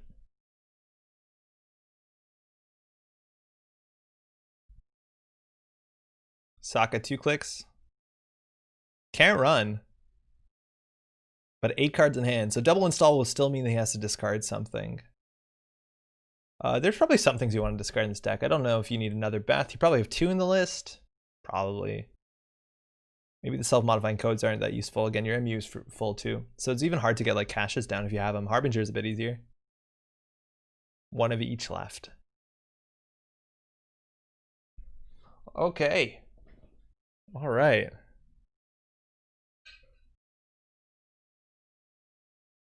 It's so wild. This deck lost like 7 influence and probably gained deck size, and it still seems to be like the best thing. For people playing on JNet, like I don't mean OKORINA, how often are you seeing this thing? Like obviously the addition of Medium and Parasite to the meta probably favor it, but this thing seems so present. And it wasn't when it came out. Like it really wasn't, outside people playing like, you know, here's my making news macrophage deck. People thought it was silly, but it's doing work. Across basically every faction's playing this. Actually, NBN's probably the least. Okay, Sokka is moving. It's another simul chip, popping the technical writer. It's going to give 7 cards in hand. Sokka has the bin too. I see it in most of my decks. Throwing out an Ika and a daily casts. Chris jamming and the preemptive. So it looks like we're going to see that face down card probably go back into the list, leaving only the cyber decks. So the future perfect might be back in here. It might be a bluff, and something on top of server 1 could easily be Rashida. We did shuffle 1 back, but an unadvanced card also could be a cyber decks virus suite. It became popular when SSL was gutted. Marcus, yeah, I guess it did become more popular because there's less 3-point decks. I think that's also a really big deal. But it just feels like one of the default strongest 2-point agendas in every faction, barring their one good agenda. Seems really good to start with. Turns on so many other cards. Yeah, it does. It really does. Palangi coming down again. If that is a Cyberdex Virus Suite, you can always like react to it with the simul chip. Attention for that to be at the end of your turn. Okay. Interesting. Does that matter?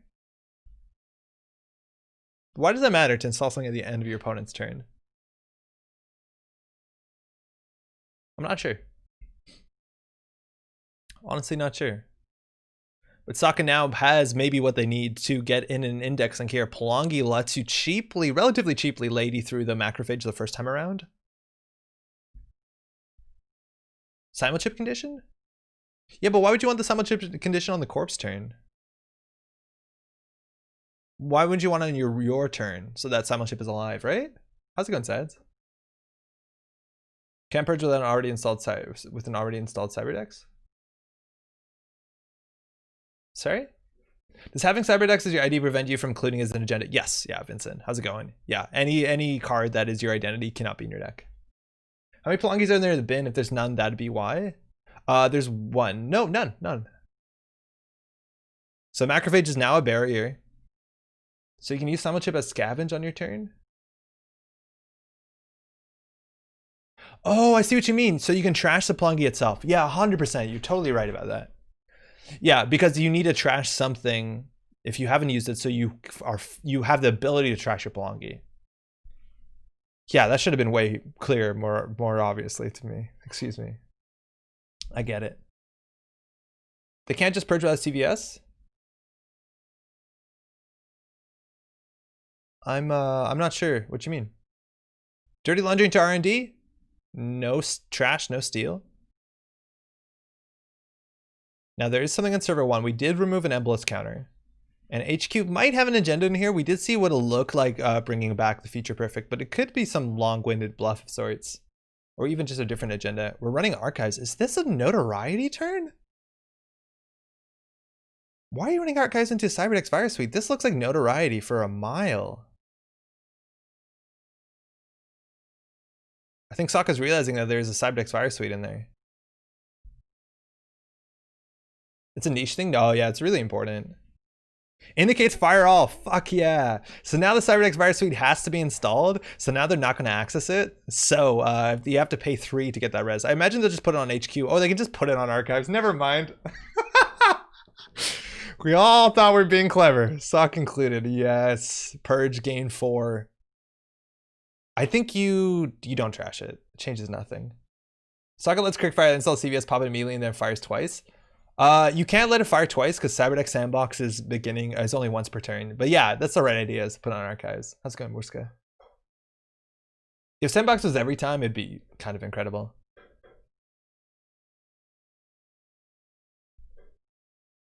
Ike, we're simul-chipping because we did lose our Pelongi on that run. Are we simul-chipping just to get through with the lady? Probably. So you were wondering about the influence and spice in this deck, Andre. Solemn, how's it going? Yeah, in the runner deck? I kind of am. Are they APOCing? Holy fuck, they're APOCing. There's no way this is notoriety. This is an APOC. I think no program is trash. Correct. Yeah, Solemn, I get it now. Because the notoriety doesn't make that much sense. The APOC seems incredibly good. Yeah, and Aesop's is the ID. Yeah, that does make sense. Oh my god, this is gonna be disgusting. You just have to hope you don't hit a snare, right? Oh, and they draw 2. Oh no, it's so good. Preemptive. Okay, that's actually good to APOC, and that's also a good reason why they don't trash this. Fuck your Embolus. Simulchip to install the cache just to get, you know, something down. And this actually lets, this is a really big deal because, oh, not that important, but it lets you over install a program to get into your heap so you can immediately bring it back. Not that you couldn't next turn because of Aesop's, but it gives you more flexibility. And there you go. That's an apocalypse. I don't know whether Chris was seeing that coming, but now there's some really big threats here. Whether you want to throw down a Stargate, whether you want to throw down an indexing. We're assuming they're on at least 2 apocalypse. That's 6 plus the suite of things to trash. That's another 6, 12. So they could be on 3 apoc. Nice. And Chris now so fucking far behind. 0 points, 13 credits. The Purge turn is not going to hold it on. They do have some really good ice there. We've seen 2 of their barriers that they splashed influence for. Embolus down. 15 credits on board. Yeah, there's so much value tied into the Aesops. Oh, that's so good. Now Sokka just needs to put the pressure on or camp the remote. Either are good. We know there's a preemptive in hand. That's all we know. We also did see the top card of R&D, or at least Sokka did, so we can probably guess what one of these ice are. Lady. Okay. Okay. Hedge fund, preemptive. It's going to let you recur some stuff. Again, one of these cards could have been an agenda. We're bringing back Embolus, which putting it on Centrals now looks okay, but then I don't know what you do for your remote. Macrophage still probably relevant. I assume the barrier, I don't know. So it's Embolus, a non-seen, and an unseen card, so that either could have been an unseen ice, probably not the Cyberdeck's Fire Suite, or either the card in the remote. Screen should shake when you play APOC. Disabled screen shake for motion sickness. It'd be cool if JNet could give you motion sickness, wouldn't it? I do like screen shake though. Yeah, I wish there was an effect attached to that. For what it's worth, there used to be sound effects attached to certain cards. That's more of a thing when it came to like, what's it called? April Fools on Wayland.meet. There was sounds attached to certain cards, which I think is so exciting. And I kind of wish it was that. It actually makes it a lot more approachable for people, like say people who don't see well, that they can play the game a bit more with other, you know, with other senses. I think that's kind of interesting. It'd also be really fun. All right, we're Plongi throwing this with a lady. Oh my god, on the top, Sokka figuring it out. Oh my god, it was in there. I don't know how Chris digs back for that. The APOC is such a big deal. And that's the big turn where Sokka was like counting his hand, just be like, oh, can I APOC next turn? What do I have to do to set that up? Oh man. Sokka getting that sweet split. Chris getting absolutely hosed by just the proper draw in the last game. Good game to both players. We got a bit more time in the round. How's it going, Plywood? So you can use Simulchip to trash installed program? Yes. I think you have a bit of a delay, but yeah, I totally missed that. That's a really big deal. Okay, let's do table 2's Brandon versus Ba Ramu. Yeah, why not? Why F not, you know? All right, Ba is on the cleaners. Who else was on cleaners that we watched? Was it Ba? Yeah, it was Ba, wasn't it? Short-term memory is an issue. And Brandon on 27 credits with Aesop's Pawn Shop. It looks like nobody. Was anyone apocalypsed? Just ordering pizzas. Nice.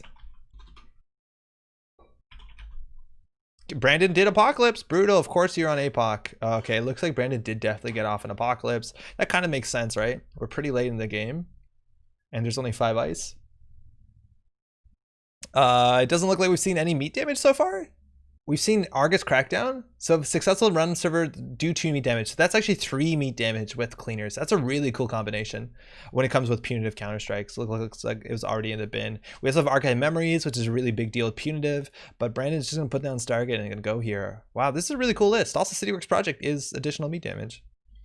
We're gonna make this a code gate. We're gonna crack on through. We have 2 bad publicity, 2 cards in remote as well. Botram, for what it's worth, is on game point here. And we're gonna go through. We're seeing Sandstone, Sandstone, Audacity. That Audacity is probably the bigger deal unless you do have access to Clot. Now, barriers aren't the hardest to get through. Sandstone can be pretty big, but Brandon's gonna take down the Audacity.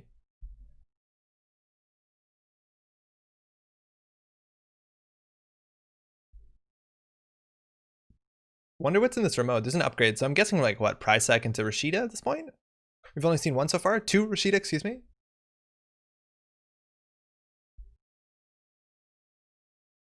And Brandon is down only 2 APOC, so there's still a latent threat. For what's worth, Prysac actually is a pretty good threat against APOC. Not only does it leave you with a tag generally on the turn of Apocalypse, but it also has a chance of doing 2 meat damage with the cleaners and hitting the Apocalypse out of hand. So that can be pretty big. You want a replacement effect if that shows up. Macrophage from HQ, wow, that probably means we're on Cyberdeck Sandbox as well? In Wayland? So what are we on? 3 CityWorks, 3 Atlas, 3 Sandbox? I'm surprised no Hostile as well, considering Audacity does help with closing the game. We also do have that restructuring contract. Did we watch Bob early before? Why am I forgetting? Because we saw cleaners. Was it Bob? Because then we know that their deck is actually pretty rad. Yeah, it was Bob. Okay. I shouldn't have closed that. Okay, so they do have, yeah, exactly. It must be because they have Lacosta into, wow, into Cyberdeck Sandbox. Ba is now on game point. I think the last time we did see they weren't on Hostile Takeover, so that Audacity trash is a really big deal here. Brendan has a lot of work to do. A purge is pretty okay. Score an agenda, make your money back +1. And Lacosta is in the remote. A real threat in theory, and they were actually, Bob was using this. It was really cool to use Lacosta to put advancements on top of Reconstruction Contract and then popping them down the line. It needs about 2 counters for that to be relevant, but we also do have dedications. 2 of them are out of the game. So let's talk about fast advance options. A single Audacity out, 2 dedications out, and a single Reconstruction Contract. So there's still a fair few options. Brandon going in with the Stargate. We know there's a Macrophage in hand that might end up back on top of R&D. There's only 13 cards left though, and Bob's remote doesn't look that safe. I need to go back and look at the chat to see what happened there with the Dream high risk kill on turn 3. It was pretty wild, Sokka. We're talking about like that's the actual combo you need, and boy did you have it. Good games. That Shaper deck was also really fun to watch. There was a turn mid-game. There's a border control. Wow, big res here. Now, if Ba wants to fire this, it's going to not only deny the Stargate for this turn, but it is going to prevent the Ngolo from coming back. You can only use that once a turn. So it will buy Ba a window, but Ba's only on 1 credit, which in theory, if they have an Audacity and the last Atlas in hand, is enough to threaten out the win. Even if they do have like Hostile into Audacity, that's enough. But we did see 1 Audacity go so far, and we're not sure. We just tuned in how well Brendan has been tracking hand. All right, not popping it. Sandstone into dedication to Slot Machine. So we knew the Sandstone on top. The dedication is probably the target here. That is the final dedication. That's being trashed. So now the Reconstruction Contracts can only combo off of living on Lacosta for a while or the runner taking meat damage. And I'm a really big fan of that Argus Crackdown. Forgot that was a card. Archives Amendment Archives, so there are options in deck for getting Audacity. Yeah, there might be, but obviously it does, you know, it's not going to be the same turn, right? Like the archive for Audacity now is not click positive. But yeah, they always have options for sure. Running HQ with 2 bad publicity. It's only going to be 1 credit really to get through Afshar. Can't break all the subroutines. That's okay. There's a sandbox. Huge hit. Brandon on game point here. I think we know one other card in hand, if I'm not mistaken. I think we know they have a sandstone in hand. And we saw something else. Concedes? Oh no. Oh no. I don't know if there's something in archives. Oh, there was Cyberdex. I thought that was a preemptive Apocalypse concession, but apparently there's another Cyberdex in the bin. I'm not sure how it got there. It looks like Ba discarded that. It's so hard to discard an agenda against an APOC deck. But I don't know whether Brandon was actually looking for that or looking for the Apocalypse here. Damn. Oh, data loops would have been sick in this deck. It looks like Ba did not put them in the list. I wonder if the cleaner's ever fired, man. We've been struggling to see this fire. And like, I think it depends on mostly like Prisec, which isn't in this list, I don't think. And it looks like Argus Crackdown to some extent. And I just don't know if the credits are there to get punitive to fire. Seems like this deck is struggling for credits. Good games. Okay, we'll see how many of the results are in. Results? Where do you go results? I guess you go here, right? It looks like none of them, and I guess that makes sense. Sanjay's playing. So let's go see another table. Oh, they're swapping sides. Let's see if there's anybody else we haven't seen in a bit. Deer versus Sanjay. Let's watch this. Let's watch this. Oh my god, do we have a game here? All right, this is Sanjay versus Deer. Sanjay is the organizer of this event. He's playing because there was an odd number of players, which is really cool. Deer is on just good old stuff class act, but we have something really interesting here. This is an NBN ability. It's if the runner's tag, do 1 meat damage, and we're hitting a Mwanza City grid here with cards like Quantum Predictive Model. There must be ways to tag the runner and build some sort of lock here. Sanjay going to gain 10 credits of Mwanza, which now puts him in the credit lead 11-8. But we do have a no one home and the Citadel Sanctuary, which makes things look kind of rough, even though it admittedly is hard to trash Citadel to dodge 1 damage a turn. So, oh man, this is like all the tech you need. This is a nightmare situation, I think. Also, pawn shop and faction. I don't even know what they're pawning. I don't know what they're pawning. Seasource, Scorch, PSF. Yeah, I guess you could. That only does 5 damage though. But with the Citadel Sanctuary and the no one home, like that seems so difficult for Sanjay. Pawning cash is always good. I don't even think they have it though. Like, what are they pawning? Drug dealers, I guess, and maybe a rogue trading instead of double clicking for 6. Mathing, one of my many weaknesses. Now the Damara looks like they did spend some expenses or didn't spare some expenses. I don't know what the expression is, but not the best Fractor. But there you go. You want to see a lot of events there with prepaid voice pad. We're playing that for free. Coming in HQ for 2 clicks. Now this Data Raven is going to float a tag, which we're going to get rid of clicklessly with a Citadel Sanctuary. The class act, I think, might even have a link. That's disgusting. I guess that's 55-12. Okay, take that, Andy. So that's going to get removed for free. And then the IP block is actually going to be relevant. You have to break both of the subroutines here. And there is an upgrade here on HQ. If it's Citadel, if it's a Chrism grid, that's obviously pretty okay for Sanjay. But if it's anything else that gives a tag like a Prisec, which would be sick, they're not going to access it because of the diversion. Yeah, Andy has a link as logic. Yeah, I think so. I think that's the idea. I just feel like this card is way better than Andy. Excuse me. Was worried about Crisium. It looks like it's not. Diversion of funds. Turning wheel as well. Again, Sanjay on a really rough back foot here. Removing the Citadel Sanctuary tag for free. Having the credit lead, let alone the link.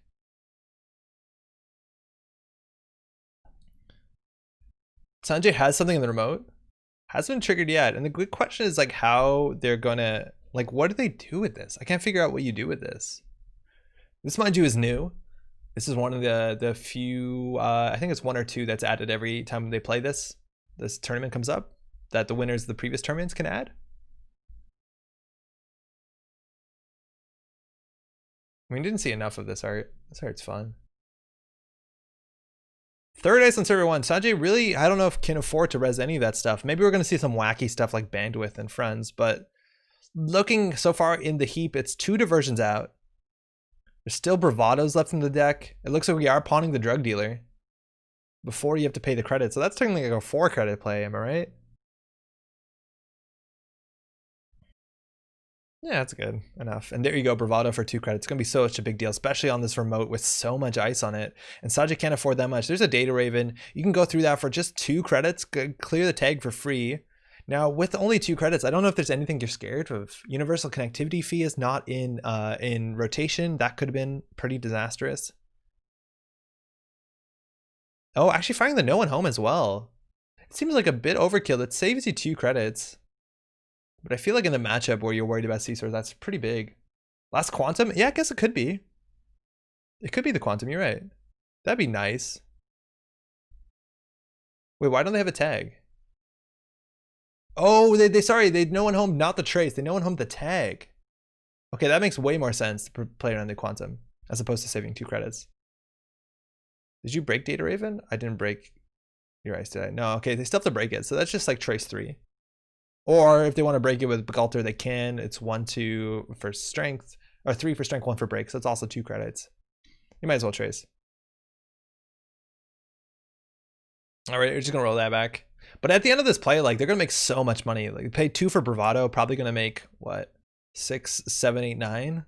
Yeah, it's disgusting. Disgusting. And finding out where the last Quantum is can be a pretty big deal.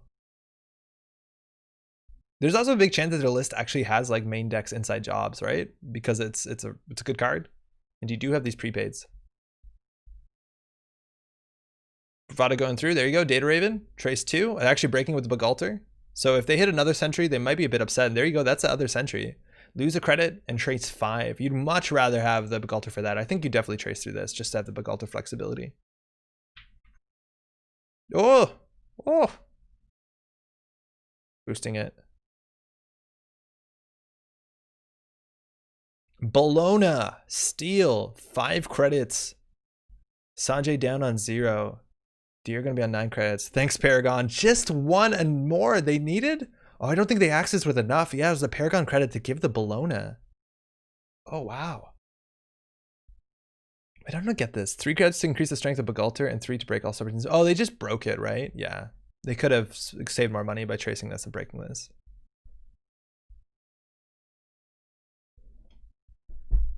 What's up? Charger. Oh, you want the charger? Here, sorry, 1 second.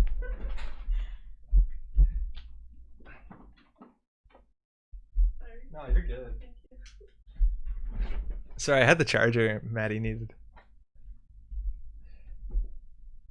All right, grow trading coming down again. Really good with the sweet. And there's the pressure Deer has. 1 tag coming through off the rogue trading. That's going to get cleared clicklessly. It's so hard. You ever played this matchup where like you're playing NBN Trace Ice and someone plays like rogue trading Power Tap Citadel Sanctuary back in the day? Feels so bad. I'm not envious for Sanjay. Let's see if he has the kind of tricks to get out of this, which he honestly might. Like there's a chance that his deck still has things like snares. If he wants them to double snare, it can be pretty scary, but Wands is not going to fire anymore. Massless for 3 influence.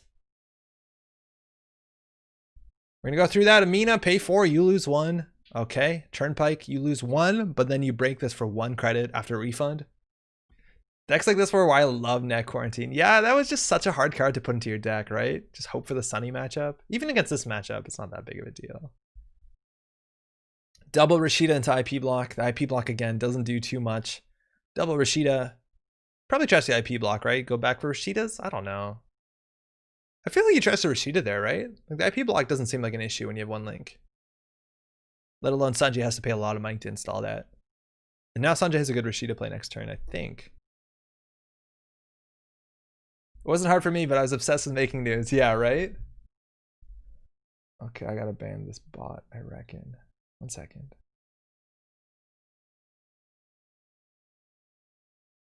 I'm just gonna time them out. Someone posted a YouTube link. I'm not gonna open that. Why Wands of mid-seasons? There's no mid-seasons, unfortunately, in this format, so you can't. But imagine because Sanjay wants to land multiple tags. Like, okay, this is what I imagine, right? Like you run R&D, you hit 2 snares, so that does like some amount of damage, 6, let's say 6 damage, which maybe you prepared for that, and then you end your turn tagged, and then Private Security Force can finish you off. Like that's the best idea I got here. Maybe a single snare is good if you run the last click and you take snare, and then maybe you hit something like, I don't know, forced connection. And so you end up with some amount of tag and damage, and then you just do private security force a couple times. Yeah, maybe some forced connections. I think that also could be legit. But Sanjay just doesn't have the credits. And Deer doesn't really have to do anything. Stargate? For also what it's worth, TGTBT would be sick, but that agenda doesn't exist, unfortunately. I like that agenda a lot. Okay, pay 4, lose 1, pay 1. Stargate, the good way to deal with Mwanza. We're gonna see 3? I think it's 3 fresh. Paragon triggers as well. Snare, there you go, price like Bologna. That's good game. The Bologna going to go in the bin. You're gonna pick that up. Good game from Sanjay.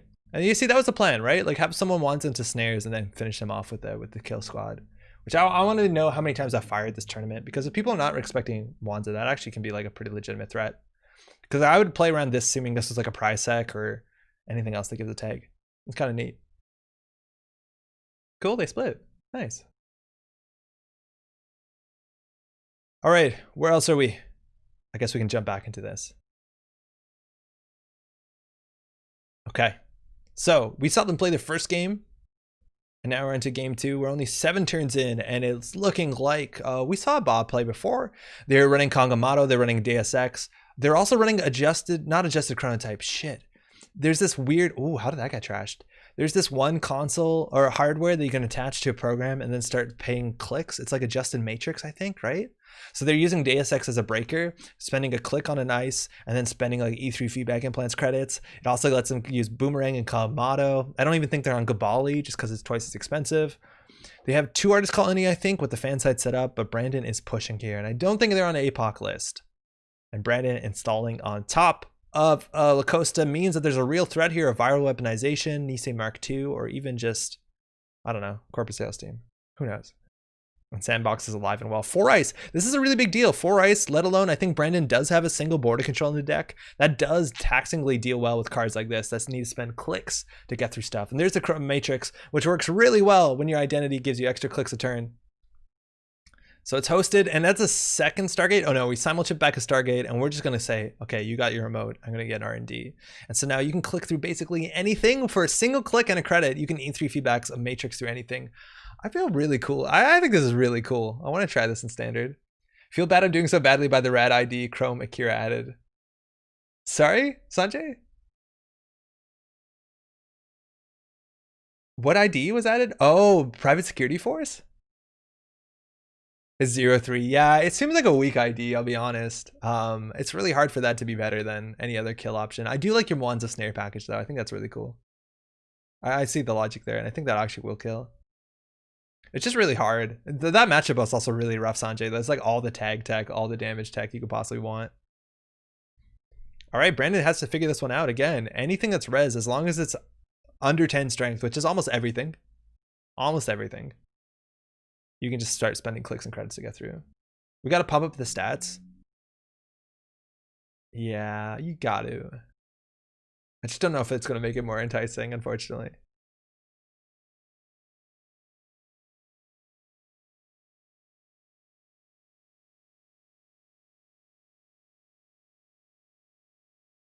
Brandon's giving a thought here again.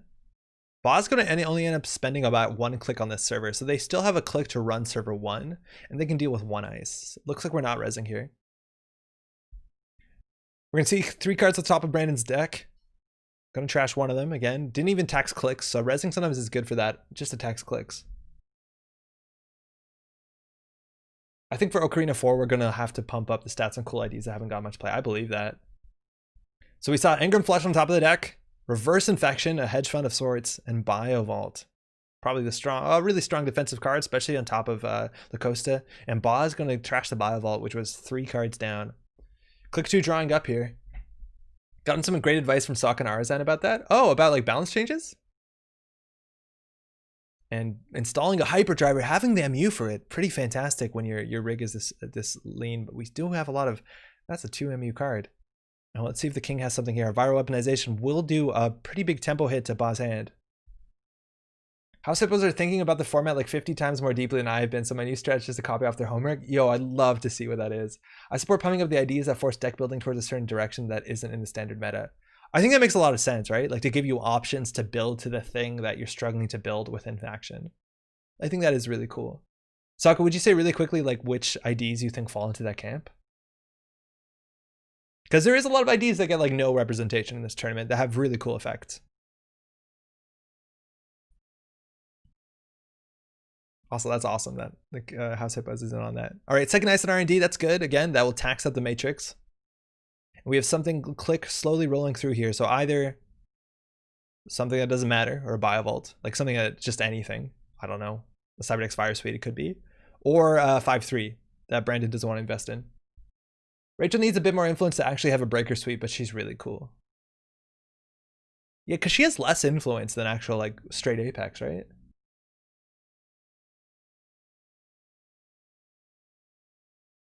What's the chance you can give Jackson Claire two Link?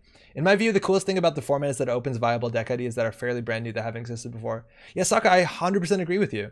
I totally agree with you that that's one of the cool things here is that it opens new archetypes. Like I love to see like Puppet Master decks because they do something uniquely different than any other possible deck. That's why it's kind of a bummer about the sandbox because it's so similar to everything else in standard. DJ is the deck for Quetzal. I don't think you can play DJ in this format. I think you might not be able to play DJ or Rebirth, but I might be wrong, Pink. Sanjay can answer if he's in chat still. All right, we're going in. 7 clicks with the Hyperdriver gives you such a strong ability to contest this remote if you're using your clicks to break. What a cool deck list. Anansi, it's 2 credits and click. Let's go. 2 credits and click. Are the directives Adam? Might be interesting to see them at other factions. There is an Adam. You can play Lovegood to play Adam. But the directives are Adam cards, yeah. And people do play them out of faction. You just can't start with them. You have to put them in your deck.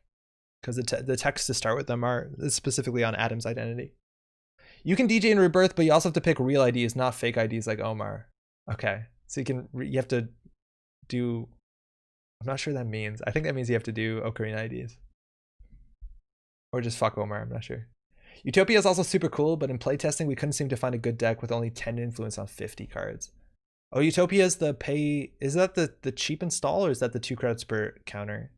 Oh, wow. Brandon found the 1 border control on the remote server. 15 credits is going to be enough to get through this. So Ba has to do the calculation here. This is a click to get through. A click through, get through, a click through, get through. So that will put them on not enough clicks to return to this remote.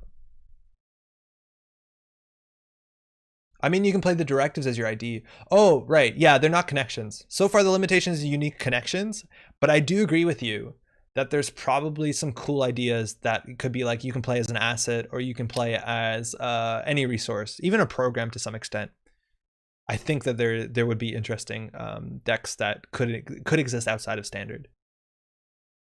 Yeah, it's only unique connections. An opponent rebirthed into human first versus me today. Playing as E3 could be cool. Yeah, anything that's like combo based, it'd be really good to ensure that I have this turn 1, and that opens up flexibility so you don't have to spend like, 4 influence or 6 influence on 3 of them or whatever. Like there's some cool things you could do. It's a lot of clicks that need to be spent. Yeah, wow, not resing the card here. It looks like it could be maybe more than 8 credits, so we can only res 1. There's the Nancy. I feel like Bob might be able to get back in here again. This is only a click and 2 credits. It's so goofy. So silly.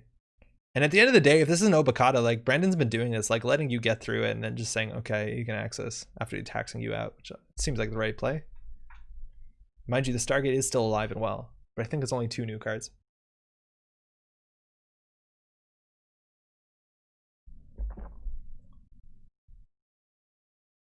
Yo, Vesper, what up? Vesper's streaming too, by the way, if you want to get a different angle on things or see different tables. It's a future perfect, just giving it away, keeping the power of the border control. Again, turns like this don't exist that often. There's only 3 Hyperdriver that are removed from the game. So expecting Bot to have like that, what? 5 plus 3, that 8 click turn won't happen anymore. So the value of the border control only gets stronger. Let alone, like, I don't think Brendan's super excited to score the future perfect considering it doesn't do too much. There's a Rozeki. Boss still hasn't shown an artist colony so far, but Brandon only 1 card in hand. He can use Kangamato once the out of clicks. Oh, I forgot he had Kangamato. Yeah, you're totally right. Kangamato feedback. Yeah, I've not been paying attention to the board. You're right. The clicks are only so good.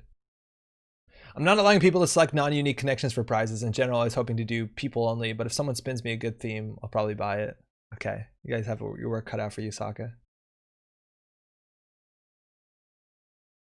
Ba clicking for credits has that orb. Lacosta also getting trashed, mind you, on that run. And Brandon has a turn here. Top decking a known card. I believe it's Reverse Infection. Playing the Reverse Infection and advancing this once. So this is an unknown card that was in HQ for a minute now. As a single card in HQ, it looks like there was either an agenda advanceable. I forgot what we saw on top of R&D on the last Stargate. It was like Engram Flush, Reverse Infection, Biovault. Wait, where the so that's an Engram Flush. That's the unknown card. That's a reversed. Whoa. Whoa.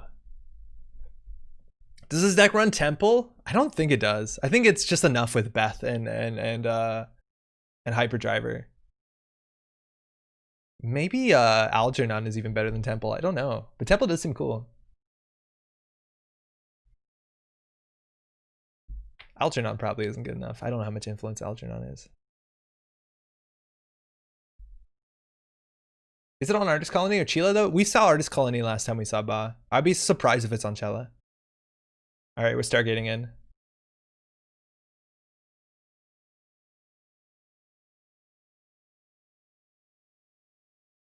Brandon, 3 clicks to Ba, 10 credits for reses. We knew that was an Engram Flush. We're gonna opt to res it in here. So it's either Kangamato and a click, or a credit, sorry, or a click and a credit. And you can always see what the corp calls first. And I don't know what the call here is. I do not know what the call here is, but any damage is good with a deck that runs 3 Obakata. Like, you just want to hit anything just to prevent them from, like, drawing up quickly.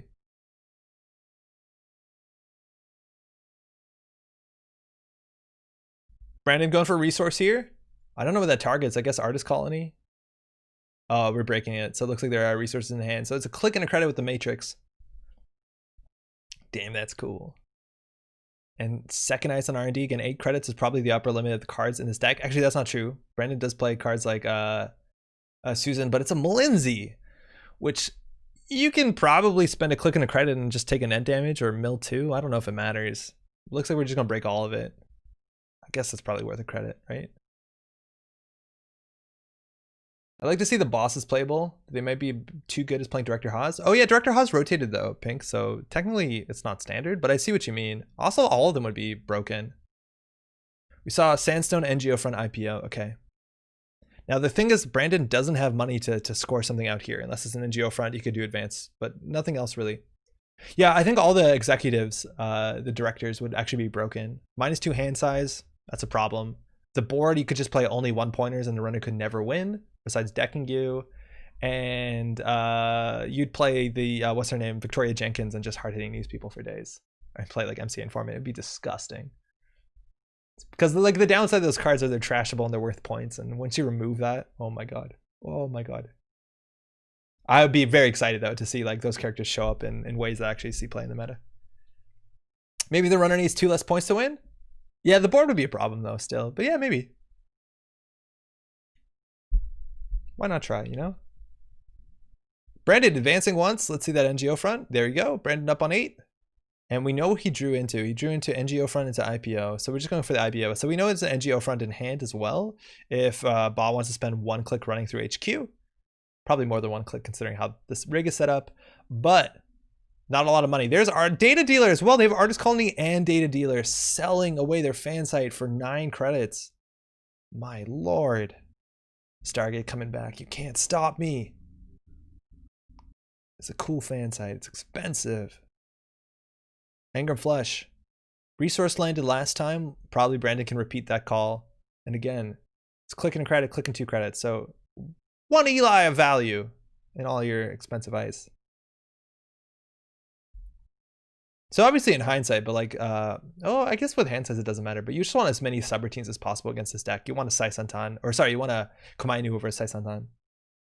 I wonder if you could do the Limes combo sports, but in Concept Hopper? I think you could. I think Concept Hopper is probably really good. I think you want to do asset spam in Concept Hopper. And you could. It's very comparable. It's probably even better than sports. Nisei, Crick, Cyberdex Virus Suite. Okay, so there's a couple options here. You could actually just trash the Cyberdex Virus Suite and run back for the Nisei. Or the Crick even, but we're just going to pick up the Nisei. Is there a Cyberdex Virus Suite in here? No, there's not. Okay, so that's actually easy to pick out archives without giving them credits. That's the thing you're worried about. So Ba is on game point, and Brandon hasn't been forcing into the remote fast enough, so this R&D lock is going to catch up with him because Brandon's going to struggle to draw an agenda. And he does have a good enough remote, just drawing an agenda is a problem. We've now broken R&D lock. Well, now we've broken R&D lock, right? So the Stargate's going to hit 3 more cards, and it's so hard to prevent this deck from getting a Stargate every turn when it only costs a couple pennies. Admittedly, their full turn. Yeah, this is really hard. Brandon had, I think, the right idea of like pushing the remote, especially getting the border control on there, but not having anything to jam in here, it's going to be a really big problem. And adding another piece of ice here actually does slow them down significantly, but they just start using their Kangamato. And it's worth noting they always do have a click for 9 ability with the data dealer. Okay, Brandon drawing again. So Brandon drew 1 unknown card, but Ba can just probably slam R&D here. We knew what he drew. We knew what Brandon drew. Do we? Yeah, we do. Oh, we also know the hand is Peace in Our Time and Golo Rizeki. Okay, because that's the data dealer they were protecting. So we know they drew a Crick and a CVS. Okay. Beth for a card. That's good. For Obakata. We start getting in. 11 credits. 3 clicks. Let's go. Click credit on Engram Flush. I think you want to call Program, probably.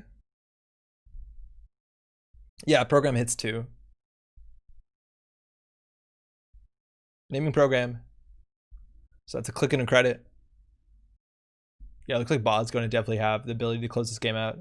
This deck is just so good at dealing with ice. We haven't seen a lot of acid spam today. We really haven't. Good for everyone, I guess. Clicking 2 credits for them, Lindsay. Cyberdex, Virus Suite, NGO Front, Macrophage. Now, Macrophage is kind of relevant. It has a lot of subroutines. We already know Brandon has an NGO Front in hand. I think he has the second. Oh, wait, no. Did he just play that? No, he has the second in hand. So that would be the 3rd NGO Front. So trashing that is less valuable. I feel like the Macrophage might be it.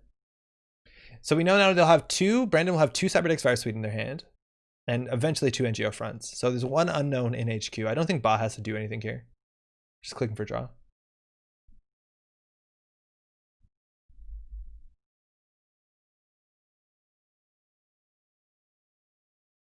Wait, is this round 3 or round 4?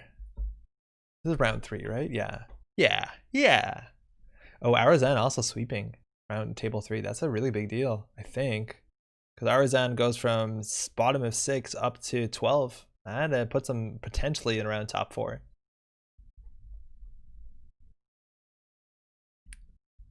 All right, what did Brandon do? Install Advance. Okay, so it looks like an NGO Front. It sounds like an NGO Front, but there's a chance that there's 1 card that snuck through Brandon's hand because I think we have full information of everything else besides 1 card. Now, if that's like a viral weaponization, that's best case scenario, but even Install Advancing an NGO Front here, I don't think does enough for Brandon. I just don't think Brandon has enough choices. 4.5 minutes left. There's a countdown in the Discord, okay. Yo, Niga Matt plays. How's it going? Love this format. It's really fun, isn't it? It's really exciting to just see like new archetypes like spawn up. Down to you, Cyberdex, though. What are the other Jinteki options? They must be like pretty fun, right? Laborantine Servers is new. No one's playing that. Improvised Protein Source is kind of a meme. Nisi Mark II is interesting. House of Knives is interesting as well. I think Bacteria Programming is fine. Water Monopoly is the kind of ability that like is probably not exciting, but like having that score turn 1 is good. Flower Sermon I think is pretty good. Dedication Neural Net's also like really good. Wait, what's Ancestral Imaging? A net damage when they jack out or something? It's weird. I feel like there's more niche like Netrunner agendas.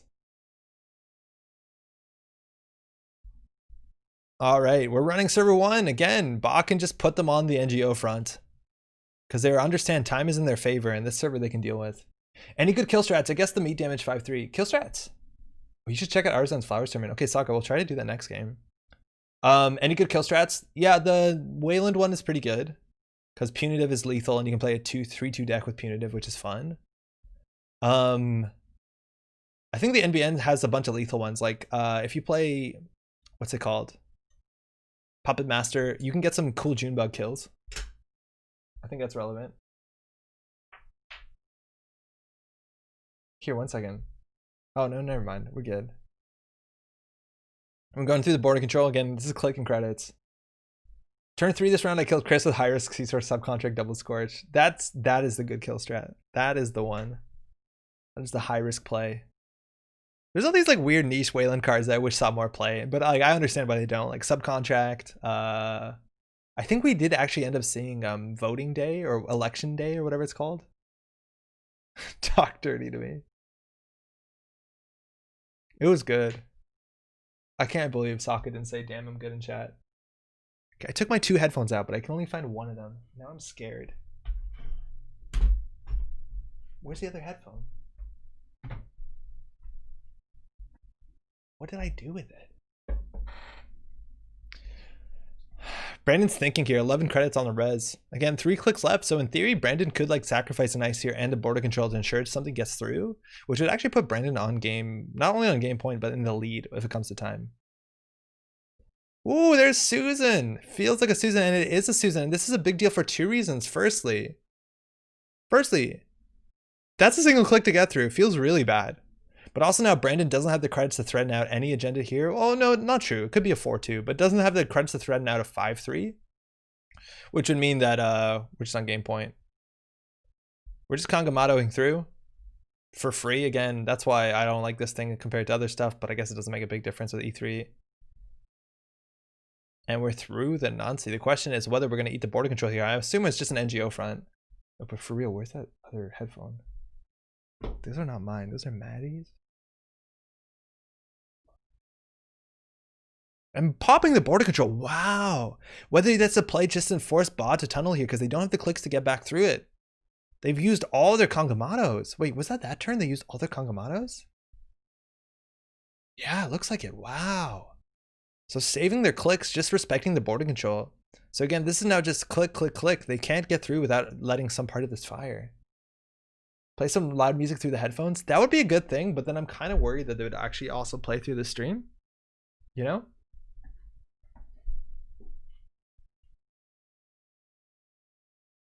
We'll find.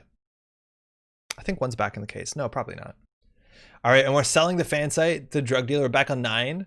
And now we have, I think we saw an Ngolo in the list, so there's a possibility a breaker can come down at some point, but time has been called in the round. Now that actually is a really big deal for Brandon. If he has specifically a 4-2 here, he can get a tie if he can do advance. So time was called on Ba's turn, likely. So there might be a Nisi or a viral weaponization for the draw, but if that's just an NGO front, Brandon can't really score out here. So we're hoping for a 4-2. Otherwise, Brandon's going to be 1 credit short of scoring out a 5-3 for the win. Maybe I should have planted through the Anansi's in case. Yeah, there's a chance. There's a chance. I think Ba's right on that. If you think this is a 4-2, it's the only thing you lose to. Unless you lose to Junebug, you should probably just like plant through it. So Endless Seal is now the only good ice except for Parasite.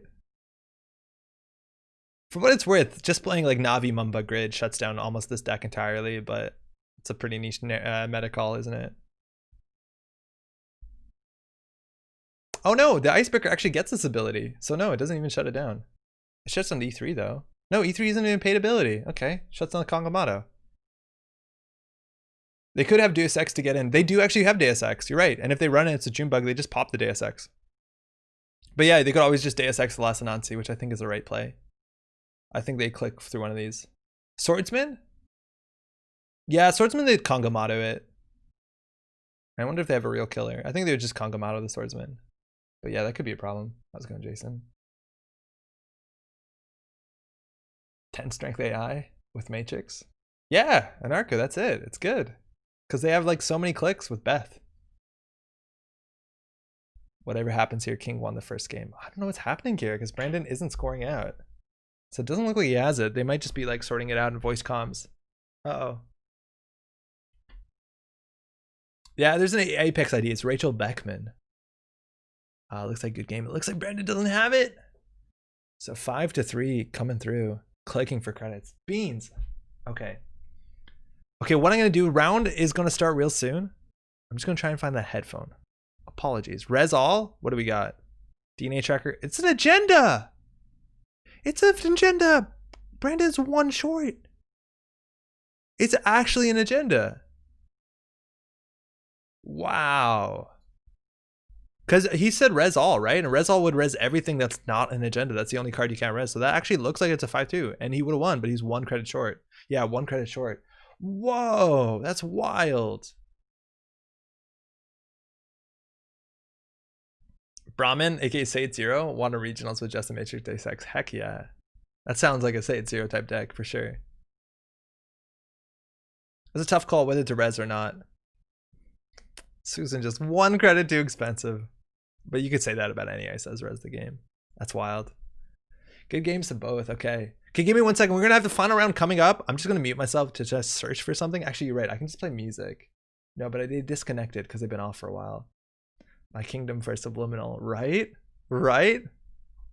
Top deck Subliminal win. Oh man, it'd be so good. Okay, give me 1 second. I'll be right back. Here are the standings. I don't think they're fully updated. 1 second.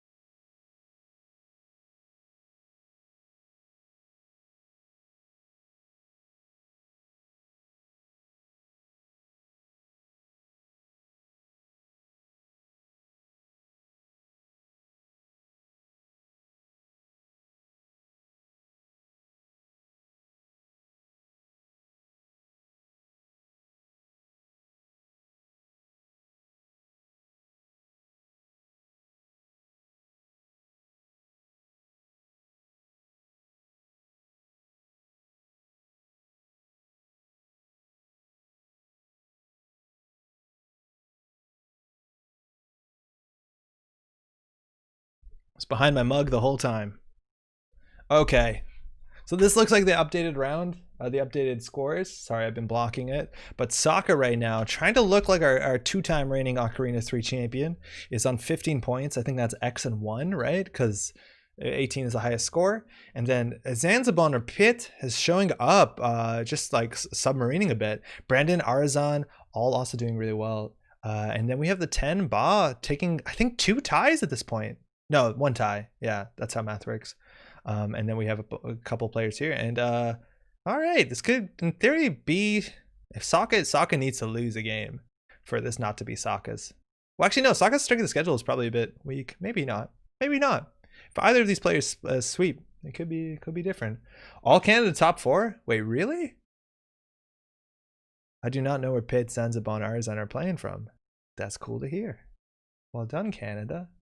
Well done, Canada. All right, we're gonna start here. We were told 1 table is really cool. Sokka said to look at a match. I forget which one it is. Arzan's. Okay, Arzan's actually playing Flower Sermon, which we haven't seen. So we're definitely gonna jump into table 1. It looks like it's gonna be Arzan versus Sokka, so that's gonna be good stuff. Arzan is Vancouver. Okay, hey, perfect. Good luck, eh? Proud House Hippo. I don't know who's in the House Hippos.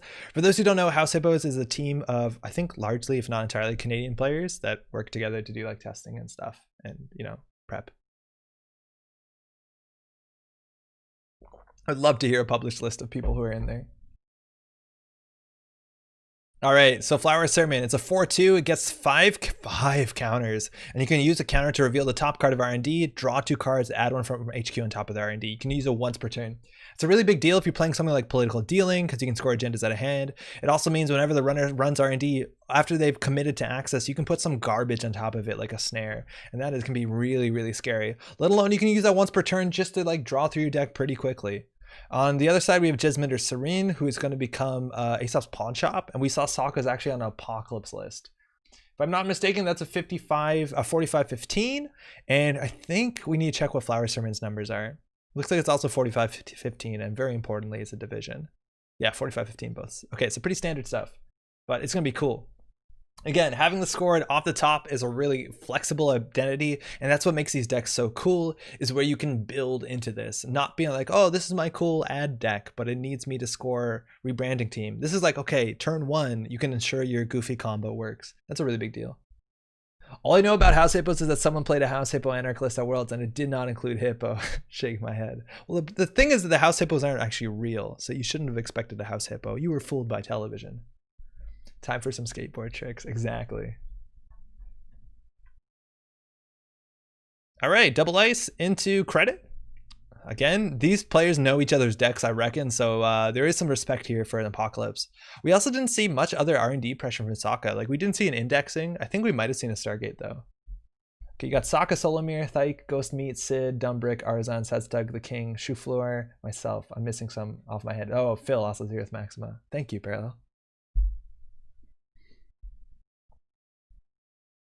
Awesome. All right, credit IPO and a pretty good start for Sokka. Finding out that Beth, making the Beth ID look a bit silly. But we do have that early technical writer right when you want to see it, and an early cash as well, which with Aesop's Pawn Shop is good value, let alone on the technical writer as well. Arzon not doing too much, clicking up for money and hitting up the IPO. And again, if you can choose to put something that does damage on top of your deck, like a snare, it's going to be really hard to Apocalypse here, right?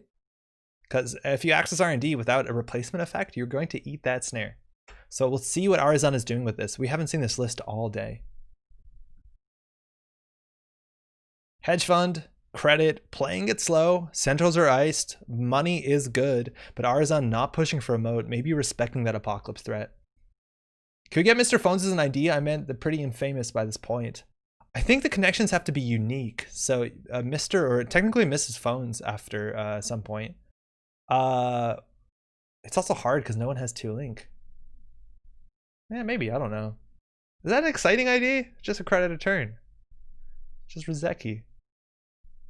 But I do miss Underworld Contact. Sokka, Beth gaining a click there. Only 6 credits. I don't think they're going to pawn anything this turn. The Simul chip is probably more value. Just even bringing a cash back to pawn it later is more value than pawning the chip right away. But 5 clicks is a fair bit. Shaper wants to set up, and that definitely helps him get there before the corpse starts doing anything too impressive. So let's see what Sokka wants here. Just putting out a Pelongi as well. There's a chance that this deck actually just main deck Cyberdeck Sandbox, which in theory can get to a worse point than just playing it as your identity. Is this a political dealings deck? Alex, I don't know. It doesn't look like it right now because like I would assume that would have been more of an asset spam deck. And so far it's like turn 4 and Arzon hasn't played anything. But you're right. That's a really good combo.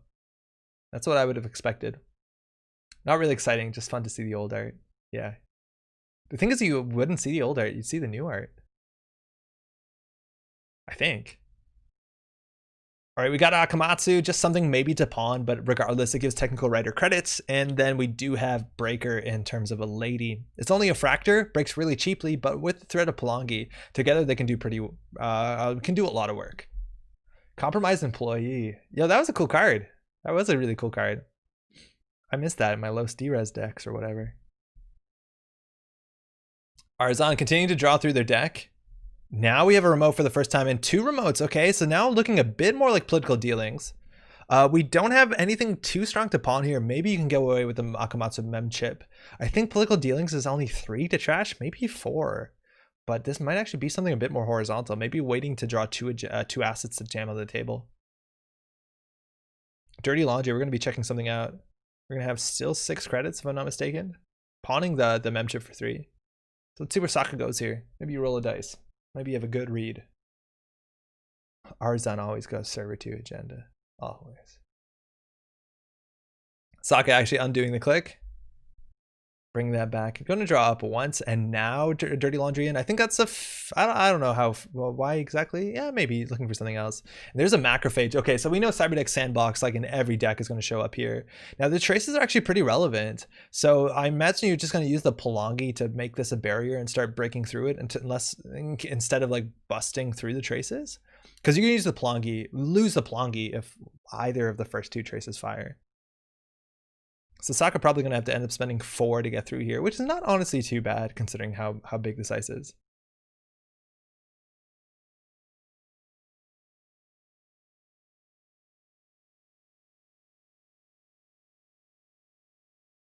Sokka giving it a think. They don't have a link here. They also could just let like the purge go through because it doesn't give them money. Like it's not, again, this isn't Cyberdeck Sandbox. And then just breaking the trace 1. But with 15 credits to 6, that seems unlikely. So this is going to be a pretty expensive play. Well, again, I don't think 4 is that expensive if you need to boost this up. There we go. 4 and a Pelongi. It's going to get through. Now, how many tokens do you have to use? I think you can end up using just 1, So remove from the game, not a big deal. The purge is not that big of a deal. It saves you a lady counter, which is pretty valuable, and removing the cache from the heap, which is the only virus. Single access Lacosta grid. Ooh, interesting. Not what I would have expected. We're going to start checking server 1. We're playing this like as replicating perfection. There's a snare that you would expect in this sort of list. Hitting the double Pelongi into Ngolo, pretty wild hit. Now this does let you install Ngolo for cheap if you need to from the simul chip. Actually going to go ahead and trash that, which I don't know if you really ever need to do that. There's a lot of cards that punish you for trashing cards. I don't know if keeping a snare on the table is a big deal. Now Sokka has to decide. Clearing the tag seems really important because of the technical writer, but if they do that, and they probably need to draw as well, maybe you have to play around double neural, but now triple neural. Oof, Farazan has it. Bioethics, okay, it's just Rashida. So huge 50-50 on the table, calling it wrong. I said server 2 is always where Arzan puts it, but Sokka will figure it out at one point. 3 draw. Let's see some more spam here. And again, Flower Sermon with political dealings is a really big deal. Whether we're going to see some tempo type fire weaponizations with Jeeves to clear the hand, and then you have bioethics lock. This might play a lot like the replicating perfection decks that you might see in the modern meta that can benefit from things like hostile infrastructure, even turtlebacks. We'll see how far they go into that. Sokka redrawing, again, a big tempo hit. Even though you pay 4 for this snare, you still have to draw up and clear the tag, and just putting down a cast and Akamatsu. So Arzan can get away with a lot here. There's even a small chance that there's lethal on the table if it's like bioethics into dedicating a Ronin. There's a small chance that there's lethal on the table. Looks like nothing. Arzan install advance, ending their turn. Service 6 kind of looks like an NGO front, but again, this could be absolutely anything. And again, reveal the top card of R&D, draw 2, add 1 from HQ to the top of R&D. Hasn't fired yet, but running R&D now is so difficult for 5 axes unless you're doing a big multi-axis or something like Stargate, because you can put on top. Oh, Sokka calling the charge here. NGO front, pop for 8, Arizon 20-9. And again, these things didn't do anything last turn, so I don't know whether Sokka has to do something this turn. Cash coming down. Again, that's a big technical writer. Offshore credits. I'm taking 3 off the cash. Arzon 3 clicks. Icing up server 3. Again, we don't know what either of these servers are. My rule about Arzon always on server 2 now doesn't work anymore. We'll never get server 2 again. Icing up server 3. I think you really want to get a sandbox early, and that easily could be the Lacosta into sandbox, right? Oh, with a single advance too. Could even be a 5-3. Not sure what 5-3 you really want for tempo, but scoring agendas is how you win the game. So I've heard. Beth. 5 clicks. We're charging. All we got is Lady. It's a border control. Wow, exactly what you want in this situation, I suppose. Paying 1 counter to go through. No further action. We're going to get some accesses here. Imagine it's Lacosta into either an agenda or a Biovault. There's a Biovault we're setting up. That comes down for 2. Lacosta also down for 4, and not even res from Arzan. So Sokka feeling a bit bad, but that probably needs to go down. Otherwise, you have to check this every turn, regardless of what goes into it. Sokka doing okay, not checking server 4, not checking server 5. And you assume there's always a snare in HQ. I don't know what other Axis traps on Axis you're going to put on top of R&D. Q doesn't fire, right, from R&D? I don't think it does. But Sokka doing well. Putting on some pressure while still maintaining board state and still building. Really good thing to do. Again, this is not a Proco deck. We haven't seen Proco at all today. Wow. But everyone's just building up their own way. Maybe patron decks don't want that. For what it's worth, this is the sort of matchup where a patron deck would be really nice, right? Run any of these, check and double draw. Single advance. Wow. I don't know if single advance is scary here. Sokka can definitely contest this. What are you worried about with a single advancement on it? What was the turn? It was draw and install advance. Okay, so there's a chance it's like a clumsy NGO front, but like, I don't know. I'm a sucker for running single advance traps. I just don't know what this card can do. All right, but Sokka's gonna go find out. Again, that's just a single lady counter. She's down to 1. An NGO front for 5. Okay, so we're gonna just take 5 credits off of that. I assume genetic resequencing doesn't work with this as your ID. No, because this is not counted as an agenda. I don't think that's scored. I don't think it is. I think this is counted as an identity. Genetic resequencing lets you get the when scored ability of an already scored agenda, which is fun with like Nisi counters. But yeah, I don't think it does, Pink. If that's the card, I think it is.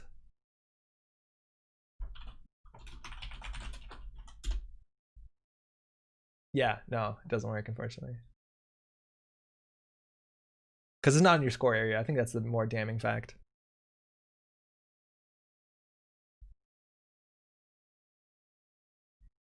Two cards in server 3 again. Lacoste on top of something, always a threat. And like, what turn is this? It's turn 9 and nothing scored. Arizon has to have something either in server 3 or HQ. There's no way that there's not an agenda on the table. Just got back from a break. Do we know the face down servers? Got to check for these dealings. We know nothing. We know nothing. So far, we've ran a couple face down cards. We saw one snare. We trashed a Biovault Lacosta, and we trashed 2 NGO fronts that were in some amount of advanced. But Sokka hasn't been checking these unadvanced cards a lot. This might be different. Here, I'm just gonna turn some lights on. It's getting dark.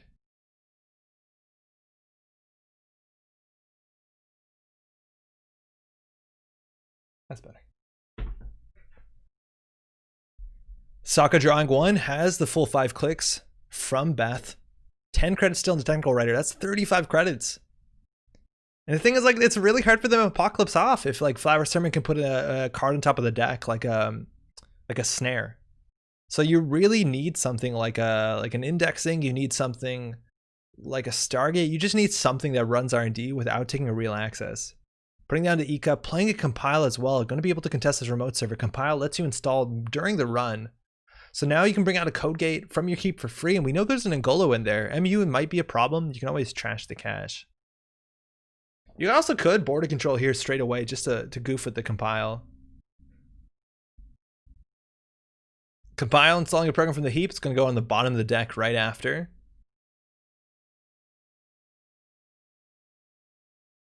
Eula would be nice. Yeah, Eula would be okay. I think Sokka can afford 6 here.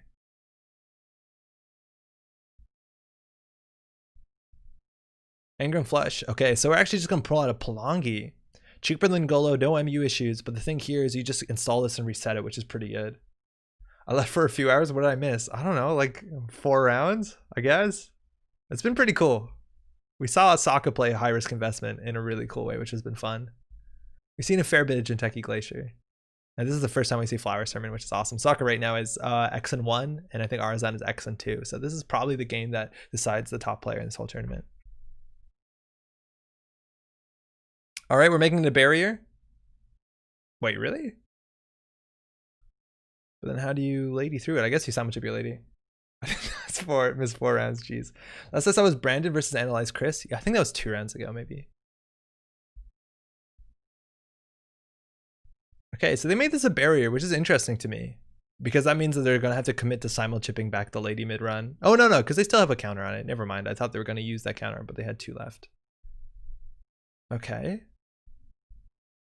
At this point, Arizon will at least wait for you to spend the counter on the border control before popping it. And this, I don't know what this is. Like, this looks like a Lacoste into literally anything. I think we've seen 2 Biovaults so far. Oh, just one. Just one.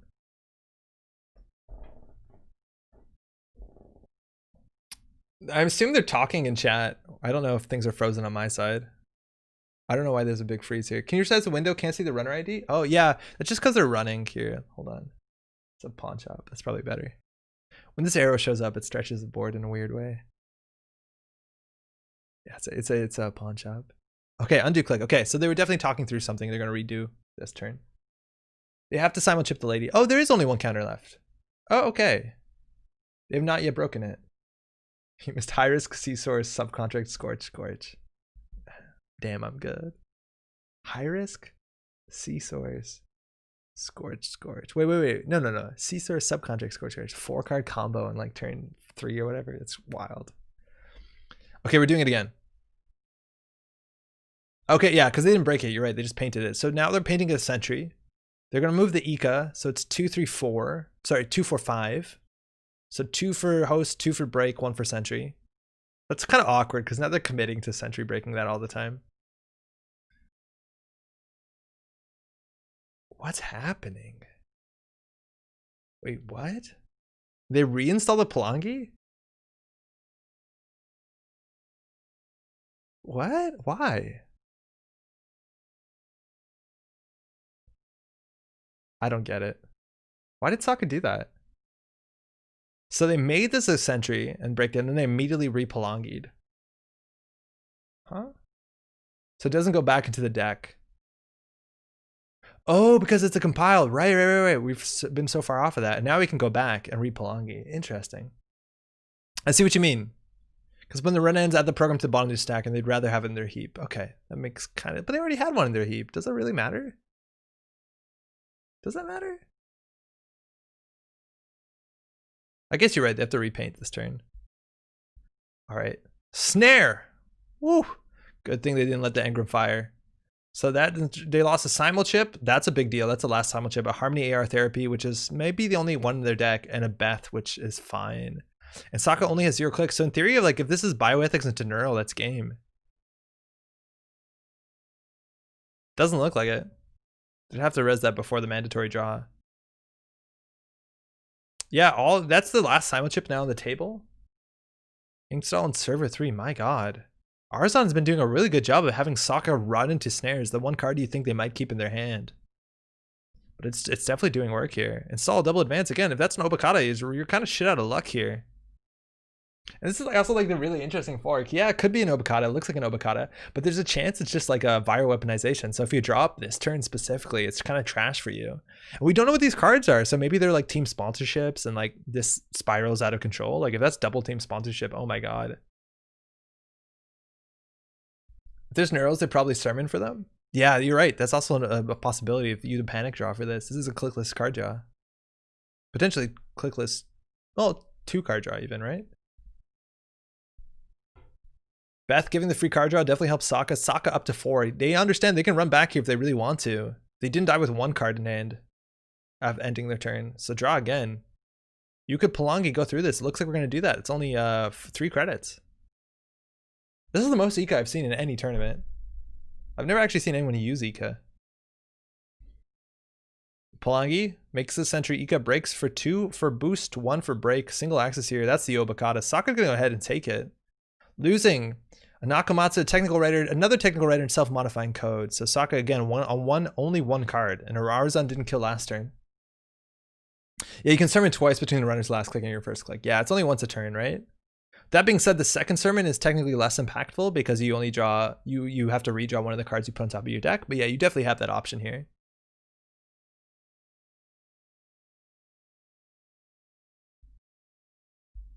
Arzon trying to figure it out here. Doesn't have that board state horizontally. 2 snares are gone too, so like the threat of Apocalypse gets a bit bigger, and maybe that's why Arzon doesn't want to commit to 2 wide. Actually, you just do it again after your mandatory draw. Oh yeah, that's a really good point. You're right. Yeah, you do wait for mandatory. Second ice on R&D. Server 4 and server 5 again. What are we playing around? We have to watch out. These cards could easily be Psychic Fields. We only have 1 snare left. Otherwise, in terms of traps on the table, there's not too much you have to respect. Turn 11 ID used 0 times. Yeah, but admittedly, it's the threat of the ID being used, right? Like if you keep this, Sokka can't Apocalypse if you have a snare in hand, unless they have a replacement effect. It also, like, you'll use this as soon as you have a political dealings on the table and an agenda in hand, which they might not have a 4-2 or 3-2 just yet. But you're right, it's a bummer we haven't seen it fire. Now we're at 2 bioethics. Yeah, unfortunately, this has been the situation for a couple turns. There's even like it's pretty wild, but there's been a couple turns where Sokka was dead to like bioethics into dedicated Ronin, which, you know, it's hard to play around that. But Arzon didn't like use their identity to dig for cards, so it doesn't seem likely that there's a Ronin on the table. So preemptive, border control, double snare. Can't ask for better. Can't ask for better. And that's the thing with even Flower Sermon. If you don't have the card in hand, the snare you need to protect R&D, you can draw it. There's a chance you draw it and put it back on top of R&D. Sokka getting a Harbinger, drawing through the deck. 15 cards left in total, 3 in hand.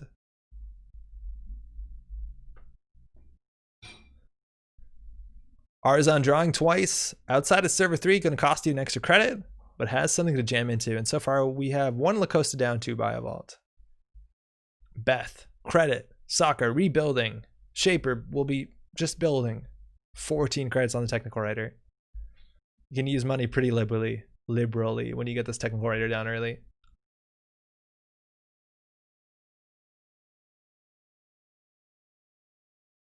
We have only one Harmony AR therapy out so far, and that like actually goes pretty far in this list, I think. It's like an extra 4 hit points. That can be pretty relevant, let alone like just getting more simul chips back in your deck, like a simul chip, a compile, a Palangi, like that goes really far. Because that's the biggest deal, is like they can't pull back the Ngolo if they need it at this point. Oh no, they can. They still have one simul chip. What? What? Oh, cool. Oh, sick. Tech startup for Mark Yale. So Mark Yale can technically pop all the counters off Flower Sermon for 15 credits. Now, we talked about this on stream just the other night, that Mark Yale in theory represents the most credits you can get per click in the whole game. In theory. And this is actually technically better than what you can do in Wayland. So now not only this is the threat every time, but you can just go ahead and pop all the counters if you want for 15. And that, I don't know whether you have to respect something like a punitive, but that gets some real threat here. That's really cool. That's so cool. Because now when you pop it, you get a credit, but also you can just choose to use them whenever you want. Going from 1 to Chiashi, you can go further. Ooh, Excalibur on R&D. Seriously, try apocalypsing that. That's going to be pretty difficult. Okay, so now what you have to do is, it looks like this could be an apocalypse turn. Now you can always Ngolo through this Excalibur for sure, but now if there's a sentry here, it's a problem. But now Flower Sermon is going to have to be popped pretty aggressively to get you up to credits for not only snare at least, but also for the whatever this ice is if it's a sentry. Mark actually represents 16 credits. Oh, because he can trash himself for a credit, right? It's hard for me to dig it up. It's way too hard up. Wayland can do more if you have tons of bad pub and score broad daylight. Yeah, I was thinking mostly that 3-1 that gives you like 3 counters for barriers or whatever. Here we go, Mark Yale. Yeah, because you can trash them. You're right. I think it's 17 credits. Oh, because you res them 16. Yeah, totally. I see where you are. That's awesome. That's so rad. Counter agenda 3. So we're just popping Mark Yale to gain 6 credits. Okay. I can just hover here. This is easier. Doesn't fully up have a pretty nuts single click efficiency? Yes. Yeah, it definitely does. But it takes a bit more startup. Like there are things that have like infinite click efficiency. Right? Like there are loops that are infinite. Sort of. Kind of. All right, we're gonna hit and end the run there off the border control. Can't break it. That's a really good server for the Apocalypse tech. You have to deal with Excalibur and the border control, and on top of that, the Flower Sermon. And RZN now has 6 credits, has probably what they need to res here. Again, that's another latent 10 credits on the Mark Yale. And even if you run it, they could just pop it. Imagine they keep 1 Flower Sermon. Only infinite loops require runner cooperation. Rule of 6. But yeah, they do. And here we go. We used the Ngolo ability, so a sentry here, you'd have to move the Ika around. But this is going to do a fair bit to contest this remote server. Let's see what this is here. Okay, counter agenda 2, that's 3 more credits. Let's go, Mark Yale. I don't even know if they're building around this around political dealings. Okay, so that's an Anansi. So they're going to have to move, strength, boost. So 2, 4, 5, 6, not a big deal. I think they can get in here. I feel like Arizan's still going to struggle here. The Mark Yale is probably not going to do enough. This has to be like a border control, and then you still have to pop all their counters here. And Sokka has ways to deal with this. Like you have to run R&D first, and then still they can pop the border control, and then next turn you have an apocalypse threat. Like you always just run through the Excalibur last click, right? Now that Labyrinthine servers rotated, I think that's true in Whirlpool. Yeah, I think you need either of those for the infinite loop. Yeah, I don't know if you can do anything with Inazuma. I don't think it works. Yeah, I think you needed those cards. Which is why I was excited, because Labyrinthine servers is a legal Ocarina identity. Sokka approaching here. Mind game still works if they have nothing installed. We have to continually win a side game. Yeah, okay. All right. Ngolo gets through here for 4. Not too bad. That's going to be a viral weaponization. It's a Nisei Mark II. Sokka on game point. Looking very bad for Arzan. This executive, it looks really flashy. But I don't think it's going to do enough to claw back on this board state. Like the economy cards, we've played what? Two NGO fronts for, you know, A+5 plus advancements, a Rashida, a hedge fund, and an IPO, and Arzan's still struggling here. I have a screen cap of you with like 999 credits or something from some infinite loop shenanigans. Yeah, that was a Labyrinthine servers with like Architect and I think you need like Veritas or Errand Boy or something. I think it's Errand Boy. You have to have 0 credits so you win the side. Yeah, you have to just pay 1, but then make more than 1. I did an exercise a while back trying to figure out the max credits you can make in 1 turn with ideal shuffle, and it's over 1,000 credits. Seriously, Sangren?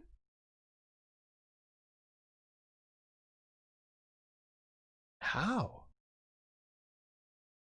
Huh? Really? As a corp. We're going in here. This is a code gate. Break for 5. Oh, internal? Okay. Okay, that opens up a bit, I guess. I still couldn't figure that out, I don't think. Border control through the lady. Now, there's a chance a Flower Sermon can put a snare on top. But if it doesn't, or you don't use the border control, this can easily be an Apocalypse. Sokka approaching. There is a window here. It would also make hours on credits. You need a deck that always draws exactly what you need. Oh yeah, 100% believe it. If you stack the deck perfectly. But still, I don't know how to do 1,000 credits. It's 9,998 credits. Tune into Andre's stream to see the most bonkers. Could you mind game pup, mind game prana condensers? The pup gives you money. Oh yeah, prana condenser does work pretty well making credits during a run. That does replace the errand boy. Oh, Nasex. Okay, yeah, Nasex does work.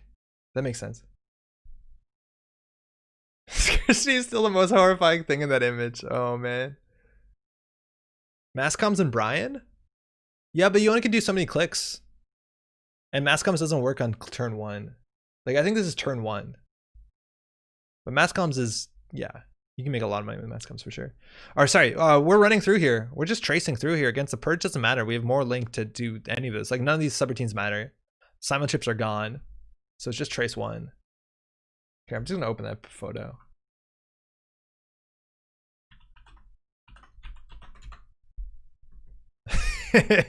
Scarcity. Oh man, that's good stuff.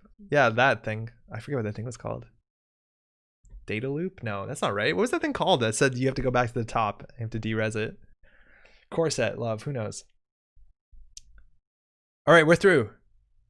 So again, if you have agendas in hand, you can always dilute it with Flower Sermon to be like draw 2, put the agenda on top of R&D. If they run R&D, you could always put a top in hand. I don't think it's efficient, but that's a panic button here, which, you know, Arzan loses to a single axis. Cell portal, thank you.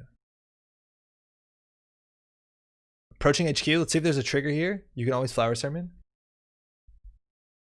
It's a sandbox. Sokka figuring it out. Sokka, I think, is almost definitely going to take first place now in this tournament. 2 in a row, OKORINAs. I'm not going to call it too soon, but it looks like it. Arzan getting swept there. Wait, no, this is only round 1, game 1, right? This is only game 1. Never mind. We still have to see high risk investment. Shit. I told you not to listen to me. But that's really good for Sokka. Sokka is now still X and 1 until the next game. I'm excited for the next game. We'll see how it goes. I think I remember that stream. Did you catch the runner in some bananas loop where they couldn't jack out with Cell Porter? Somehow you're making money? Probably on yellow, i.e. I think it was actually, if I'm not mistaken, it's like an errand boy and an architect. I think, and you loop them through that infinitely and you make more money by reinstalling like an advanced assembly lines or some garbage that you free res, I think, with like a, what's it called? That you free res with a builder grid, breaker bay grid. Is there no cut? No, Jester, it's a very simple tournament. There's only 12 entrants, so it's only just top 4. It's not a like heavily structured competitive event. It's pretty casual.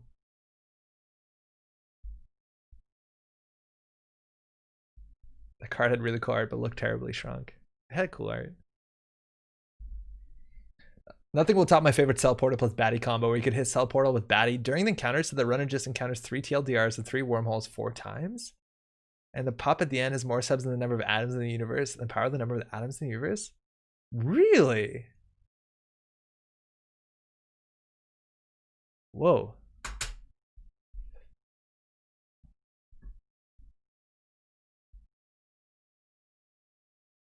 I'm sitting here still being overweight. Are you on a bike? That's something I figured out last year.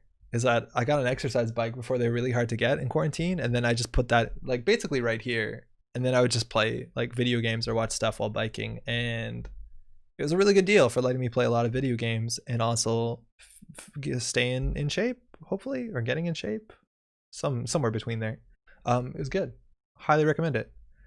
You can't play every game, but there's a lot of games that you could play that don't require like I don't know. I played a lot of Call of Duty, unfortunately, but it felt good because when your little shooter man or woman ran, I'd bike faster, like some sort of gerbil in a wheel, like that would affect the game. All right, let's go. It's the 16th iteration of 2 times 2 to the power to 2 to the power to 2. Whoa. Personally, I like Kamainu and Mumbet City Grid. That one's really fun, Pink. It's a shame that Mumbet City Grid doesn't see a bit more play, but I love that whole iteration of gaining subroutines continually. The good old Merlin twins. All right. Andre just sent a message on Discord. Okay. Just finished my last round. If you wanted some co-commentary. Yeah, we can do that. I have to get the headphones back though. Sanjay, give me 1 second. Okay, chat, I'm gonna mute my microphone. I'm gonna get headphones. We're gonna get Sanjay in here. 1 second.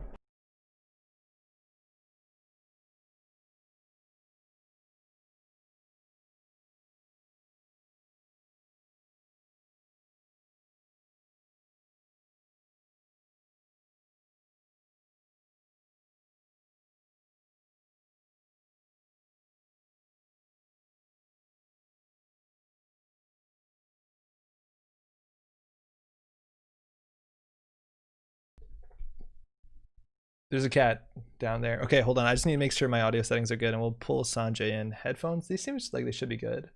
Okay, I've unmuted the comms. Let's pull Sanjay in.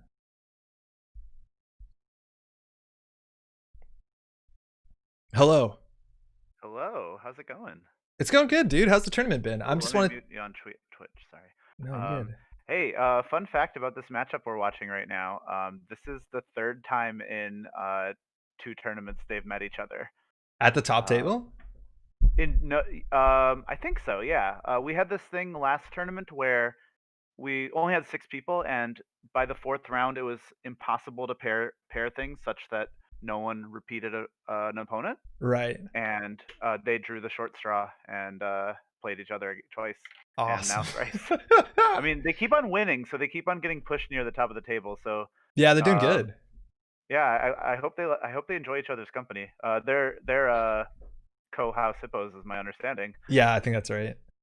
Yo, Sanjay, yeah. 2 things really quickly. Firstly, for those watching, can you let me know how the audio levels are? And secondly, Sanjay, can you introduce yourself and this tournament? Absolutely. My name is Sanjay Kulkacek. I am I created this OKORINA format. OKORINA being the only kind of runner in New Angeles, which is a reference to Cotty Jones's flavor text, where she says you're not the only kind of runner in New Angeles, because she's like she like moves things around and gets things where they need to go. But she's a hacker now. Well, you can't play as Cotty, but but anyway, yeah. So this format has been like in my mind for a long time. Certainly, I forget who it was, but like I remember during Worlds 2017 or maybe 2018 at King of Servers, I was just sort of like talking to people and suggesting it, and they were very receptive, and I think that stuck in my mind. And so there's a little bit of logistics that are tricky. You know, we're all doing fake IDs and everything. Yeah. And I think when everything was digital, it just made it a little bit easier. Yeah, that's actually totally true. Yeah, and I think the JNet devs adding this replace ID command has made it it makes it visually way better, and also just logistically a lot easier. I'm so happy about that. That's fantastic. Yeah, that integration is such a big deal for this format. And I think that's a big deal about this format too, is between tournaments you've been adjusting cards, and that's really good in a digital format where it's like very easy to change a number on a card without having to like, print physical things or make sure everyone's on the same page. Yeah, definitely. And it's definitely not ideal because, like, for instance, Patron has a link because the person who added it said, a link. And I was like, oh, okay. You win. And I tend to be a little bit of a... So in case people aren't familiar, if you get if you do well in the tournament, you get to add an ID to the format. And so we started out with just the unique connection resources that are legal and the IDs that are legal, or sorry, the agendas that are legal, legal and do something. We banned a few because they either we banned a few because they were busted. We didn't ban any because they weren't any fun. Like there's some that are just too weak to consider, but you Yeah. can play. If you really wanted to play as Escalate Vitriol, Go bless ahead. you. Yeah. It's a cool ID. It's like a worse version of what I was playing today, and I think what I was playing today was not so good. I think it was. I think it's a good idea. Journalist Security Force, which is private security force, is good. I think we just need to. We were too conservative with it. We need to pump up the stats. Yeah, that's fair. Uh, That's like something that's really exciting for the future, obviously. Like you're saying in chat specifically that you've been talking to a lot of even some of the most like competitive Netrunner players, giving you feedback on what they think, how basically the balance of the format, and using that sort of information is a really cool way to tune this format going forward. Yeah, actually, the two players who are just in front of us right now, Exactly. playing Aesop's versus, they've been amazing in terms of giving me advice. But a lot of people have, because ultimately, I think my Netrunner brain isn't very good at breaking metas, isn't very good at figuring out what's going to be busted, and for that reason, I'm not always the best at figuring out what exactly needs to be banned, what exactly needs to be nerfed, and um, actually each tournament, I think I've sort of missed on it. The first tournament, we had this rebranding team. Yeah, I remember Uh, that. that was bananas. Thankfully, like the horse didn't really get out of the barn, so it was just like two people absolutely destroying people with their rebranding team combo decks. But so we and additionally we had a pretty nasty Glen Station archetype Oh yeah, that was in also terms of really interesting to watch. yeah, That was yeah, you would Sokka just too, like get a no? I think I think Sokka was so. playing that. Yeah, and I missed that, and I think this for Ocarina 2, I missed how busted CyberDeck Sandbox is even as a 4512, and for Ocarina 3, I missed how busted CyberDeck Sandbox is even as a 55. Um, we're on the fence between banning it and doing something else that is pretty drastic to Hmm. it.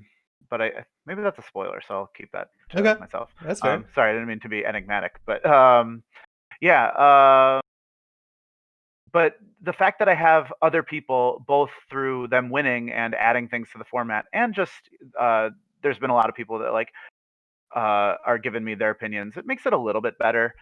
Makes me feel a little bit like when I miss things badly, it's not just me missing things badly all on my own.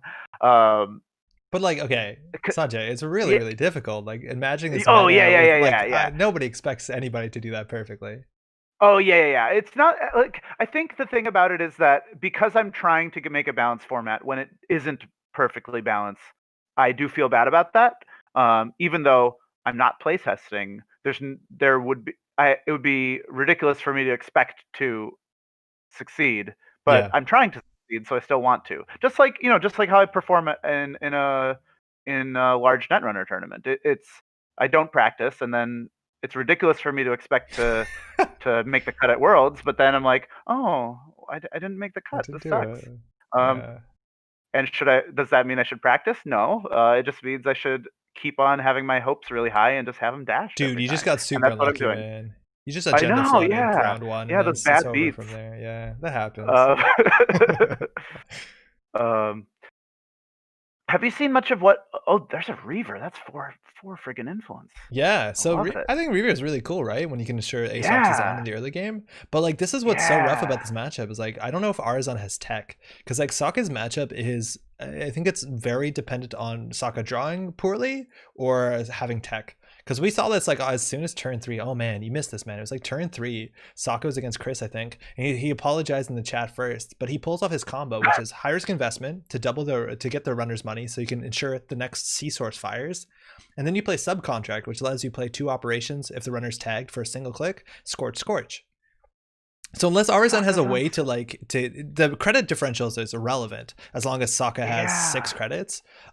You'll die if you run. As long as Sokka can build that hand. And if you saw Sokka's been aggressively just drudge working shit back into his deck to ensure that his hand doesn't flood up and gives him that chance of drawing into what he needs. It's wild. But as soon as Arizon runs, if Sokka has the nuts and there's no disruption or no tag, no one home, no Citadel Sanctuary, Sokka's gonna win.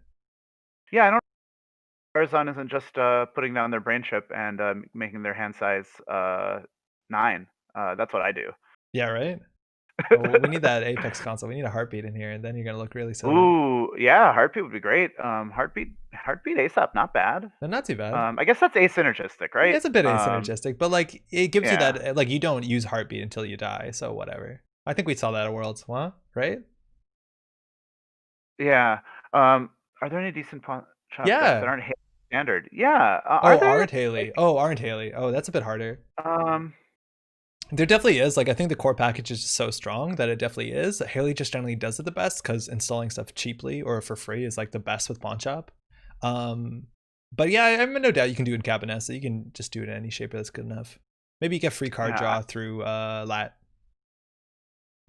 I suppose Arizon can definitely take some gambles that subcontract, sea source, scorch is a pretty specific hand, so yeah, they can hope.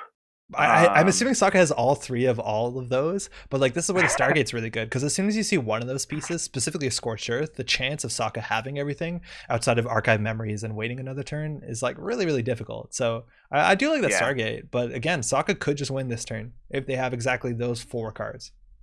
Yeah. And we know 3 of them aren't the top of R&D, so the chances they gotta slightly be somewhere. Up. Yeah.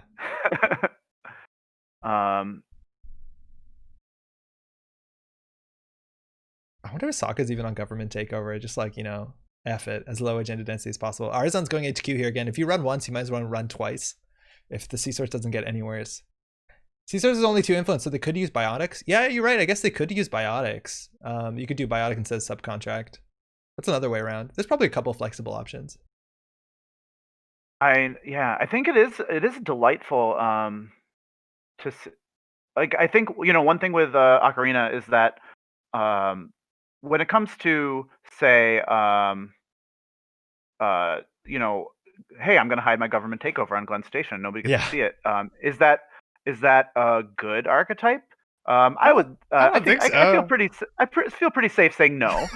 It's exciting that it is a new archetype. You can't do that in standard, and I think it's exciting to see subcontract in in a tournament. No, I'm totally cool with that. I think you're right though. The first Glen Station deck was a bit ridiculous, but it was so cool to see. I mean, my biggest gripe against the Glen Station deck was not the play experience of playing against it, even though I do think there's some issues with that, but just as the TO, I don't want a deck that is planning on scoring on turn 72. Yeah. Get things going. Yep. It's the reason we don't have a cut this tournament, because people have places to be. Sokka responding with the pressure of Stargate by just clicking for 3. So they clearly don't have it in hand. They lost the SDS drone deployment. Oscillate is saying gotta play Ma. Yeah, Ma would be so sick in this right now. Yeah, Laura knows the tech. She knows. Yeah. You just put down your 6-cost console. Also, that's a double combo because that robs 6 credits from high risk investment. Dude, that's what you should do. You should hit that Data Raven and spend all your money. Yeah, got 'em. Basically. Yeah. You tell them to boost the trace. They say trace 3, and then you say trace. I'm boosting to 14. Yep. I was able to play, and I was able to play against I think Deer's high risk investment deck, and things just ended up in a way where I was trying to stay on low credits, so they couldn't click for much money.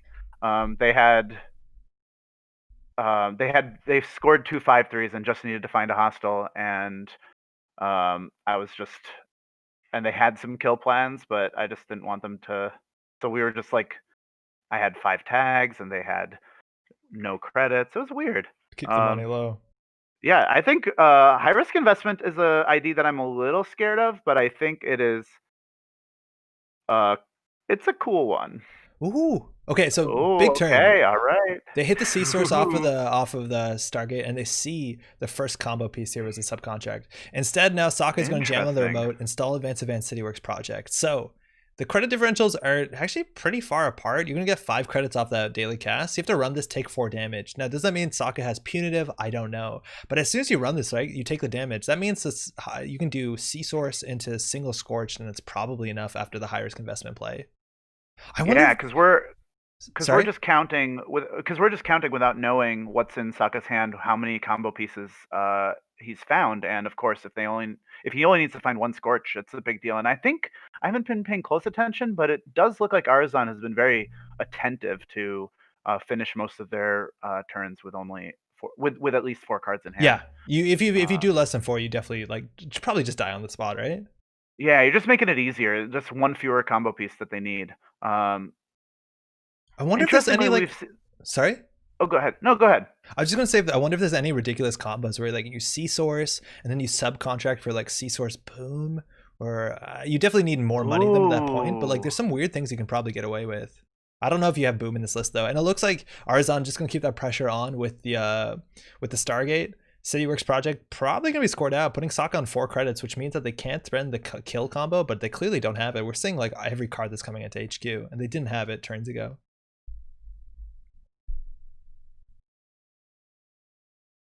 Interestingly, I'm looking at pairings as they come in. It Mm-hmm. seems like there's a lot of people on 9 who are sweeping, which is exciting because uh, That's really exciting.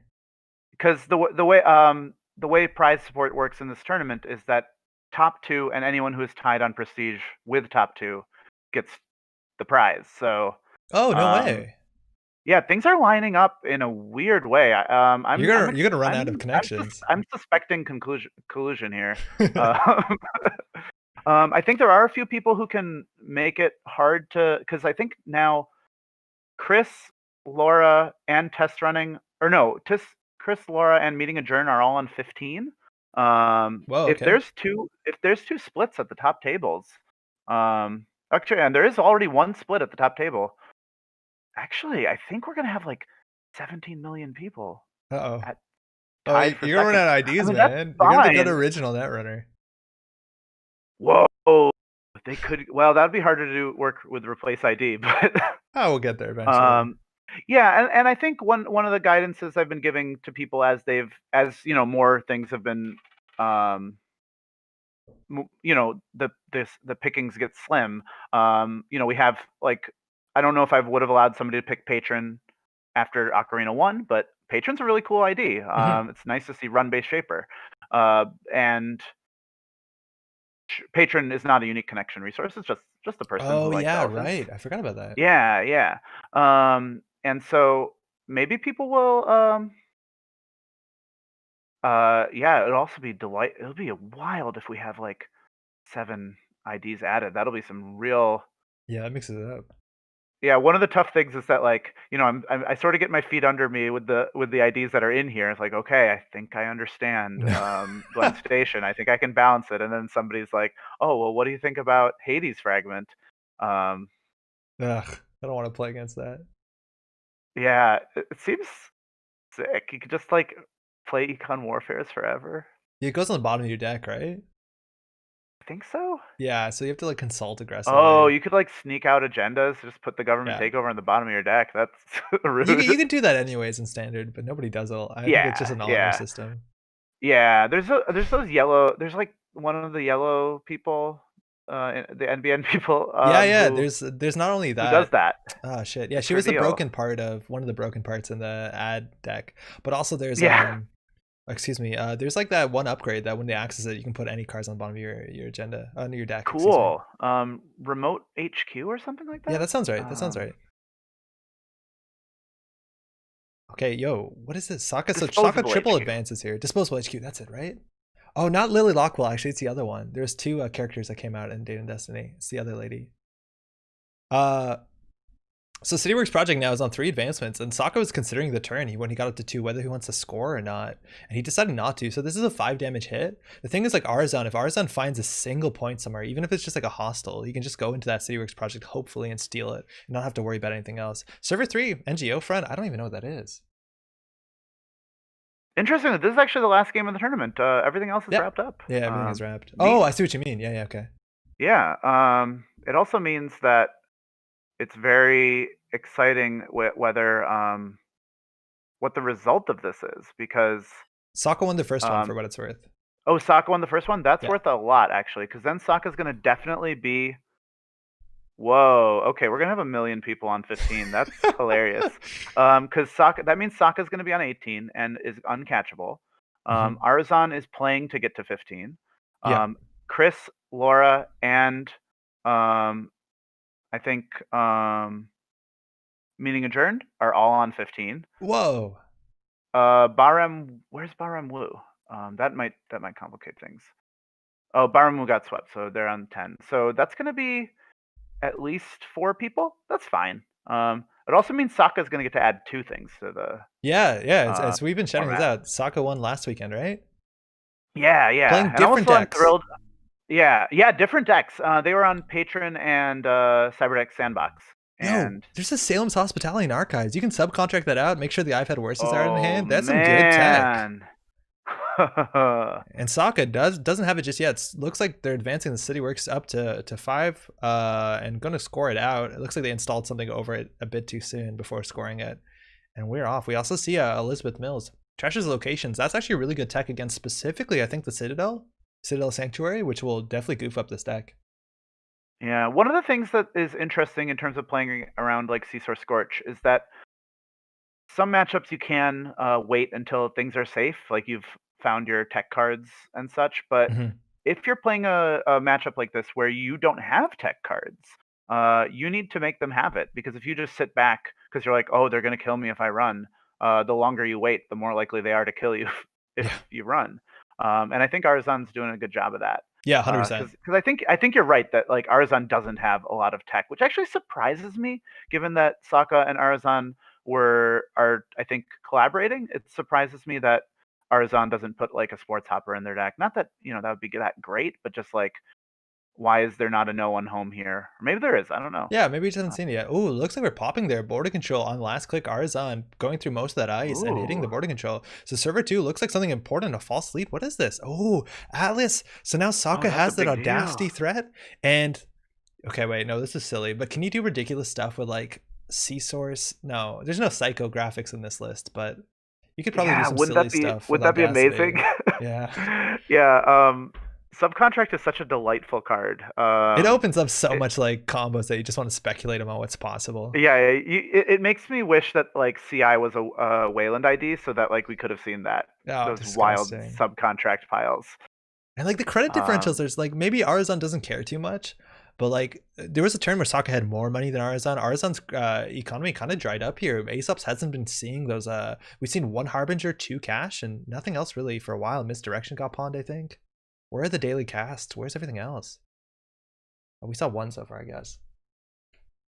Oh, I missed in chat actually. Pink is asking, is Mercs an ID? Yeah, Yorognath Mercs isn't a possibility, but it just seems like such a boring option, unfortunately. Yeah, because you just get to prevent 2 meat damage, and also you start the game tagged. I think it's 4, right? Because it's 3 plus the tag. Oh, is it? Yeah, it seems a little underwhelming. Though you could do like, I mean, you could play like what is it, By Any Means, and just start with that. You can always play Paparazzi, right? That's always the issue. Yeah, that's true. You just play Paparazzi, and you're. Incidentally, if somebody wants to make Paparazzi, ooh, that'd be so potentially busted. Paparazzi could be. Well, I should stop. I tend to try to restrain myself with like speculating of what I would like to see in OKORINA, because I don't want to take away from everybody else and their ability to choose cool things. Yeah. But there's actually, I had an idea for one that I really want to see happen, and now I'm just trying to like make people think it's their idea. Yeah. Analyze Chris says we need more good corpse. Yeah, unfortunately, like there's a lot of bad agendas, and those end I up mean, showing Chris, up. you're gonna be tied on 15. Give me some good corpse. Yeah. I mean, don't tell me. It's your problem now. Yeah, Sokka popping out for the restroom. Arzon's still going to take their turn here. Hopefully there's no like something that needs to be used. We need good HB corps. Yo, isn't I feel like Advanced Concept Opera is probably pretty good. I think we need sexy HB corps. Like I think there's a lot of cool HB corps. I actually really enjoy architect deployment tests. You just have such a cool positive tempo start. Especially if you like find an architect or you find an archer on top of your deck or whatever. Yeah. But I don't know. I think I do look at all the cool stuff that like NBN has maybe, and even Jinteki, like Flower Sermon's a delight, Labyrinthine Servers is a delight, um, Cyberdex is an ID that was a good idea. It's a cool idea. It's exciting. Yeah. I think the one thing I didn't, Chris, we can't. Yeah. Chris did suggest restructured data pool, and That's no fun. I said, I don't know if I said no, but I said So I dude, don't no. know. No, you can't We're do just gonna have that. to They give just every do runner like yeah, two you just link. do 3 clicks. It's like your first turn is garbage. Click. You just have unlimited C sources to play. Yeah, That it's no seems good. pretty powerful. Can't do it. All right, No, but Arzon. Yo, Arzon, sorry, just real quick. Ran server 2 found a yeah. dredge work. Didn't trash it in Super League, and so Oh, Cass is interesting. now. So Sokka now has a credit lead. We're beyond Stargate block. And so far we've only seen combo pieces. We know there's a 1 subcontract in hand, 1 sea source in archive. So Sokka might have been able to build it by now just because the Stargate pressure has really faded off. Yeah, definitely. It's interesting that Sokka they're on 5 points. Like Arzon is in such trouble in terms of Sokka's ability to put Arzon in tough situations. Especially with Arzon just on 3, because they can't. If Sokka makes a play for the remote, they can't just say, "All right, well, I'll just win off R&D. Don't worry about it." So like Audacity's a real threat here, but if I'm not mistaken, right? Like we're looking at 20 agenda points. That's 6 3-pointers and a single Atlas. Like I don't think there's another 2-pointer in the deck, right? Yeah. So now the only thing that Arzon has to run are advanced cards. And how many NGOs are we out? 1 or 2? 1. Okay. Oh, that's true. Because Arzon does have more knowledge of Sokka's agenda suite than I do, and I think what you're saying makes sense. It just looks like they want only 3-pointers, right? And then the last is like 2 Yeah. hostiles or an Atlas, and they went for Atlas, which I think is Yeah, if interesting. not, in some ways, it always feels a little weird to see an Atlas next to a SDS drone deployment, because even though they're both great cards, I don't think you always see them in the same IDs. And that is by no means saying that it's wrong to do that, because I actually think that if you're playing a Wayland deck without Atlas, you might be playing a better deck, but like Atlas is so fun. No, Atlas is really great. It's definitely Like it might not be part of your strategy. I think Wayland has this distinction of having two very good 5/3s still, even though I think a lot of the like, hey, I have a bunch of 5/3s and I'm going to punitive you. Every faction has access to that. Osklet in the chat can definitely attest to that because she adores Mwanza on that. I'm sorry for giving away all your tech, Laura. But since SSL left, you're looking at bacterial programming and re-education or degree mill, and you're just a little bit sadder than you used to be. And I think Wayland is just a little bit like, these are some nice 5/3s. Yeah, they still got the good stuff. Speaking of good 5/3s, look at high risk investment. That you used to main deck that at some point in the game. Yeah, you played in Tenon and you get 2 counters. Ooh. Oh, Titan. Yeah, Titan, yeah. Yeah. Yo, Super Corridor came down a while ago, and Arzon clicked for a credit just to get to 5 for it to fire, and now they're ahead in credits. Sokka icing up archives, which is interesting. I don't know why exactly they're playing around. Maybe Arzon does have an Apocalypse in their list. I'd be kind of surprised. Super Corridor seems a bit expensive for that, and we've seen how much influence, like a Reaver, Cash, and Harbinger, so that's like 4, 5, 6, 7, 8, maybe 10 credits. Maybe there's a single APOC. I don't know. I think it was nice for multi-access cards with tags and you protected somewhat. Pink, in terms of like playing Urogniv. I think the issue with like playing tag meme Urogniv is a good card later in the game when it prevents more damage, as opposed to like turn 1 when it only protects 4 damage. When you're really tagged, you want to play Eurogniv, but also like Paparazzi is a hell of a card, so it's a bit hard in a tag me deck to like depend on Eurogniv mercs. Eurogniv, that is a little bit dicey is that theoretically the card is balanced around your ability to trash it. Which is I hard to do know, if you have connections, right? Or other yeah, resources. but they can't trash your ID. So Oh, that's true I think too. Eurogniv is still fine. Well, Like, it's like no different than a piece of hardware. Like nobody trashes oh yeah, hardware. yeah. I mean, there is some concern about another runner, Joshua B. That's another one that's been floated, and like that card is Oh, that'd be clearly balanced busted. around, Yeah, clearly balanced around the ability. But maybe it's fine. I don't know.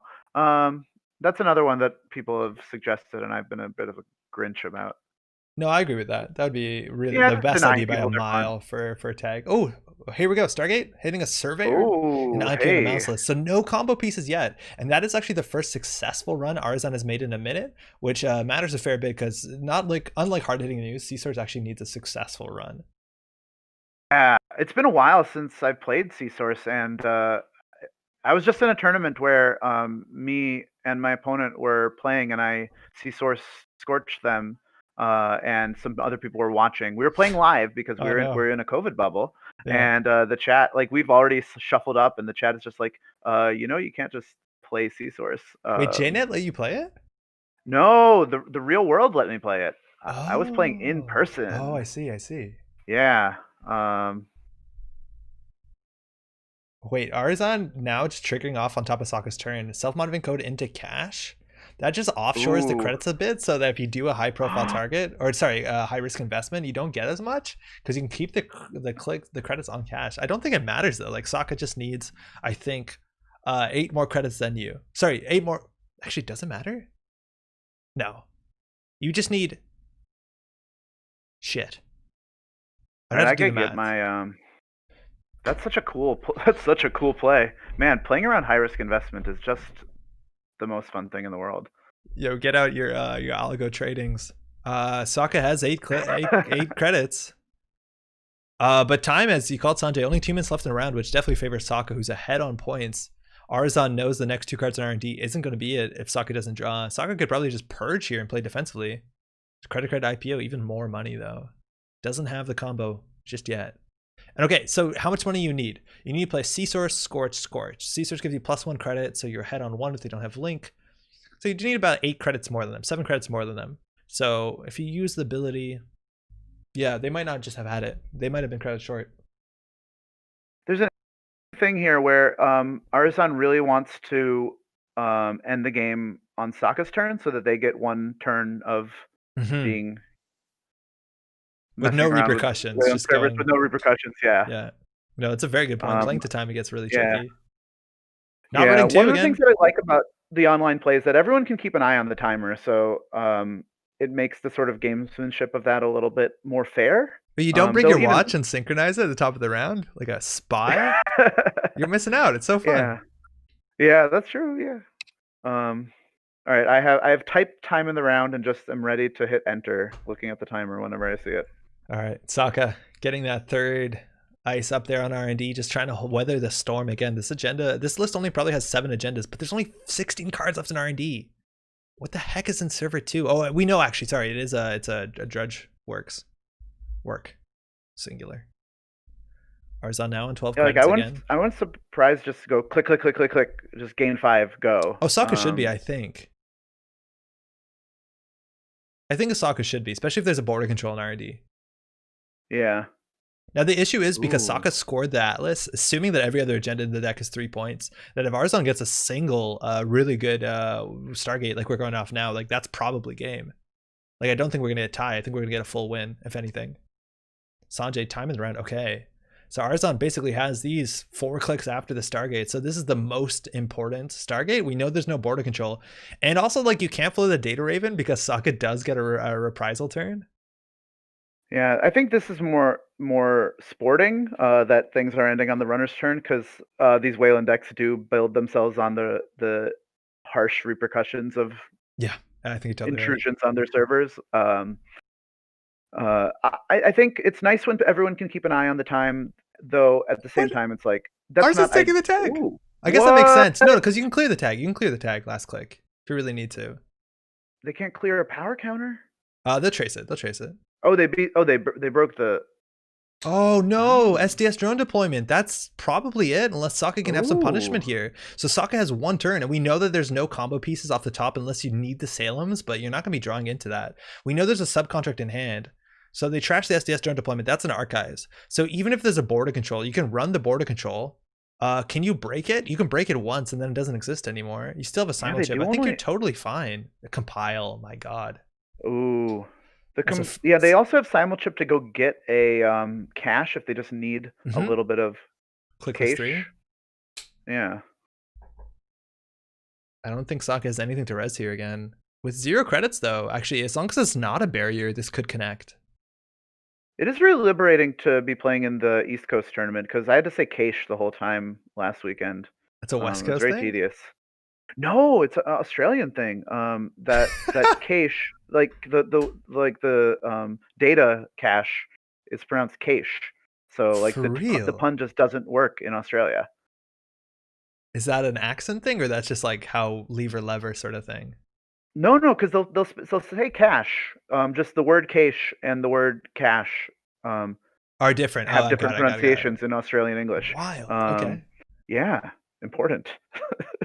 Compiles through. We're getting an econ here again. That's just a tiny surveyor. Ooh. Yeah, it's trace 2. You couldn't actually trace through it. Wait, you can compile for viruses? That's sweet.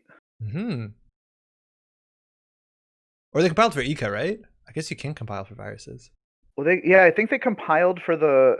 Oh, for cache, you're right. And then they just moved the eco. Oh, sick. Yeah, I looked away. And then trashed the cache for.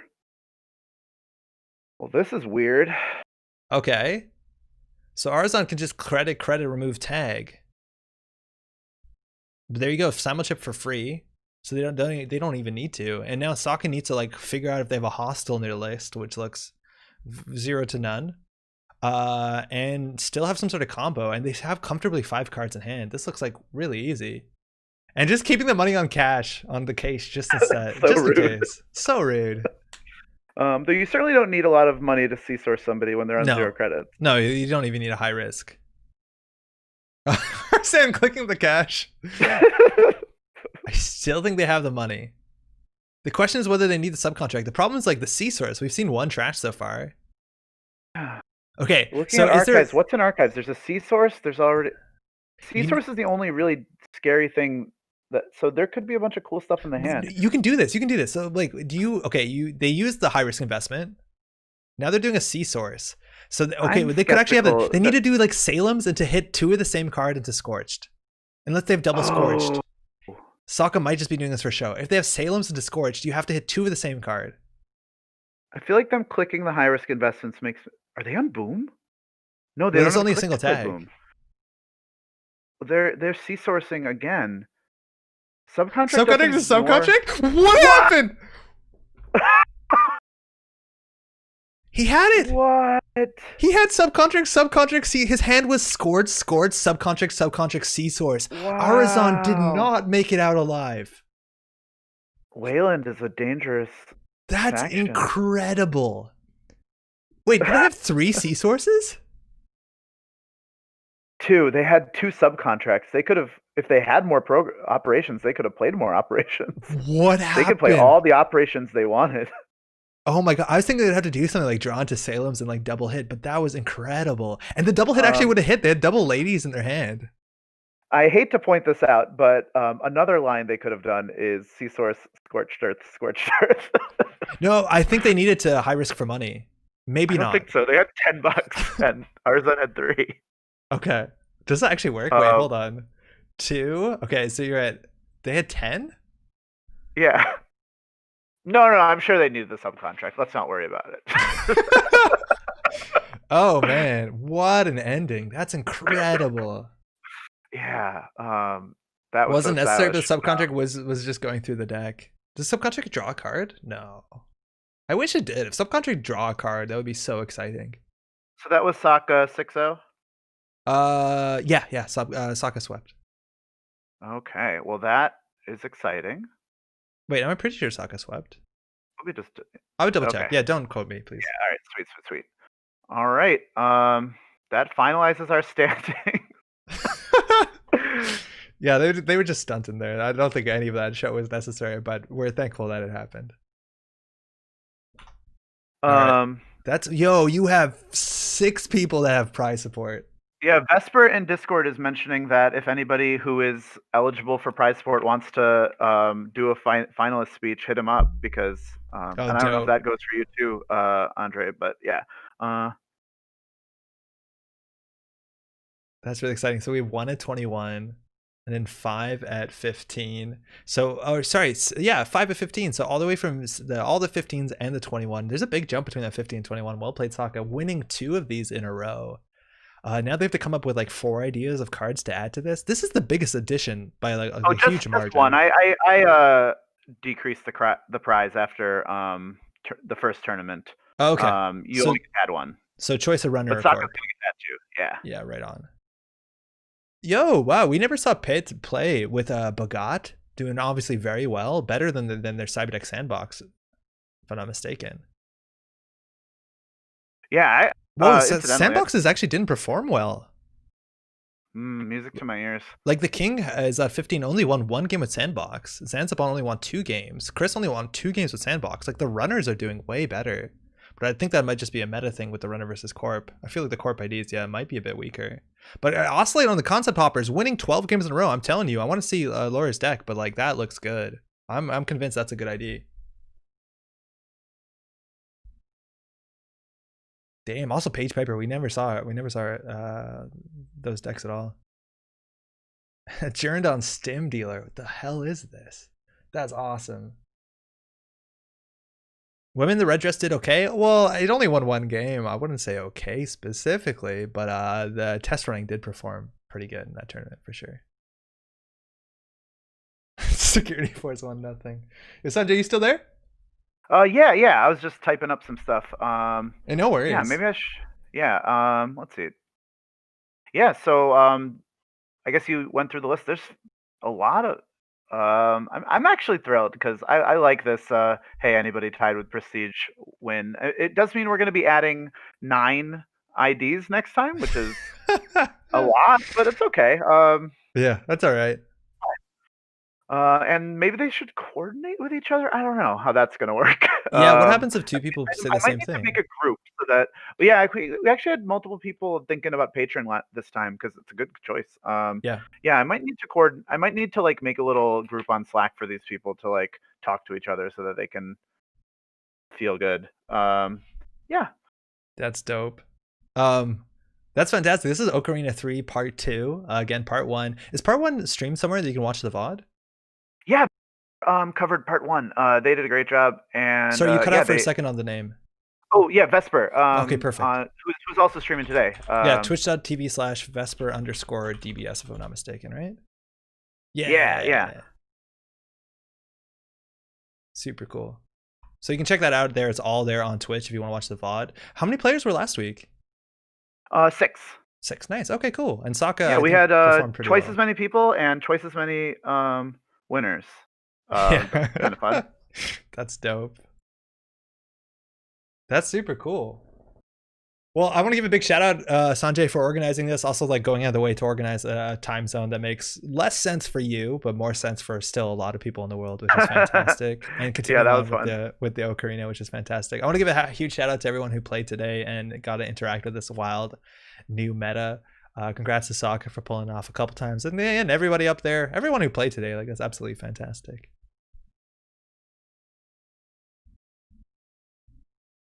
I think that's going to be all from me. I'm going to shut the stream down. Thank you so much for streaming, Andre. No, you did a great job. Especially doing like solo commentary for most of the time. That is always really hard to do, and you are so friggin' good at it. Thanks, Sanjay. Yeah, it's really cool to hear. Awesome. Yeah, thanks again for everyone watching. I'm going to be streaming again back on Thursday this week. Again, if you want to drop by, I think Vesper's going to be doing some interviews for those who can drop in. So do check over on twitch.tv/Vesper_DBS if you want to see that. Also, if you want to check out the first tournament, that's all there. Otherwise, thanks so much for watching, and we'll see you in a couple of days. Ciao.